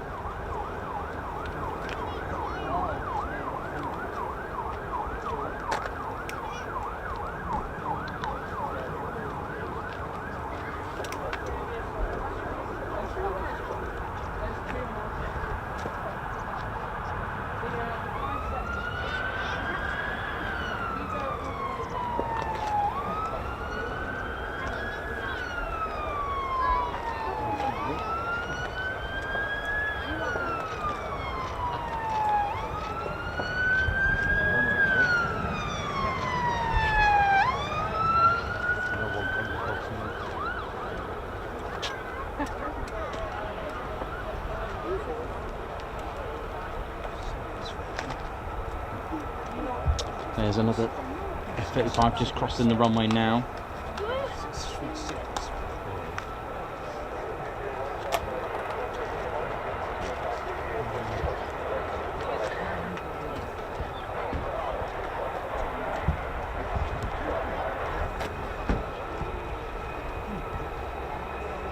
So that's 4 in total.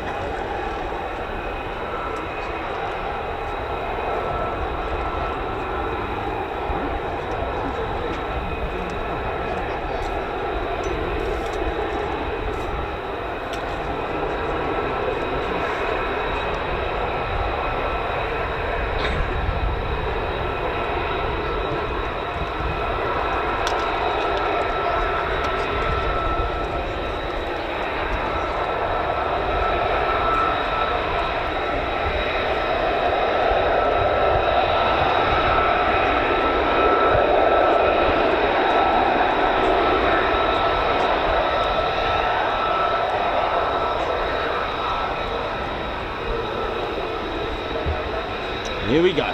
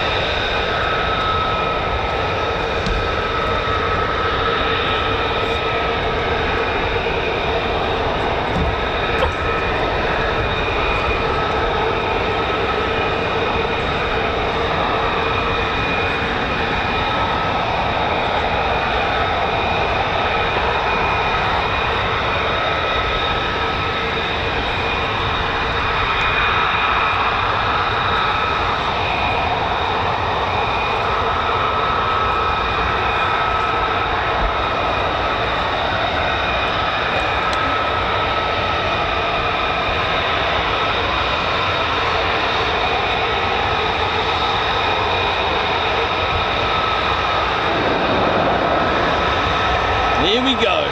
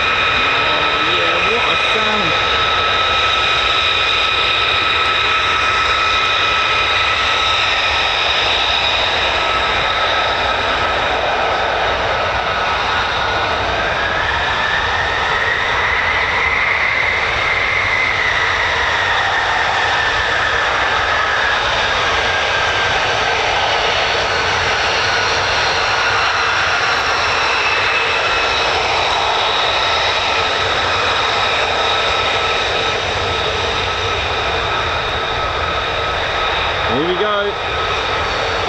Send it.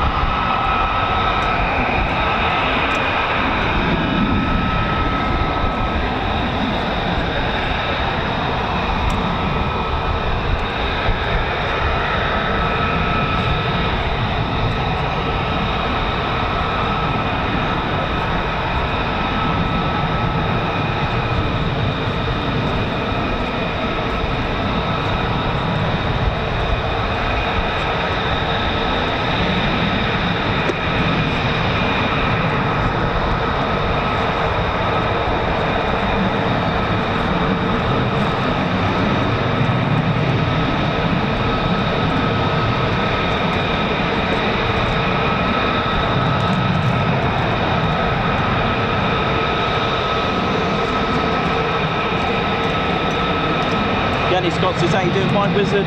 David Seymour, stealth mode. Sharon Crook, Alex Blackcat. Yanis, have a good holiday. Enjoy. Transpire, D. Charlie. Edward Coates, Simon Watchon. How you all doing? That's right.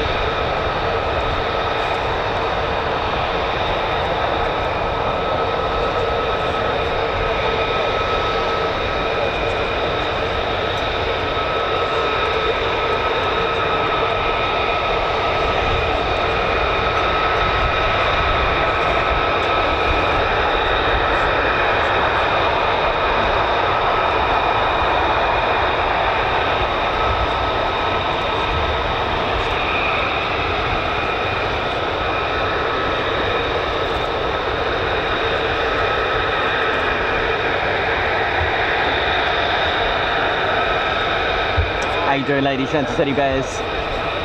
Hope we're all good.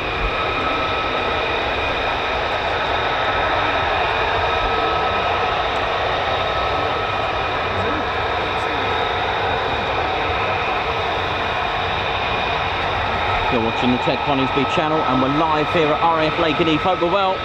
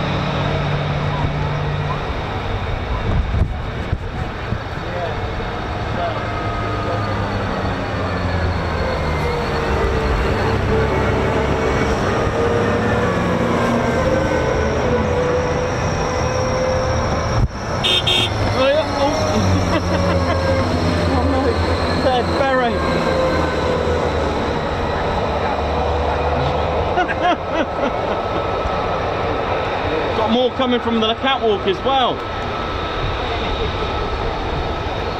Ted, where's your beret, mate? It's gone.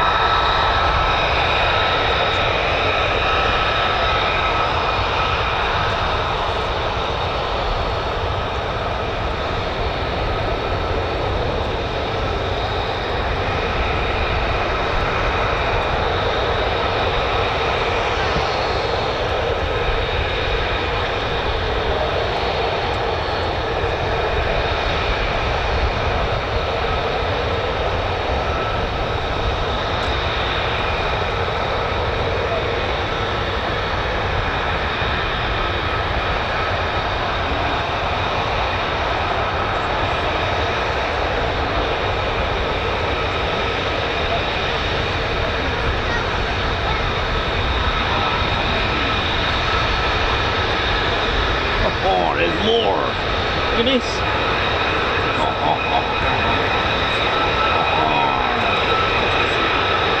That's what we want, that's how we do it.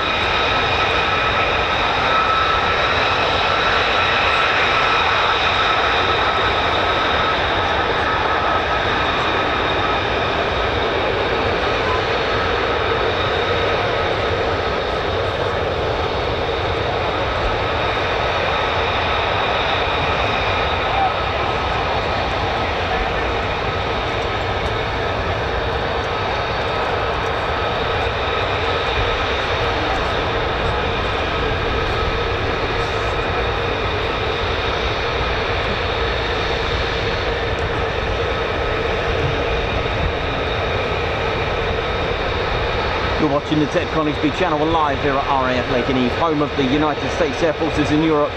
The Statue of Liberty wing, the only wing of the United States Air Force with a name. That's right, it's the 48 Fighter wing, but it's also the Statue of Liberty wing. It gets its name from when they were based out at Chaumont Air Base in France during 1952 to 1960, when the mayor of Chaumont in 1954 gave a special ceremony to the 48th and named them the Statue de la Liberté, which even today is on their station badge. Oh yeah! Actually, correction, on their fighter wing badge, on their wings badge.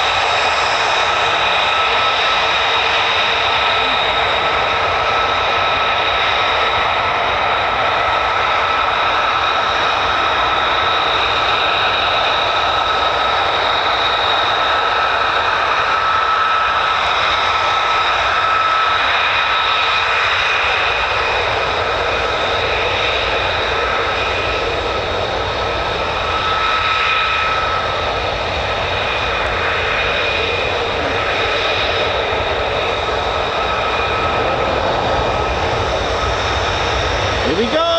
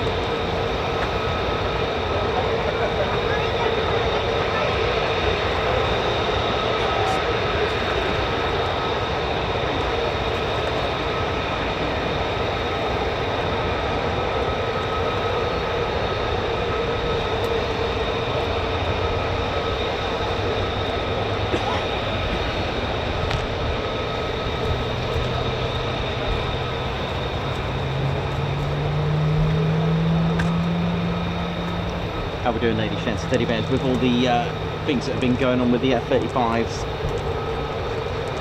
I know that one of the flights are the Valkyries, the 495th Fighter Squadron. I'm not sure about the others, but if not, there are two F-35 squadrons here at Lakenheath. That's the 493rd Fighter Squadron. Fear the Reapers, that's right, the Grim Reapers, and the Valkyries till Valhalla, the 495th Fighter Squadron. So I know the first lot potentially were the Valkyries. I'm not sure about these two at the minute.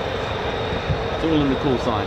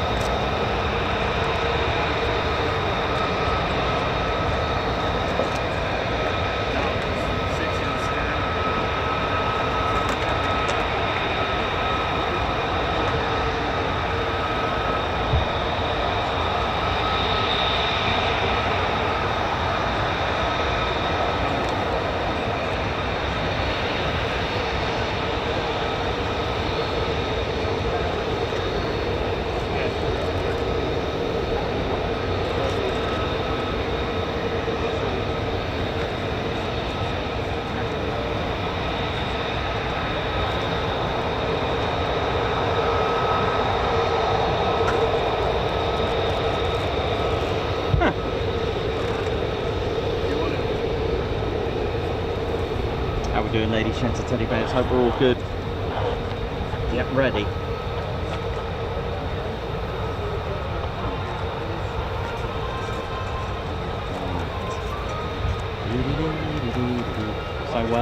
So many people do ask why they still sat in. The reason is, ladies, gents, teddy bears, everything needs clearance. The pilots can't just taxi down. Even taxiing, even starting up needs clearance from the frequencies connected with ATC and tower. All the operations are controlled through tower, even startups, even taxiing, where to hold. Reason why they're still here?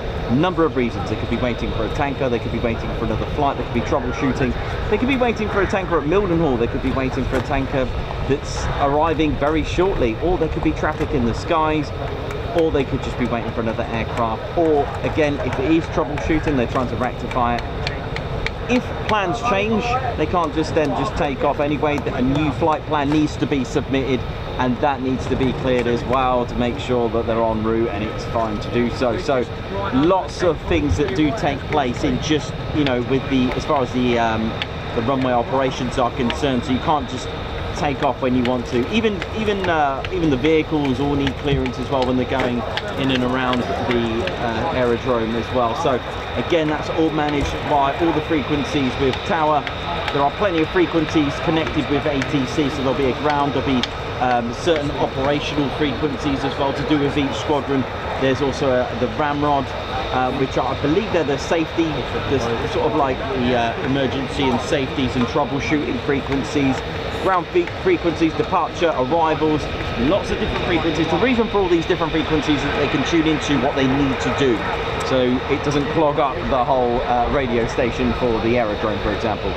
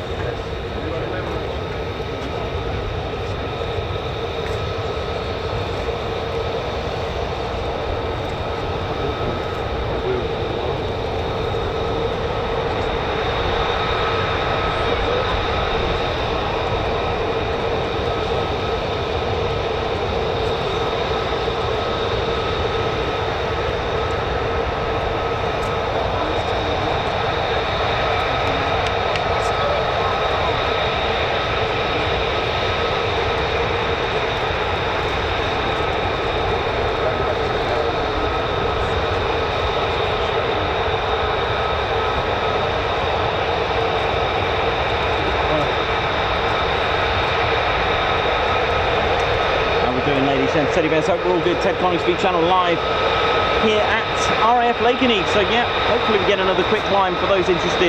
Like I said, quick climbs require the use of, it's all about maintaining a speed before pulling up. So pilots will take off, maintain an altitude of about anywhere between 60 and 120 feet, clear the runway, get to speeds of around 350 miles per hour, and then pull up into vertical. So they've already got all that speed to assist the aircraft to pull up 5 to 6 Gs into the vertical climb.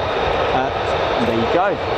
You may notice on some of them, like you've seen the afterburner switch off for a little bit. It's just, it depends on the pilot. It's to allow the gear to retract, because you can damage it if you overspeed it with the gear still down and it hasn't retracted. So the pilot will turn off that afterburner just for a little bit, let that gear retract, and then whack it back on. Here we go.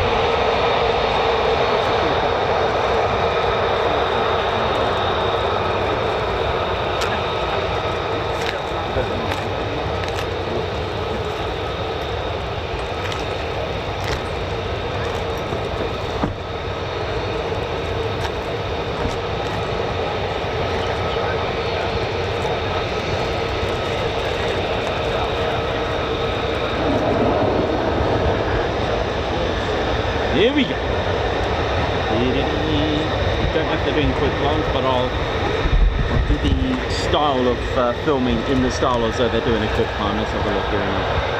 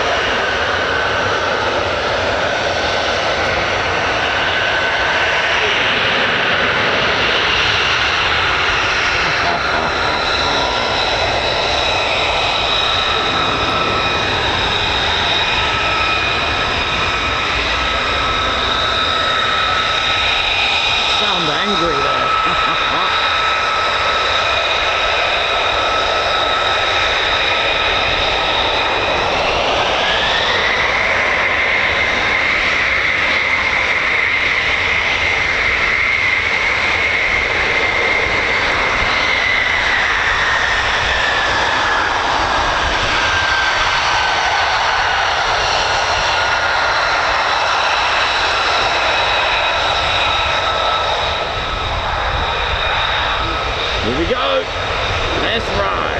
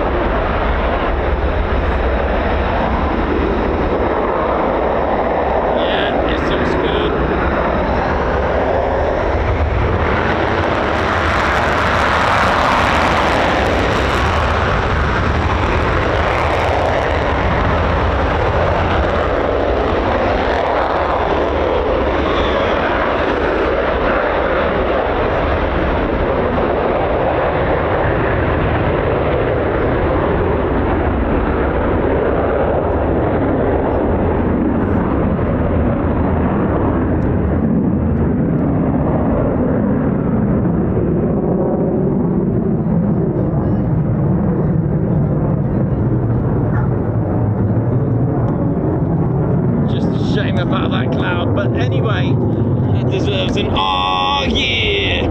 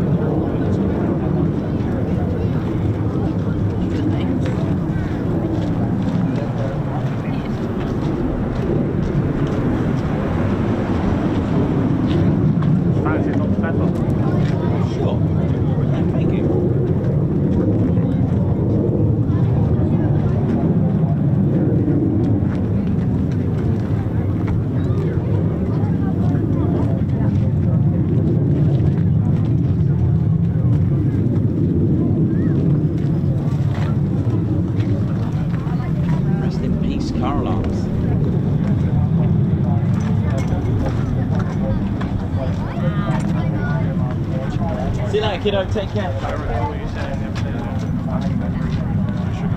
Ah, nice. Do you like Dr. Pepper? Yes. Stick it in. Yeah, it needs to rain, sadly.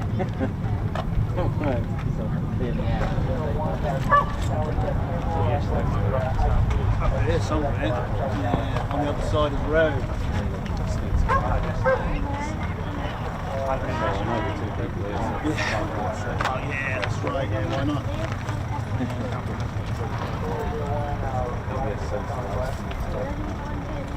I've got my adaptive cruise control not working properly. That's sorted out, yeah.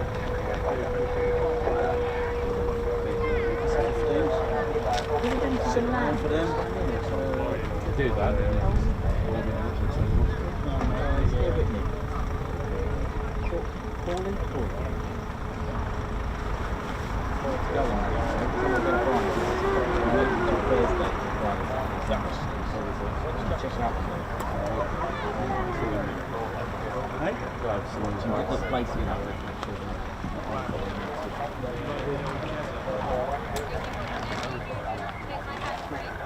Yeah, I'm going to go. Okay, next week, because you've got to come in next week. Well, I've got physio on my knee next week, yeah, my first physio appointment. So, yeah. 13 what, for good? Yeah. Might be long then, but... I'm working against 3,000.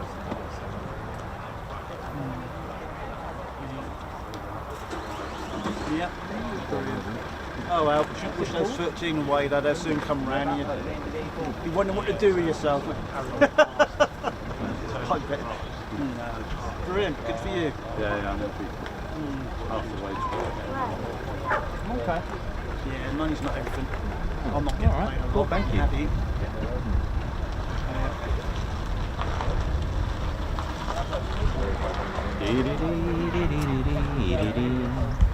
Yeah, all right, buddy. Thanks for that. Now finished work, so I'll go and spend the afternoon with her. Yeah. There's a few box on mine now.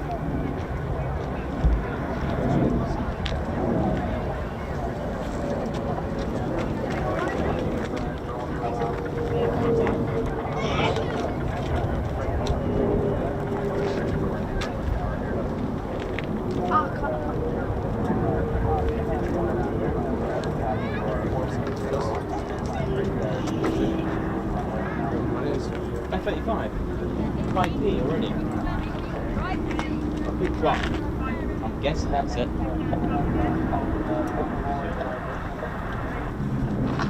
It said high key, so that's about 10. I think one of them's got yeah.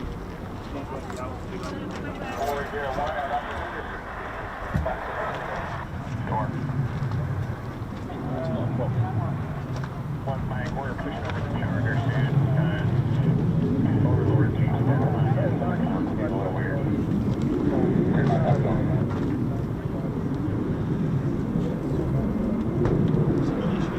No, it sounds like it. It's called that one. That's intelligence.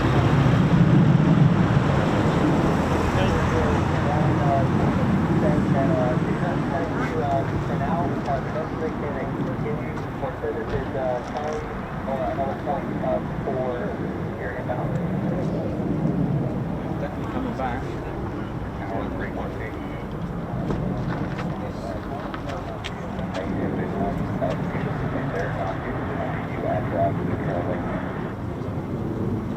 we're going to hear him quite a bit at the minute.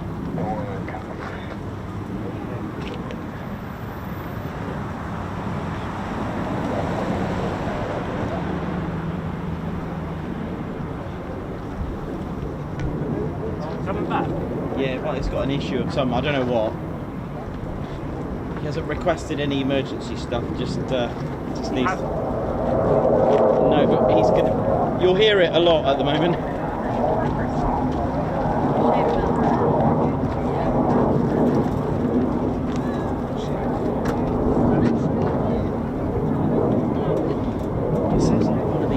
F-35's has some sort of issue, or at least it's coming back already. We're just going to keep you posted on that.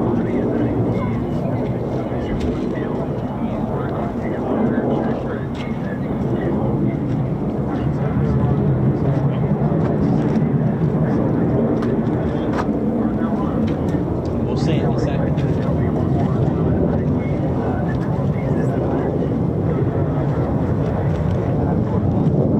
Oh, unless it's just done a patch. It might not even be serious. I think it's just doing a patch check.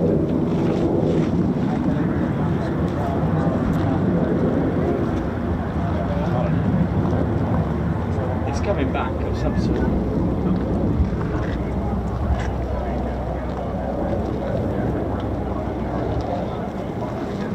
Okay, just doing a PFO, why not?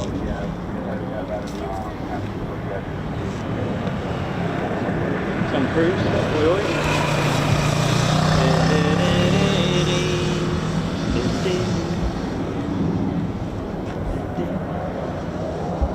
Let's keep an eye on it, because it should pop out through the clouds very shortly.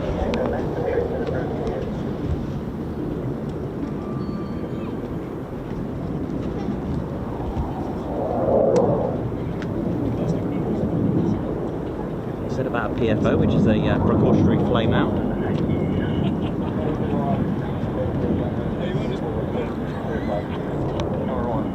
Door one will not go in clouds.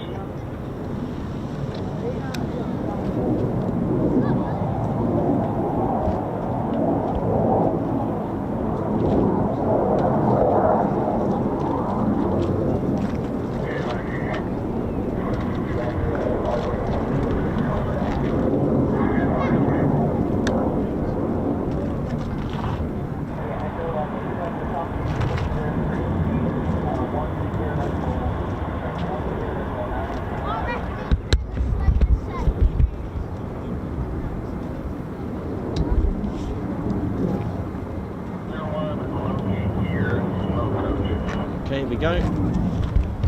Should see it in a second.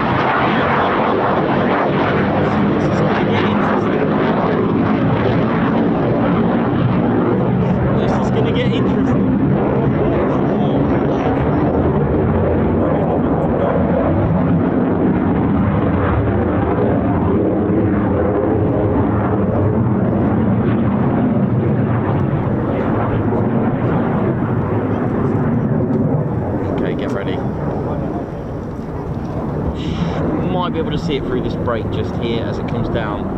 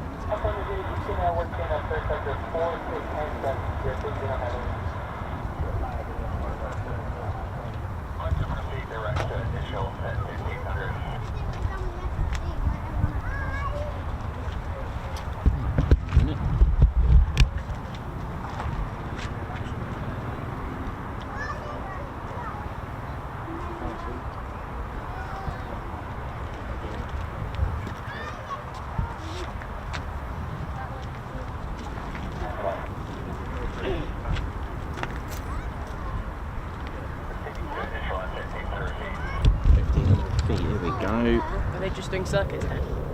I'm not sure what's going on at the minute. But yeah, I guess so. I think he's burning fuel off on 401, requesting a low approach, and then we'll be local departure back into East England.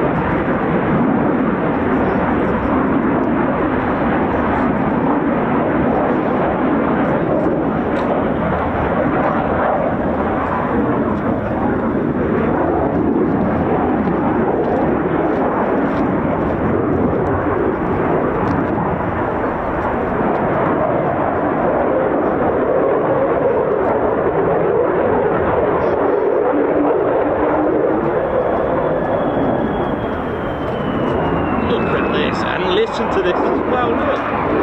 Here we go.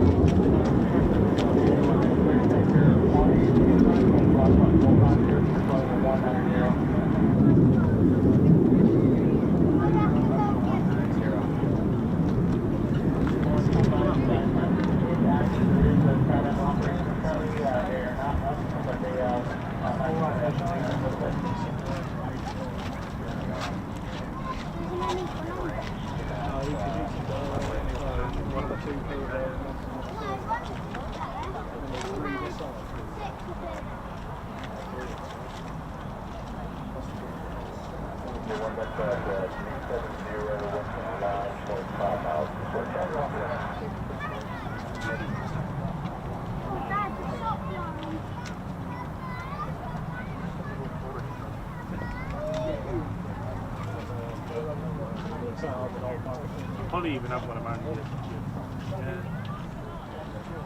Yeah, it's gone.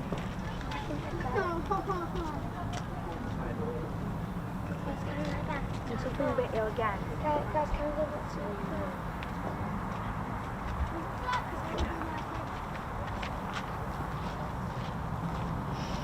Well, that was interesting. So it just sounds a little bit like they were just checking some of the cloud base and just reporting back to tower just to get a more accurate. It's really hazy, really strange clouds. It's sort of muggy. It's one of those days where it's going to be really sticky, and you can just kind of sense that potentially there'll be thunderstorms later or something.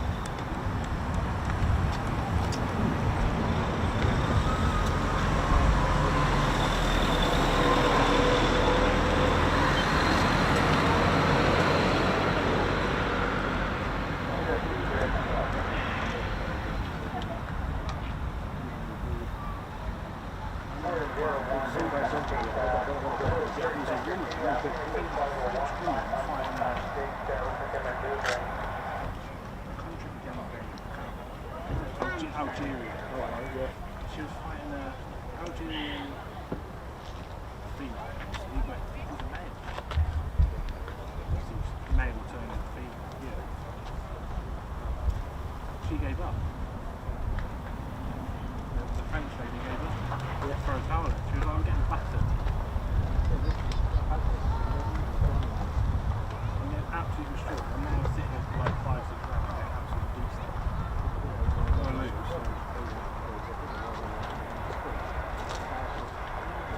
Peter Rennie, how you doing? Watching from Wisconsin, how you doing? Hope you're well, man.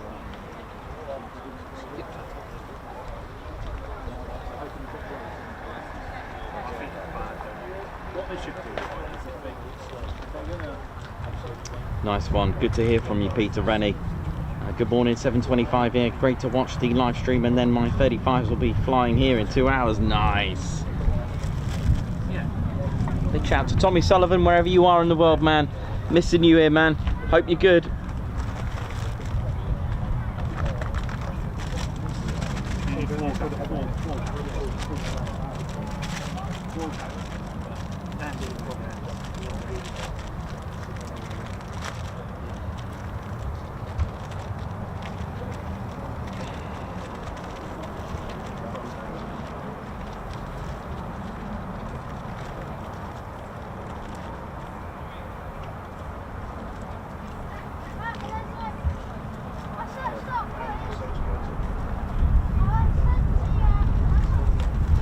Can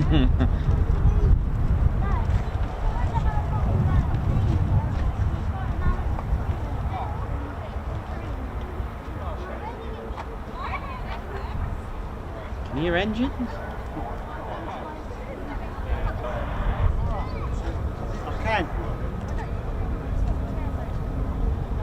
Yeah. I don't think so. I was getting ready to leave, but I might stay. Really strange cloud. It's like It is, yeah. Really you think you're going to see for miles when they go up, but they soon disappear, don't they? Yeah. Yeah.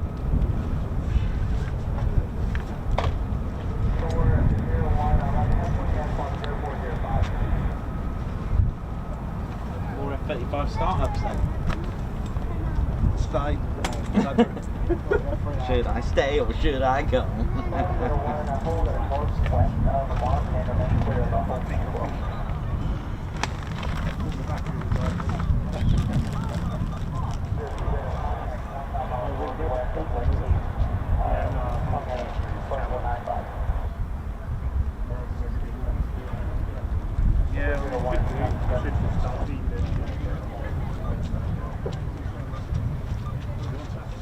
I've been using this at home.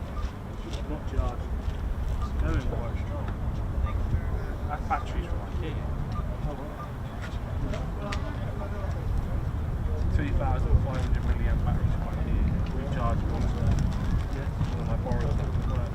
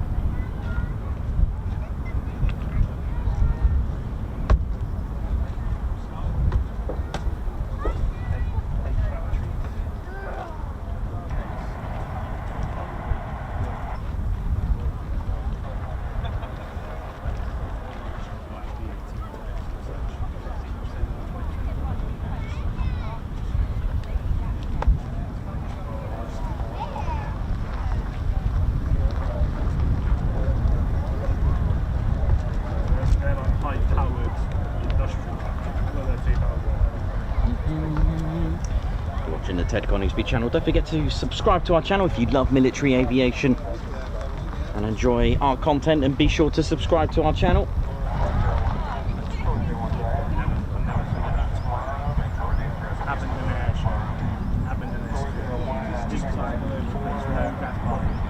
You know, the UK gas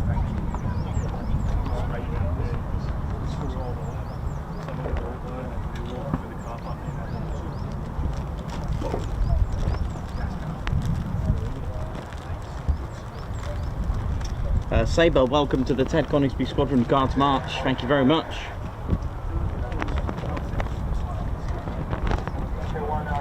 Paul Masterson, thank you so much for being with us for 14 months as a member. Thank you so much for 14 months.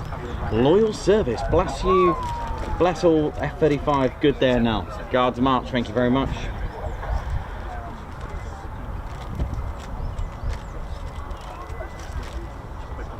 And Alan Stretton, thank you so much. High five to you. Thanks for gifting 5 Ted Coningsby memberships. Guards March.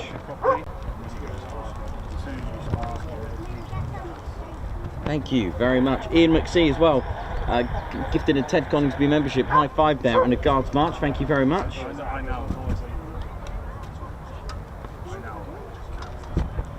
Julie, thank you very much for the super. This stream is awesome. Thank you, Ted and Nikos. Thank you as well. Thank you so much. Thanks, Julie. Sharon Crook, member for 6 months. Congratulations on reaching the 6-month milestone. Thank you very much.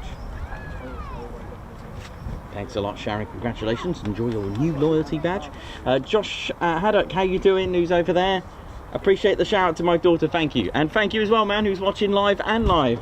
Guards March. And Daniel Jewell, thank you very much for joining the Ted Coningsby Squadron. Guards March. High five.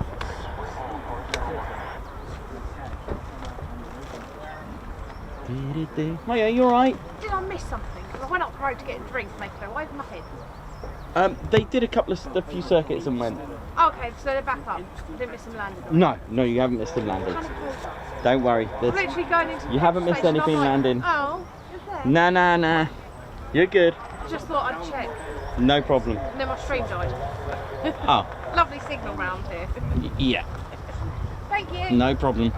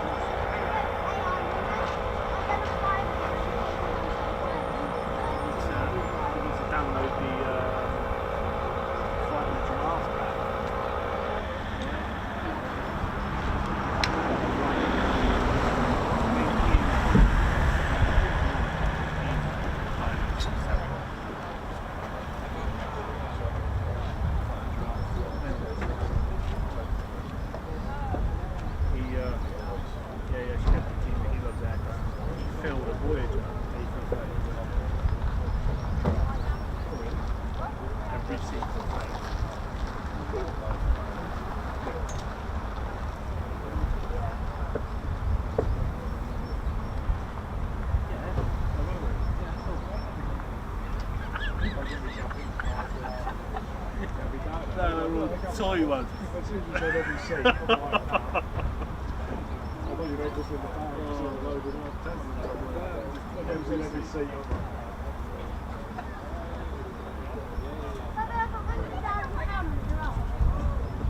think it was 550 toy giraffes.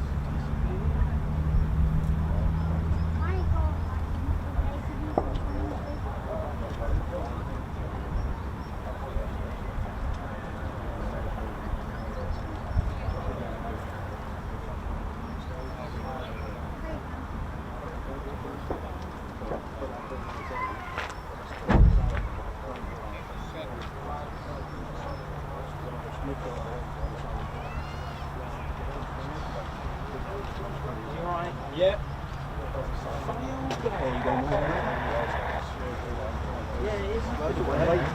Slow, late.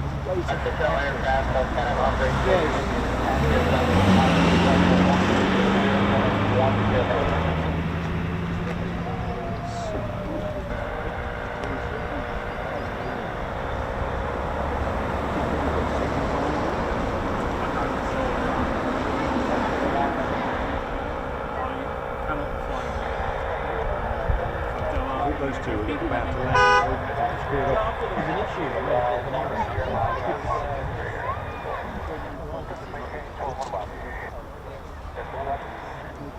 They did a weather check, didn't they? I think so. I think that's what it was. Yeah, in the end.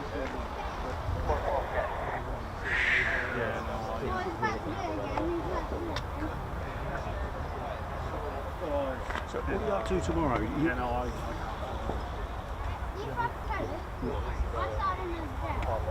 think I want to say it's a 747 putting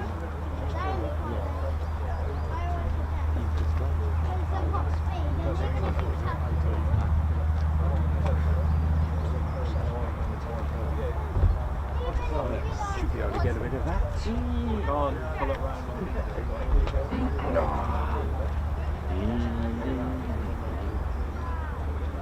Okay, let's have a look what we've got.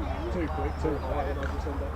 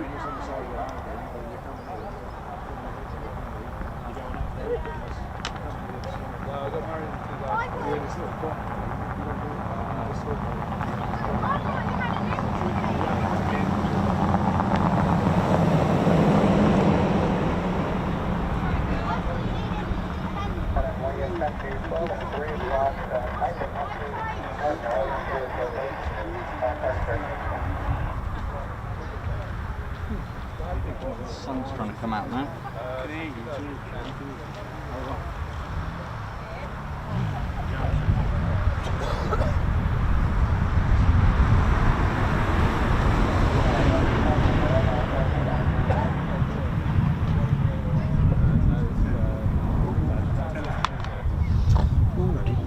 Graham at Robert, hope it all goes well with you. How are you doing, everyone? How's everyone doing? Stuart Drobling, how you doing? Hope you're well. G-Van Pulliam, MSM Mark, EP65, LEJ. How are we doing? How are we all doing right now?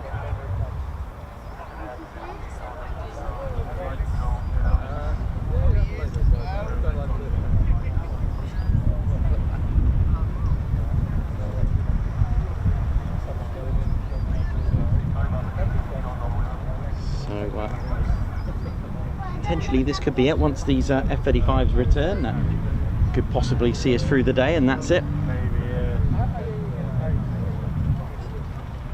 Brian McCann, how you doing? Alex Blackcat, hope we're all good.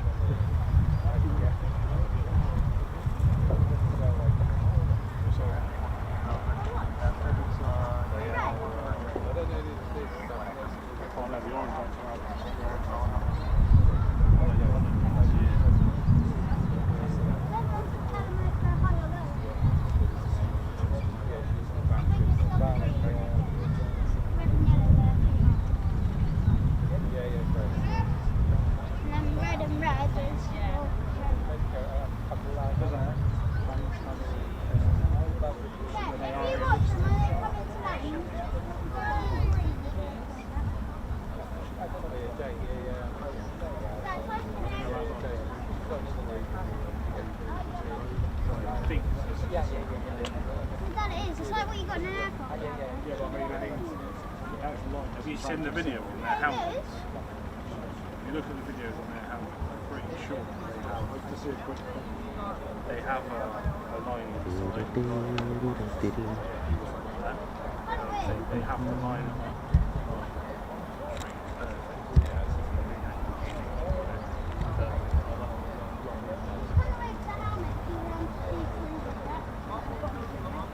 Yes.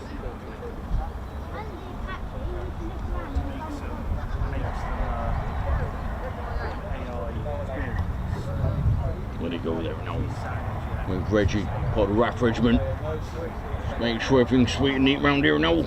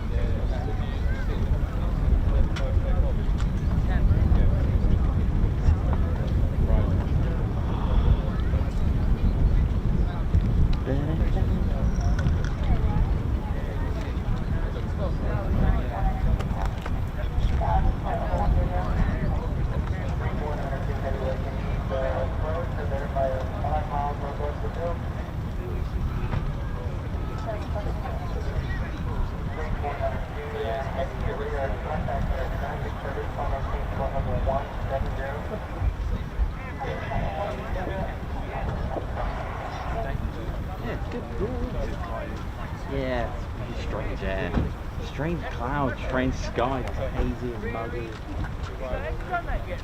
When they took off and then they started going up, it just feels like it never ended, and then suddenly it just disappears.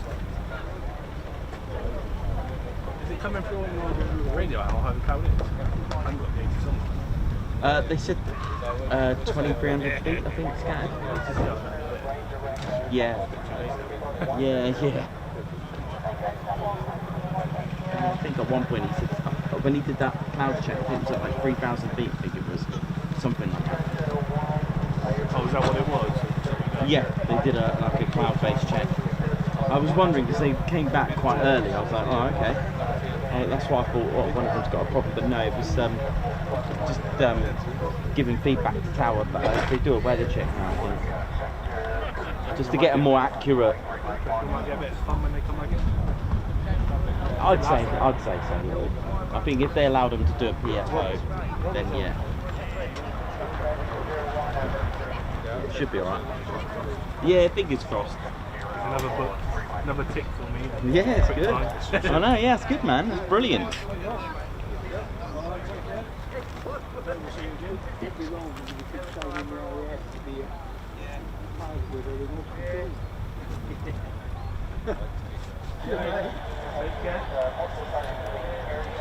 Cheers, guys. See you later, Ken. Bye. See you later, mate. Take care. Bye now. Last week, first thing I got was a RC room. It was quite good. We're like, coming in, bobbing the ships and that. Had all the pyrotechnics and everything. fires out. Smoke of that, and then we're coming through.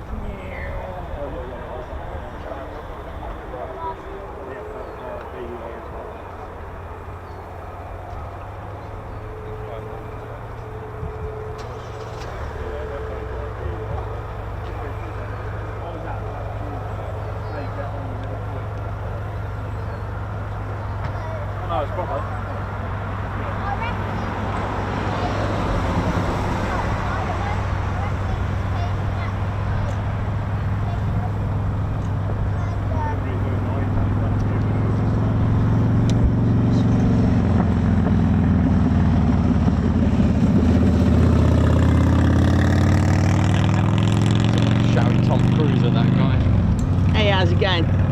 Hope you're all good in Grand Crew True. How's it all going? Hope you're all good and enjoying the show. What's been going on? Where's this current bun? What is going on? It's supposed to be August. It's supposed to be summer, isn't it? It's supposed to be beach weather. Get the old pins out, innit? And plates of meat out in the sea. Anyway, how you all doing? Hope you're enjoying the show. Bit of a funny one today, innit? But bit of work to do today here. Been working with the Fighter Generation Squadron there with those F-35s. They're an amazing piece of kit, they are. Tell you. My name's Grand Crew G, nice to meet him. When I was a nipper, I saw an F4 Phantom and I fell in love with it. And I always wanted to fly it. That's right. Nah, just kidding. I wanted to fix it. I didn't want to fly it. Me, pilot? Nah, not for me. Just kidding. Now, when I was a nipper, I fell in love with it. But my friends thought I was balmy because they thought, well, why don't you want to fly it? I said, well, someone's got to fix it. So, those lovely engines on those, beautiful, and the old spoke, long live it and all that. It's all good round here. Oh, what was that? Hello little fella, how you doing down there? You alright? Yeah, you good? You behaving yourself? Yeah, that's good, that's good. What you been doing? Where's your mates anyway? Flying around, are they? Oh, okay, that's good. Do they need a bit of servicing up there or something? Yeah, that's pretty good, mate. Alright, well, mine, how you go? Yeah, hope we're all good, ladies, gents, teddy bears. Hope we've been well. My name's Grand Crew Drew. Yeah, it's only kidding. Me, a pilot now, not for me. I like to fix ones. I like to get me longers and lingers, and me jazz bands all right in there. My granddad, he was a mechanic, and my father as well. He likes to do things like that. We used to like servicing planes and aircraft and stuff. He had a hangar. He had his own little plane. He had a small little Cessna. We used to like working on it, you know. Yeah, it's all good. But then I got in here and just like to work on the aircraft, and that's just pretty good. Just my thing. Oh, what was that?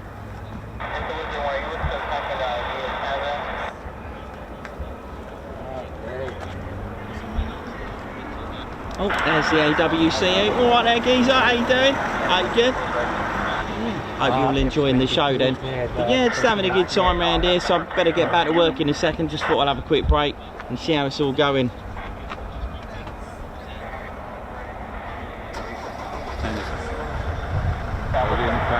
Oh, okay. How you doing? All right? Yeah, it's good. Like the t-shirt. Sure. He's watching now, right now. Works in the same hospital, so. Oh, cool. One sec. How you doing? All right, kiddo? You good? Yeah. Show it to him. You're watching. You're right. You watching it? Oh, yeah. Nice. Oh, yeah. Nice one. Love the t-shirt. It's all right, isn't it? Well, take a picture with him. Come on. Do you want me to? I'll come down. Don't worry. Yes, please. Yeah. Thanks. All right. Take a picture with him. Go with him. Sure, that's when you get Ted, yeah? He's watching your vlog. I know, it's good, isn't it? Hey? Right. You got a YouTube channel. What's your name? Liam. Nice to meet you. Here we go. Oh, we're doing a selfie, are we? Okay. Oh. And did you want one with your mum's camera as well? It's okay. I'll just go in. Okay, I'll send you. No problem at all. Alright, no worries. Thank okay, you. no worries. Nice to meet you, Liam. Thank you, Martin. Yeah, Thanks. Nice to see you. Hope to see you Sunday. Hopefully. Okay. Yeah. Thank you, Martin. Have a nice day. No problem. Have a good time. Enjoy.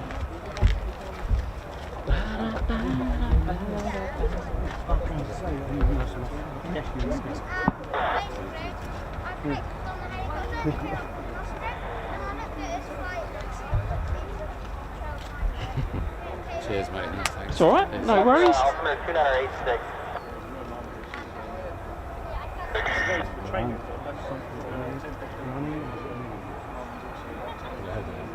F-15 stuff.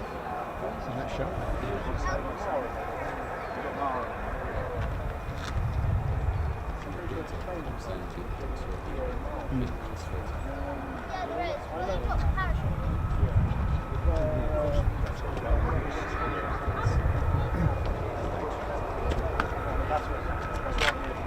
Hello.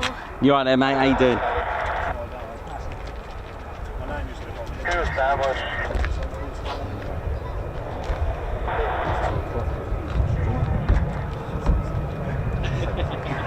you doing? Right. Yeah, not too bad yourself. Yeah, good, thank you. Miles into it.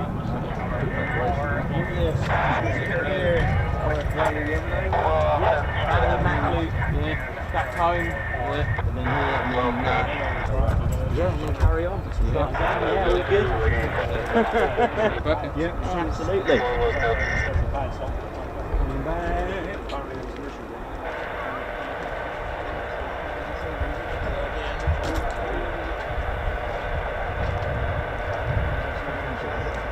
Stuff coming back now. Yeah, coming back now, are they?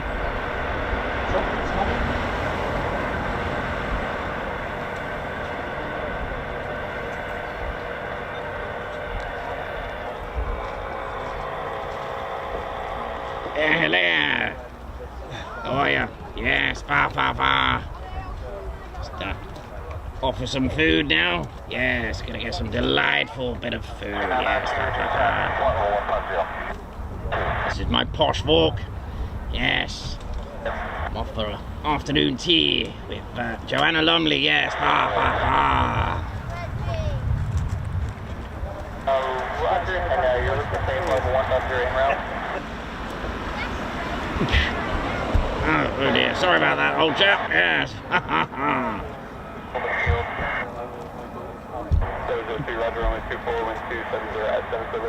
Clear low approach, here we go. Low approach. That's what you wanted. You got it. It is. Here we go. Cleared low approach, mate. Say that bearing, Ted. Absolutely. And that noise detector out. Oh yeah, the tedometer.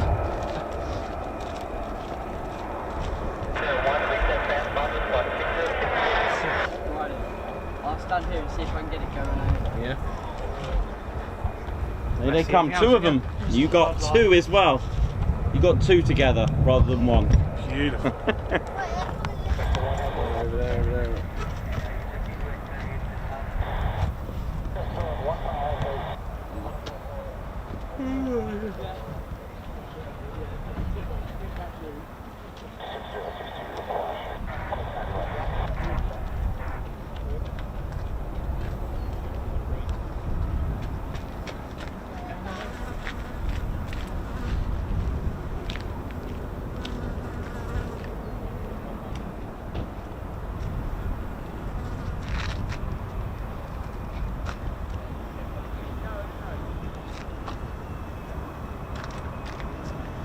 Well, this looks good. Two for the price of one here. Here we go.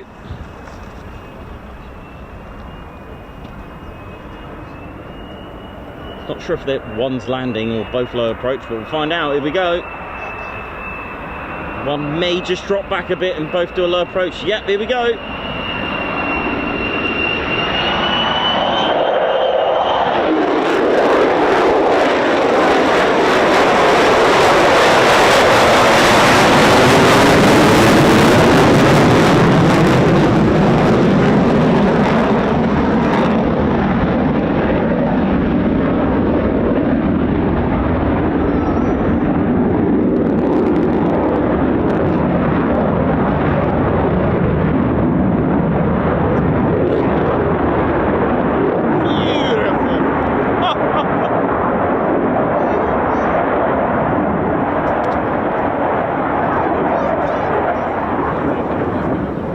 Who needs cotton buds and earwax cleaning with this?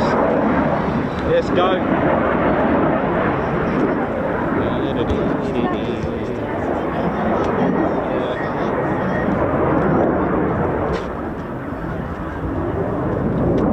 One's gonna land.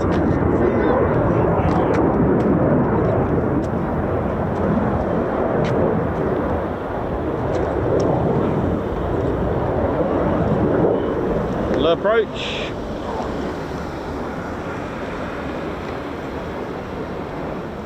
Here we go.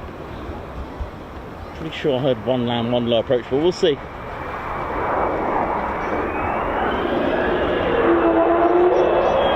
What the hell? Woo!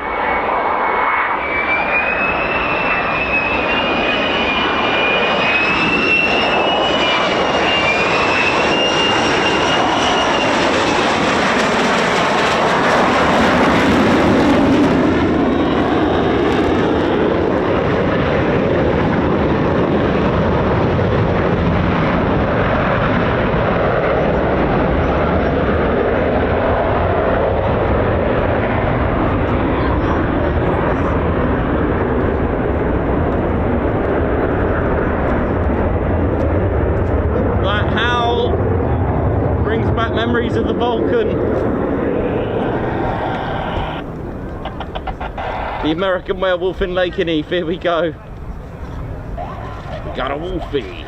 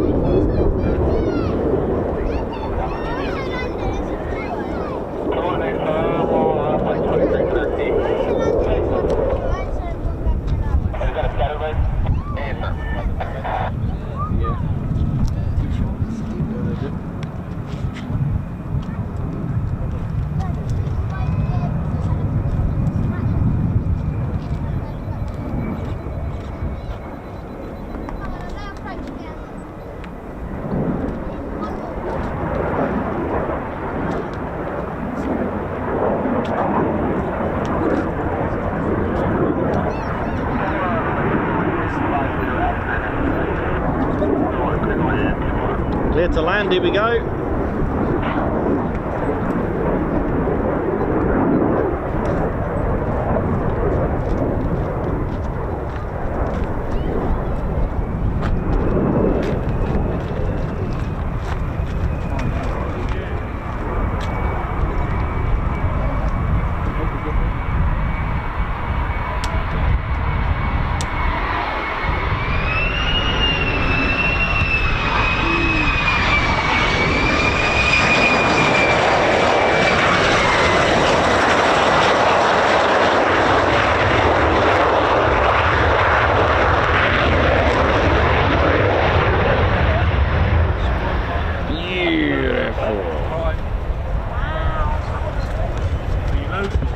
Two back. That wolf. Oh, I think more than that. That's the first two back.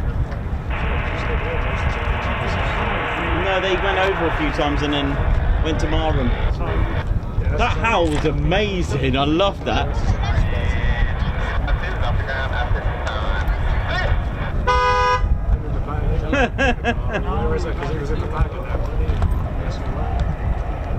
That howl, did you hear that?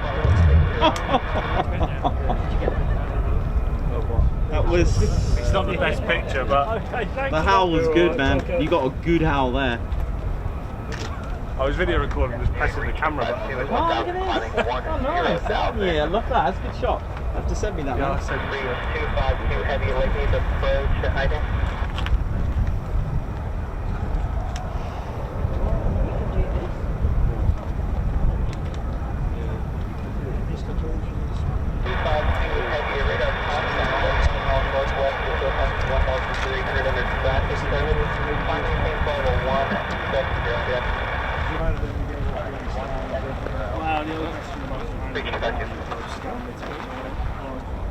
Comes up as spam call.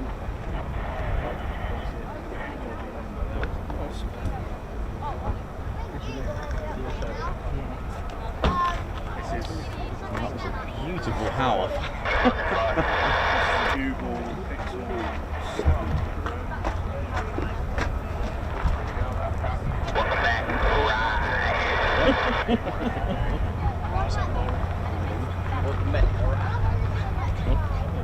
Just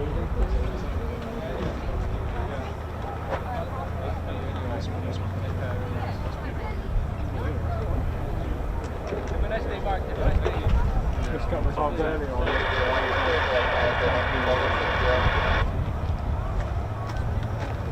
don't know if it's where we're coming. Hello?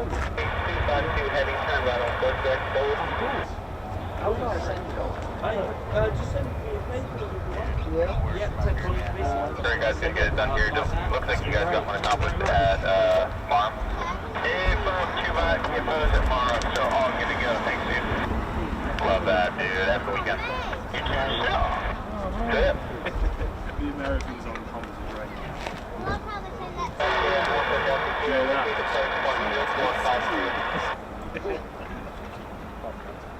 They're doing the first thing.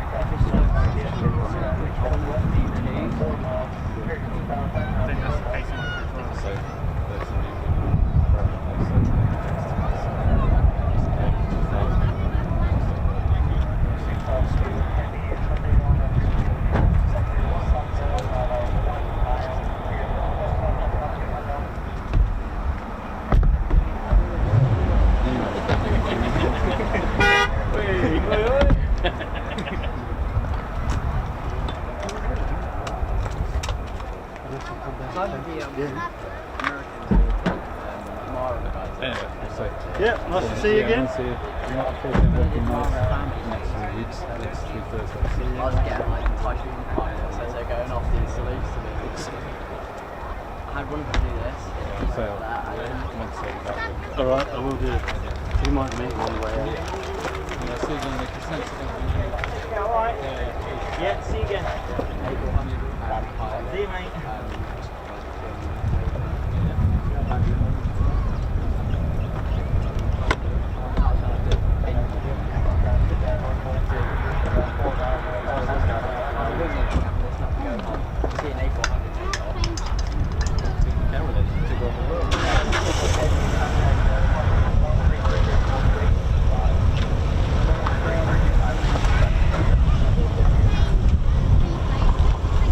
How we're doing, ladies, gents, teddy bears. So yeah, just a few more F-35 still out to come back.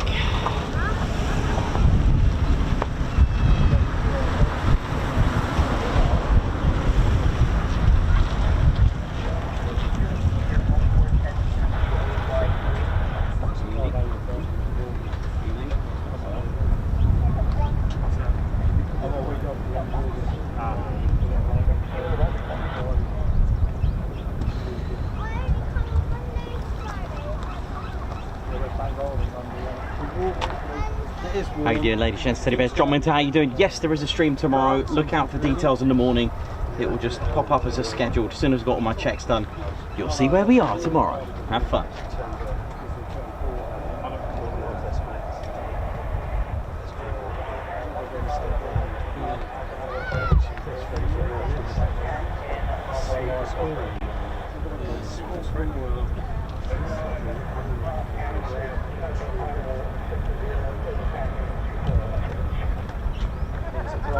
Friday the 23rd is the 2.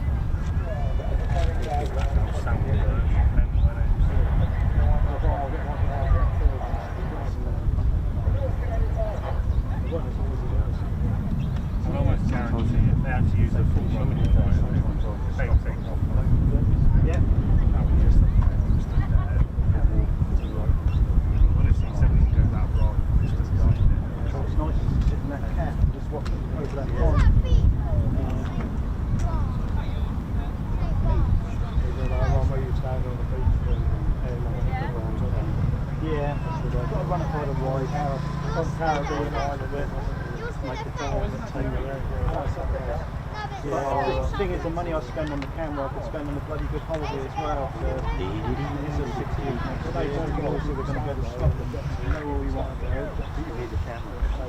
Well, my bridge camera's good enough for landscape, but birds even. It just doesn't. It keeps focusing in. It's annoying as hell.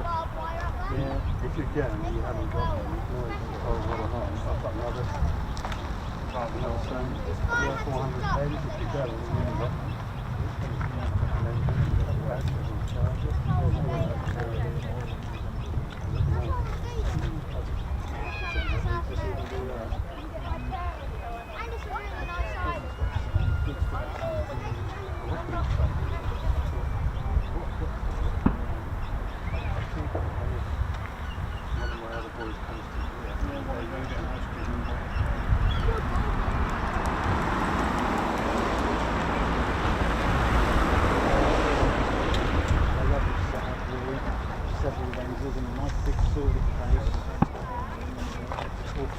Inside and just quite quickly, a little bit like a suitcase really.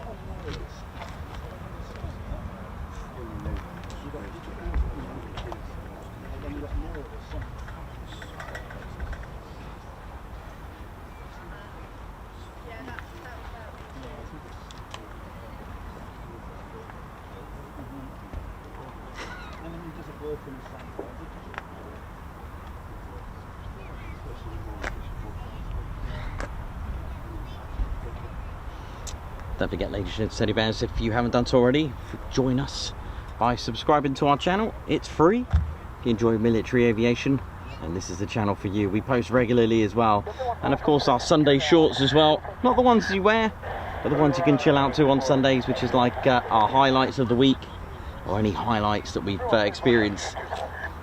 Right, here we go, TACAN 2-4, which means it'll be quite high as they come past using the TACAN. So they'll be quite high up and then break into the circuit.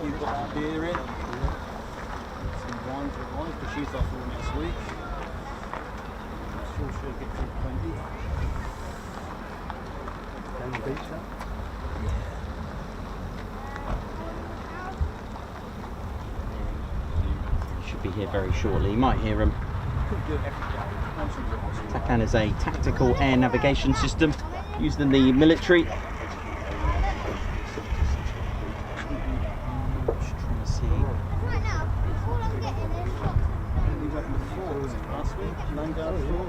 I'll see if I can locate the TACAN for you so you can see what it looks like. Yeah, spent about an hour or so in there. It's not the mushroom sort of style one, is it? You can see it.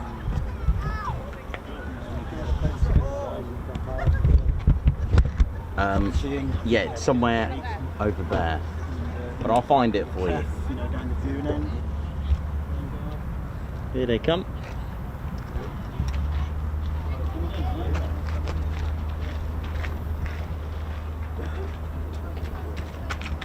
A bit lower than I thought. Maybe they use the TACAN from far away.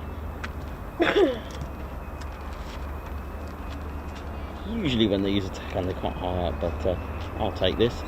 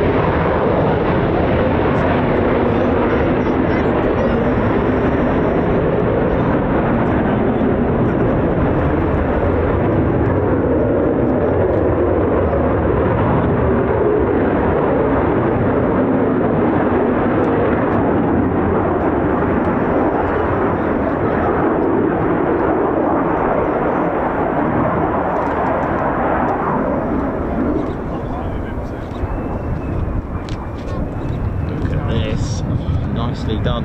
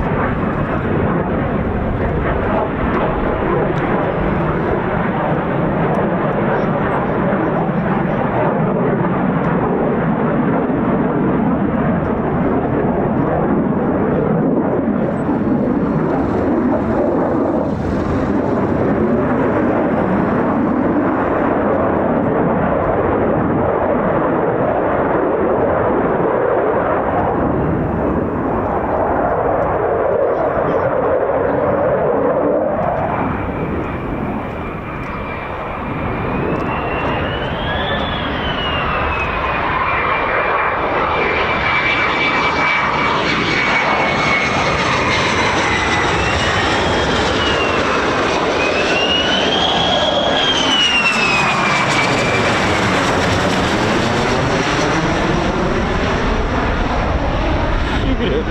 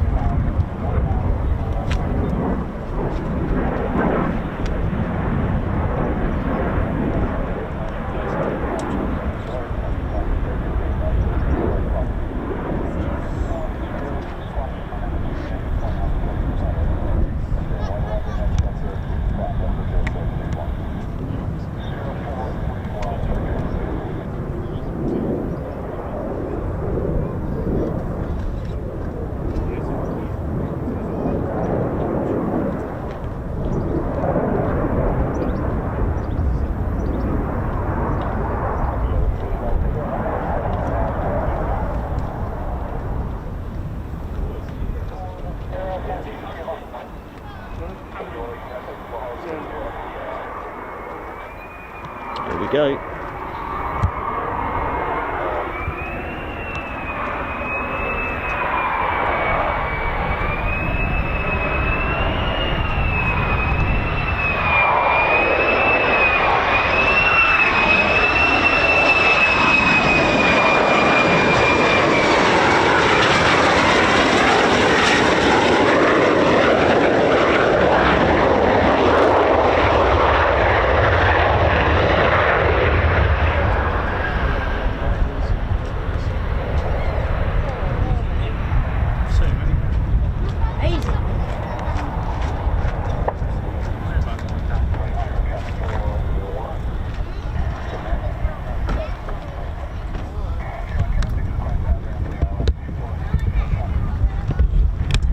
Just coming behind us now using the ILS.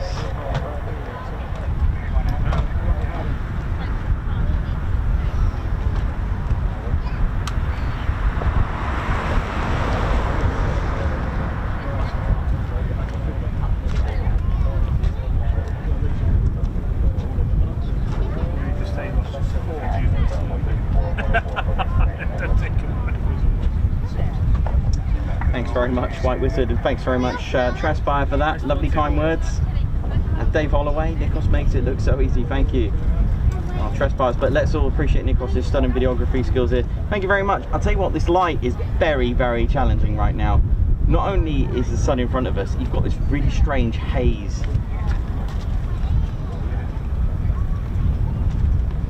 White Wizard, thank you. Alex Blackcat, thank you very much.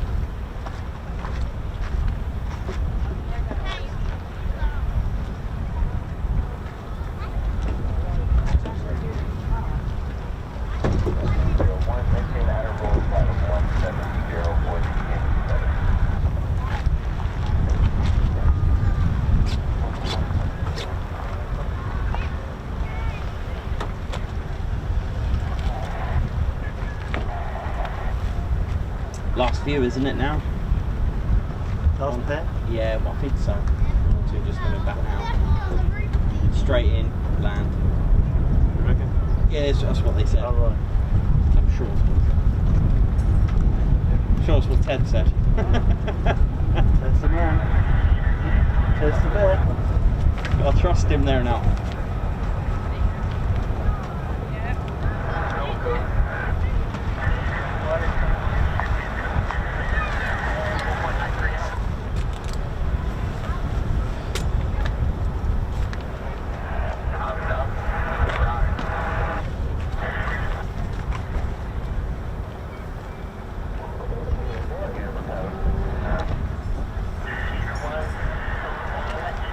Chunky tyres. Yeah.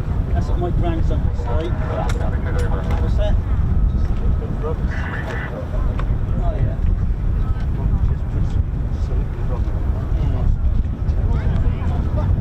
No, there's a couple more out there. At least, yeah. Make this yourself. No worries.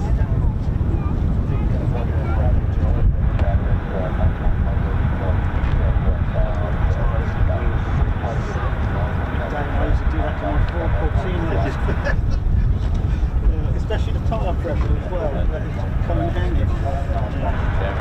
Those were the days. Was it tar wall black? My brother so he'd done his tyres with Dulux gloss. Sure, page 58. Yeah, you know it. His tyres and all of this with. I've got a Sharpie this is my photo guy. Well, it's just, luckily it's just this. Let me get my size rim. You're on F-35. Just shout.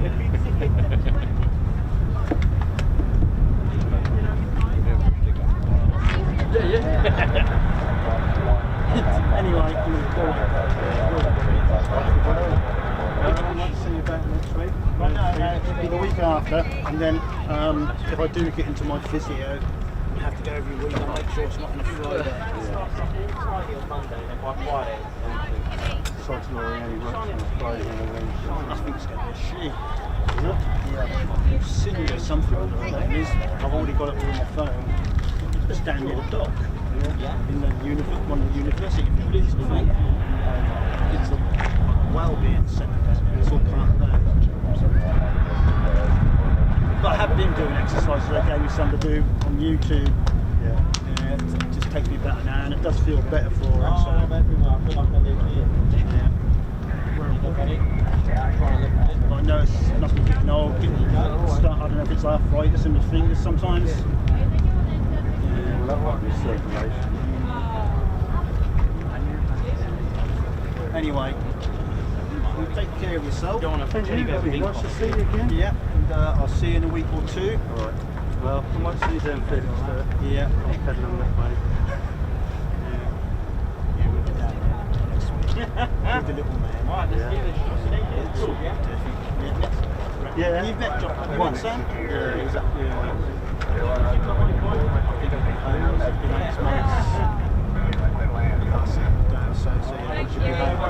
George, take care. I should have to get some nice long beer to land. Thank you for that. Funny video of me running up. No, I appreciate that. Well, I'm quite firm and fair with mine, but literally, there was an F-35 quick climbing. It was already, because I heard it and I was down over there. Yeah. Managed to get it and press record as it was halfway, so I'll count that. But it was, everyone missed the quick climb because they were all just watching me what I was doing. Oh dear.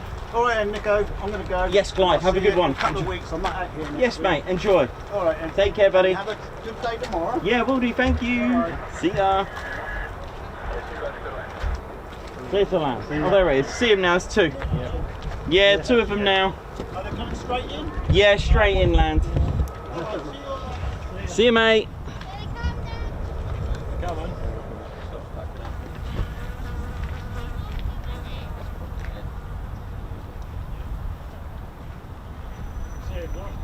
Yeah, there's two there. One after each other.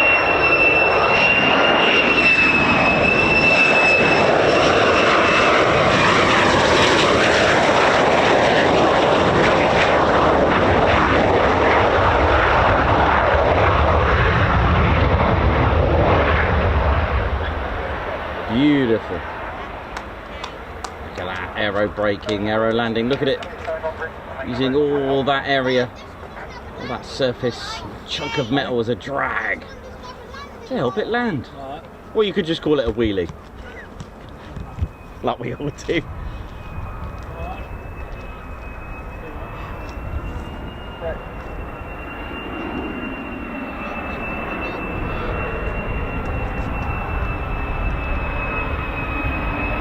Here we go.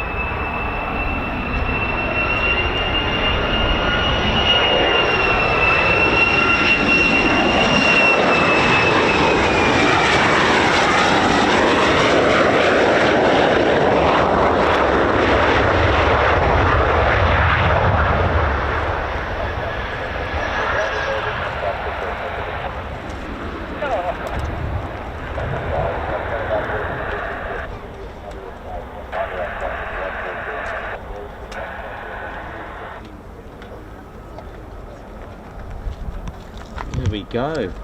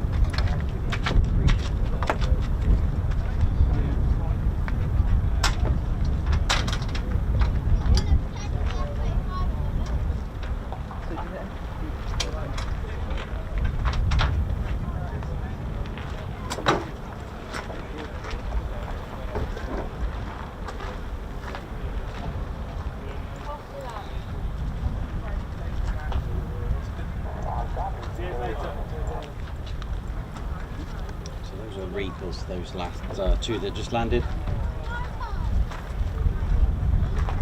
think that's it, man. Yeah, good to see you again, mate. See you later, yeah? Yeah, I'll see you, bros. Yeah, yeah. We'll Take do, care, mate. Yeah, drive I'll safe. try and plan that in. Enjoy tomorrow. Yeah, thank you, mate. You take care, safe See you journey. later. See you, mate. Bye. See ya. See you later, mate. Take care. Thank you.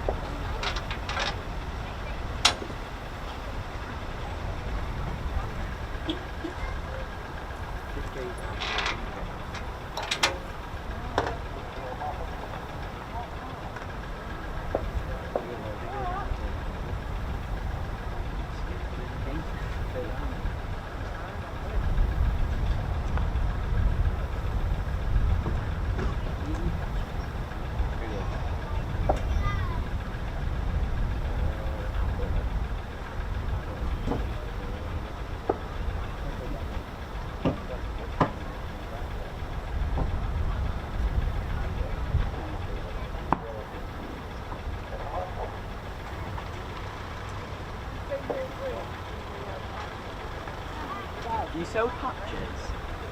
Yeah, I've got some merch. I'll show you in 2 minutes. Yeah. Because I think that's all of them back, right?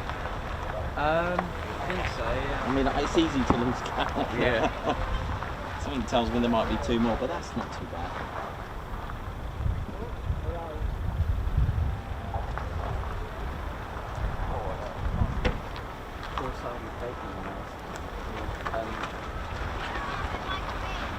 We spent about an hour and a half trying to so long with the Velcro strips onto his bag, and I saw him put his bag back. I tried to take it off, and he yanked the bag back, and the whole Velcro thing just ripped off. I think so.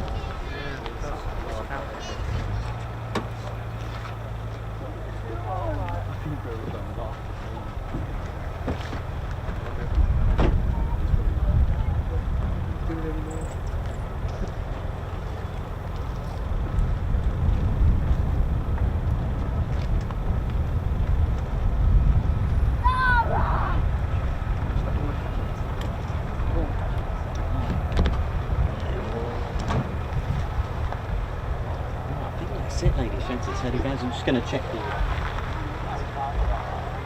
No, there's still a few out there. There's still more out there. Over there? Yeah. They're quite far. They're only knocking off now. It's so easy to lose count. You see, Yeah, I mean that's like 6, and I'm pretty sure there was more than 6. The reefers as well. Did you see them? Yeah, so well, there was 2 or 4 at the beginning, weren't there? The 35s, and then you had the Valkyries that went out after. Did you see that? Show it up.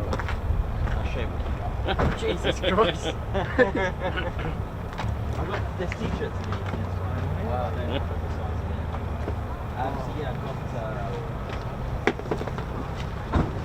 remove barriers before and Valkyries both sides. It's an HQ, alright.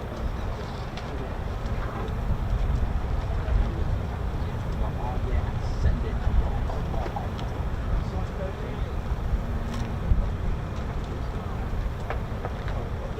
Well, upside more pig battles.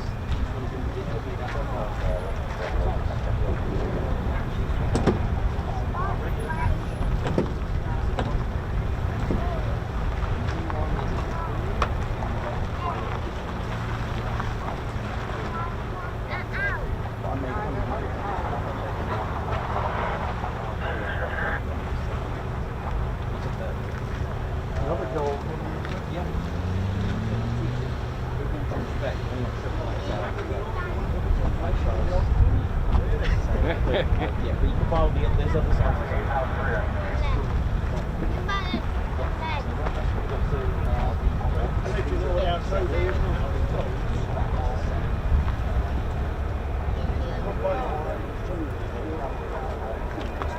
Sure. Which one did you want? I did sort of see the other one. This one is Then my... See one of the old ones? Yes, do it. Just need to fit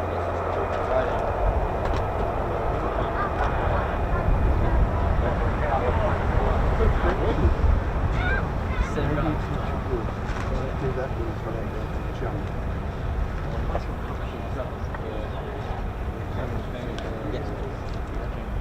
Sure. Thank you. Thank you very much. I'll put it in the jingle. Put it in the radios. Thank you. That's right. One person.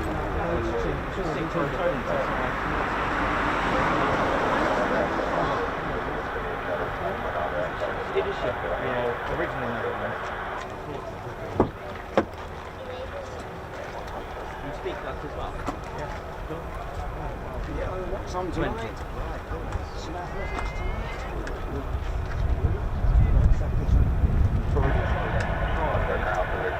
So does your wife look still now? Yeah, oh yeah, absolutely. She's retired on help. She's not interested in watching. No.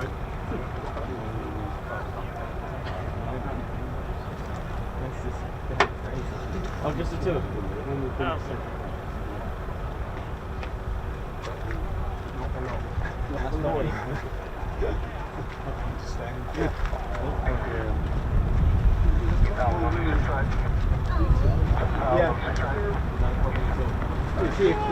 Yes, the camera.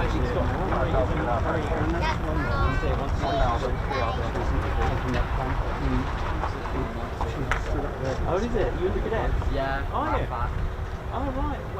Air cadets? Yeah. Whereabouts? Norwich Squadron. Okay. Track as well. So I've been asked to do Black. 6 o'clock. Yes. Yes, she had to scan it. It's got 9s in it. I know that.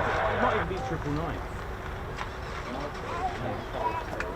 It's got a lot of 9s in it. I remember that. I think it's safe. I didn't say that. Yeah, hopefully. That's good, man. Yeah. I want to join the USAFE. Yeah, you can do that. I went to Korea, I was talking to an engineer, and he got a green card, what's it grade, and you sign up. This looks good. He's got his card out. I'll boot up the card reader. Oh, it's broke. If you were in America, or if you were a fighter, Probably here, hopefully, getting the F-15Es.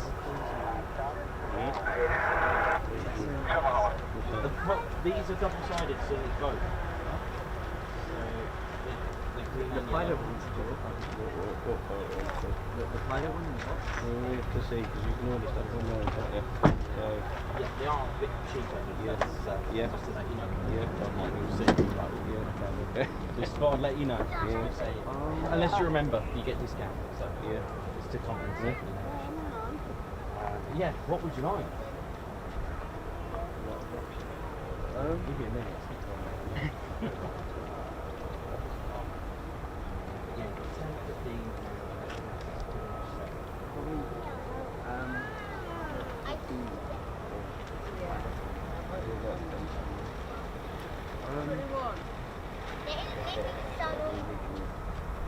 Yeah, so that's the main one. That's our original. And these are that's the latest and greatest one. Yeah, so it's got all five. Sorry, it's got all main base. It's got running to the Mara. So it's got basically a fighter patch. That's where it's got all the street bases. Yeah. Blue stars. Yeah.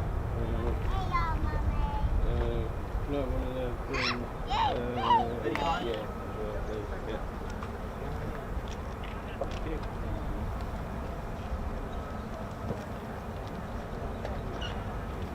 Oh yeah. 22. Yeah. There you go, sir. Thank you very much. No problem. Enjoy.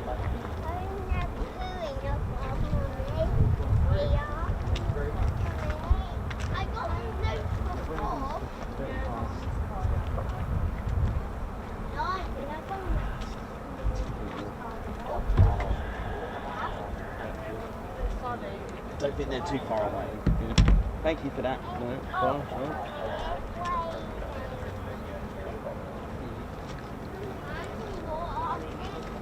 All right there. How you doing, mate? Yeah, good man. You up at Coningsby yesterday? Yes. Mate, do you know if there's anything coming in? I've been for sure. Oh, just now? Behind you.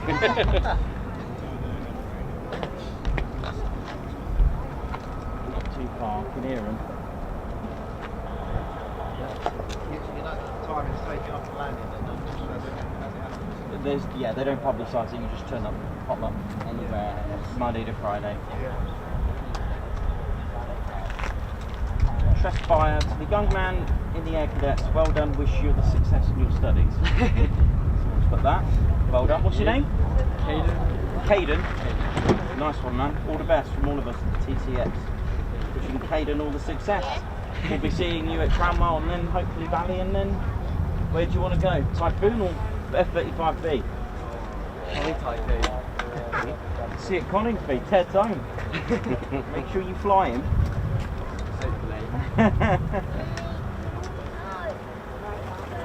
So probably Air Cadets, where'd you go? What? How old are you? If you don't mind me asking. 13. Right, you've still got a few years yet. And then what? You go to Cranwell. I think that's how you start off. I think you start up in the Grob. That's right. And then Port TTs. Because their cockpits like designed to. Yeah, so like, you'll be in the prefect now. Cranwell, and then you'll go taxi before port. Yeah. And then yeah. Good times, good. Keep it going, keep it flowing. That's good, man.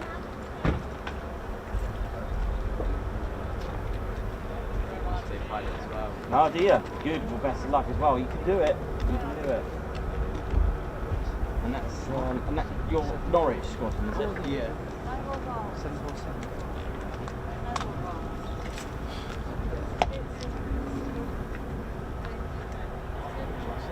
Shout out the 231 squadron.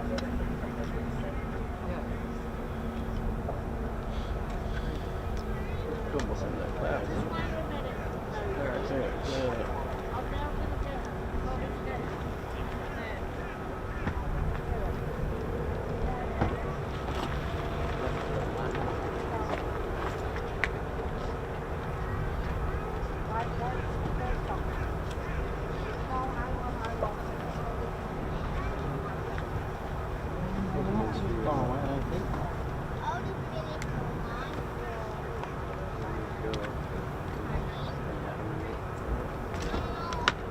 Visit Norwich Squadron. I'll have to. Yeah. See if Point Charlie says over there. Yeah, see if they'd have me to come and do a talk or something. It's not too far from me actually. Oh, so I'll talk to my OC and see if like there's a way. Yeah, speak to the OC and see. Yeah, and have a look. I'm quite happy to do that. Unless he, I mean, he probably knows the channel. I don't know. Probably. He might know Ted, and because I know that they a lot of them do tune in just to train the cadets on types of aircraft, stuff like that. I didn't realise it had such an impact, so I guess I do. So pretty cool. I mean, I didn't know anything. 5 years ago, I wouldn't know anything about this at all. So it just goes to show how far I've got, just not knowing. I took it literally a subject, I had no idea. I thought the Tornado was still flying with the RAF, and I thought the Red Arrows just turn up on a red plane on a day and just start doing all these things. It doesn't work like that. And actually I had that concept of thinking when I was a kid that, and when I was growing up, that RAF meant pilot, but it's not. There's a whole lot more to it. But, and then, so the idea was, well, if I'm thinking like that, there might be other people. So I tried to teach it in that way. See you next week? Yes, mate. Yeah, I'm about to pack it in as well. It's getting clearer but hotter now. Yeah. At least it's not as muggy. Take care. You too, Julian. Thank you very much. Regards to the special ops team.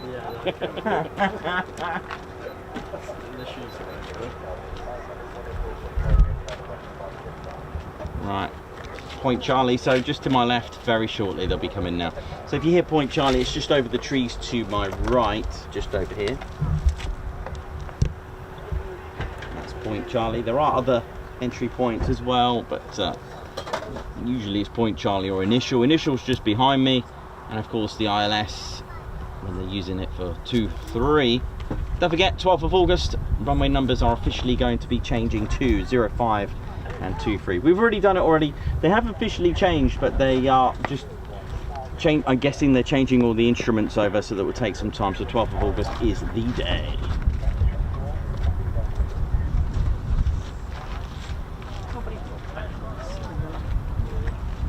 Almost home.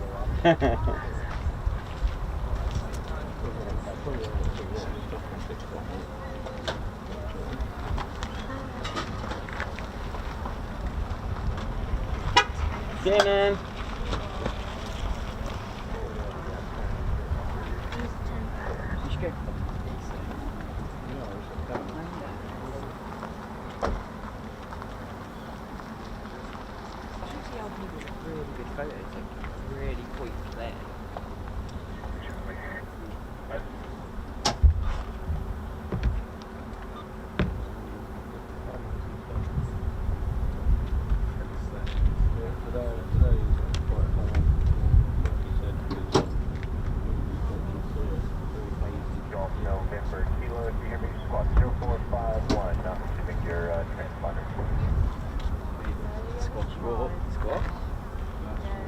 Squawk 76.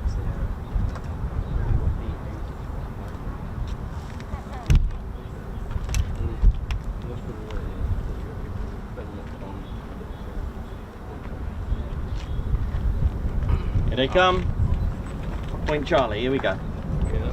Our last F-35s of the day. Here we go.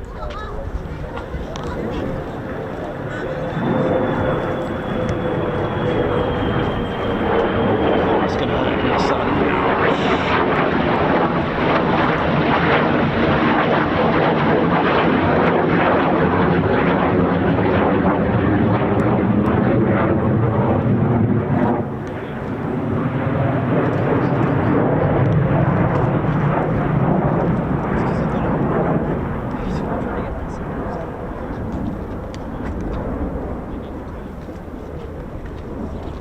Beautiful, beautiful aircraft. Clear to land, here we go. See how awful the weather is in the clarity. It's really hazy.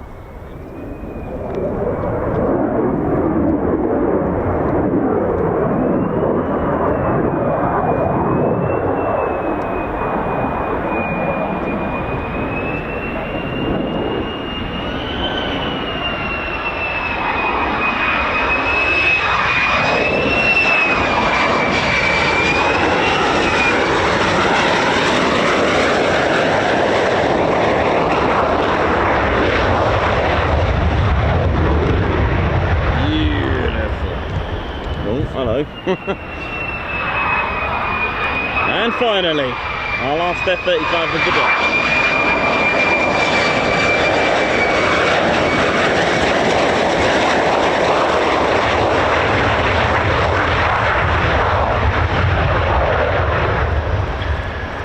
Starting the weekend off nicely with that landing. Ladies, gents and teddy bears, it's been an absolute pleasure. Oh yeah, thank you very much, all of you that's tuned in today and throughout the whole week as well. But we still got a stream tomorrow, so hopefully I can get it to, fingers crossed and paws crossed and that, hopefully I can get it all set up. So I haven't advertised it yet, but let me see if I can get this sorted out. Yes, how we doing, ladies, gents, teddy bears? What a week. And well, it's normally the weekend for me, as in like break, but of course got a little stream for you tomorrow, so hopefully I can get that running and so you can all enjoy it. Ladies, gents, teddy bears, been an absolute pleasure, and like we always do, thank you very much 48 Fighter Wing, thank you very much for today. That was incredible, thank you very much. And well, I wish them a happy, great, awesome weekend. Ladies, gents, teddy bears, Ted Coningsby channel, my name's Nikos, I've been your cameraman and commentator, and this is our squadron leader, Ted Coningsby, and we'd like to wish everyone a really good weekend, and thank you, all of you, for the support today. It's been absolutely magnificent, from those tuning on the wobbly jelly, for those in IRL, and have enjoyed it here with us as well, because it's been great company to have all of you with us inside and out of the tube. So thank you all so much. So ladies, gents, teddy bears, we're the Ted Coningsby channel, and you've been watching us live here at RAF Lakenheath, and for the last time, actually no, I was going to say for the week, but for the last time for today. See you soon. Wish you well. Oh yeah, come on in, Ted. Ted, I've got salmon.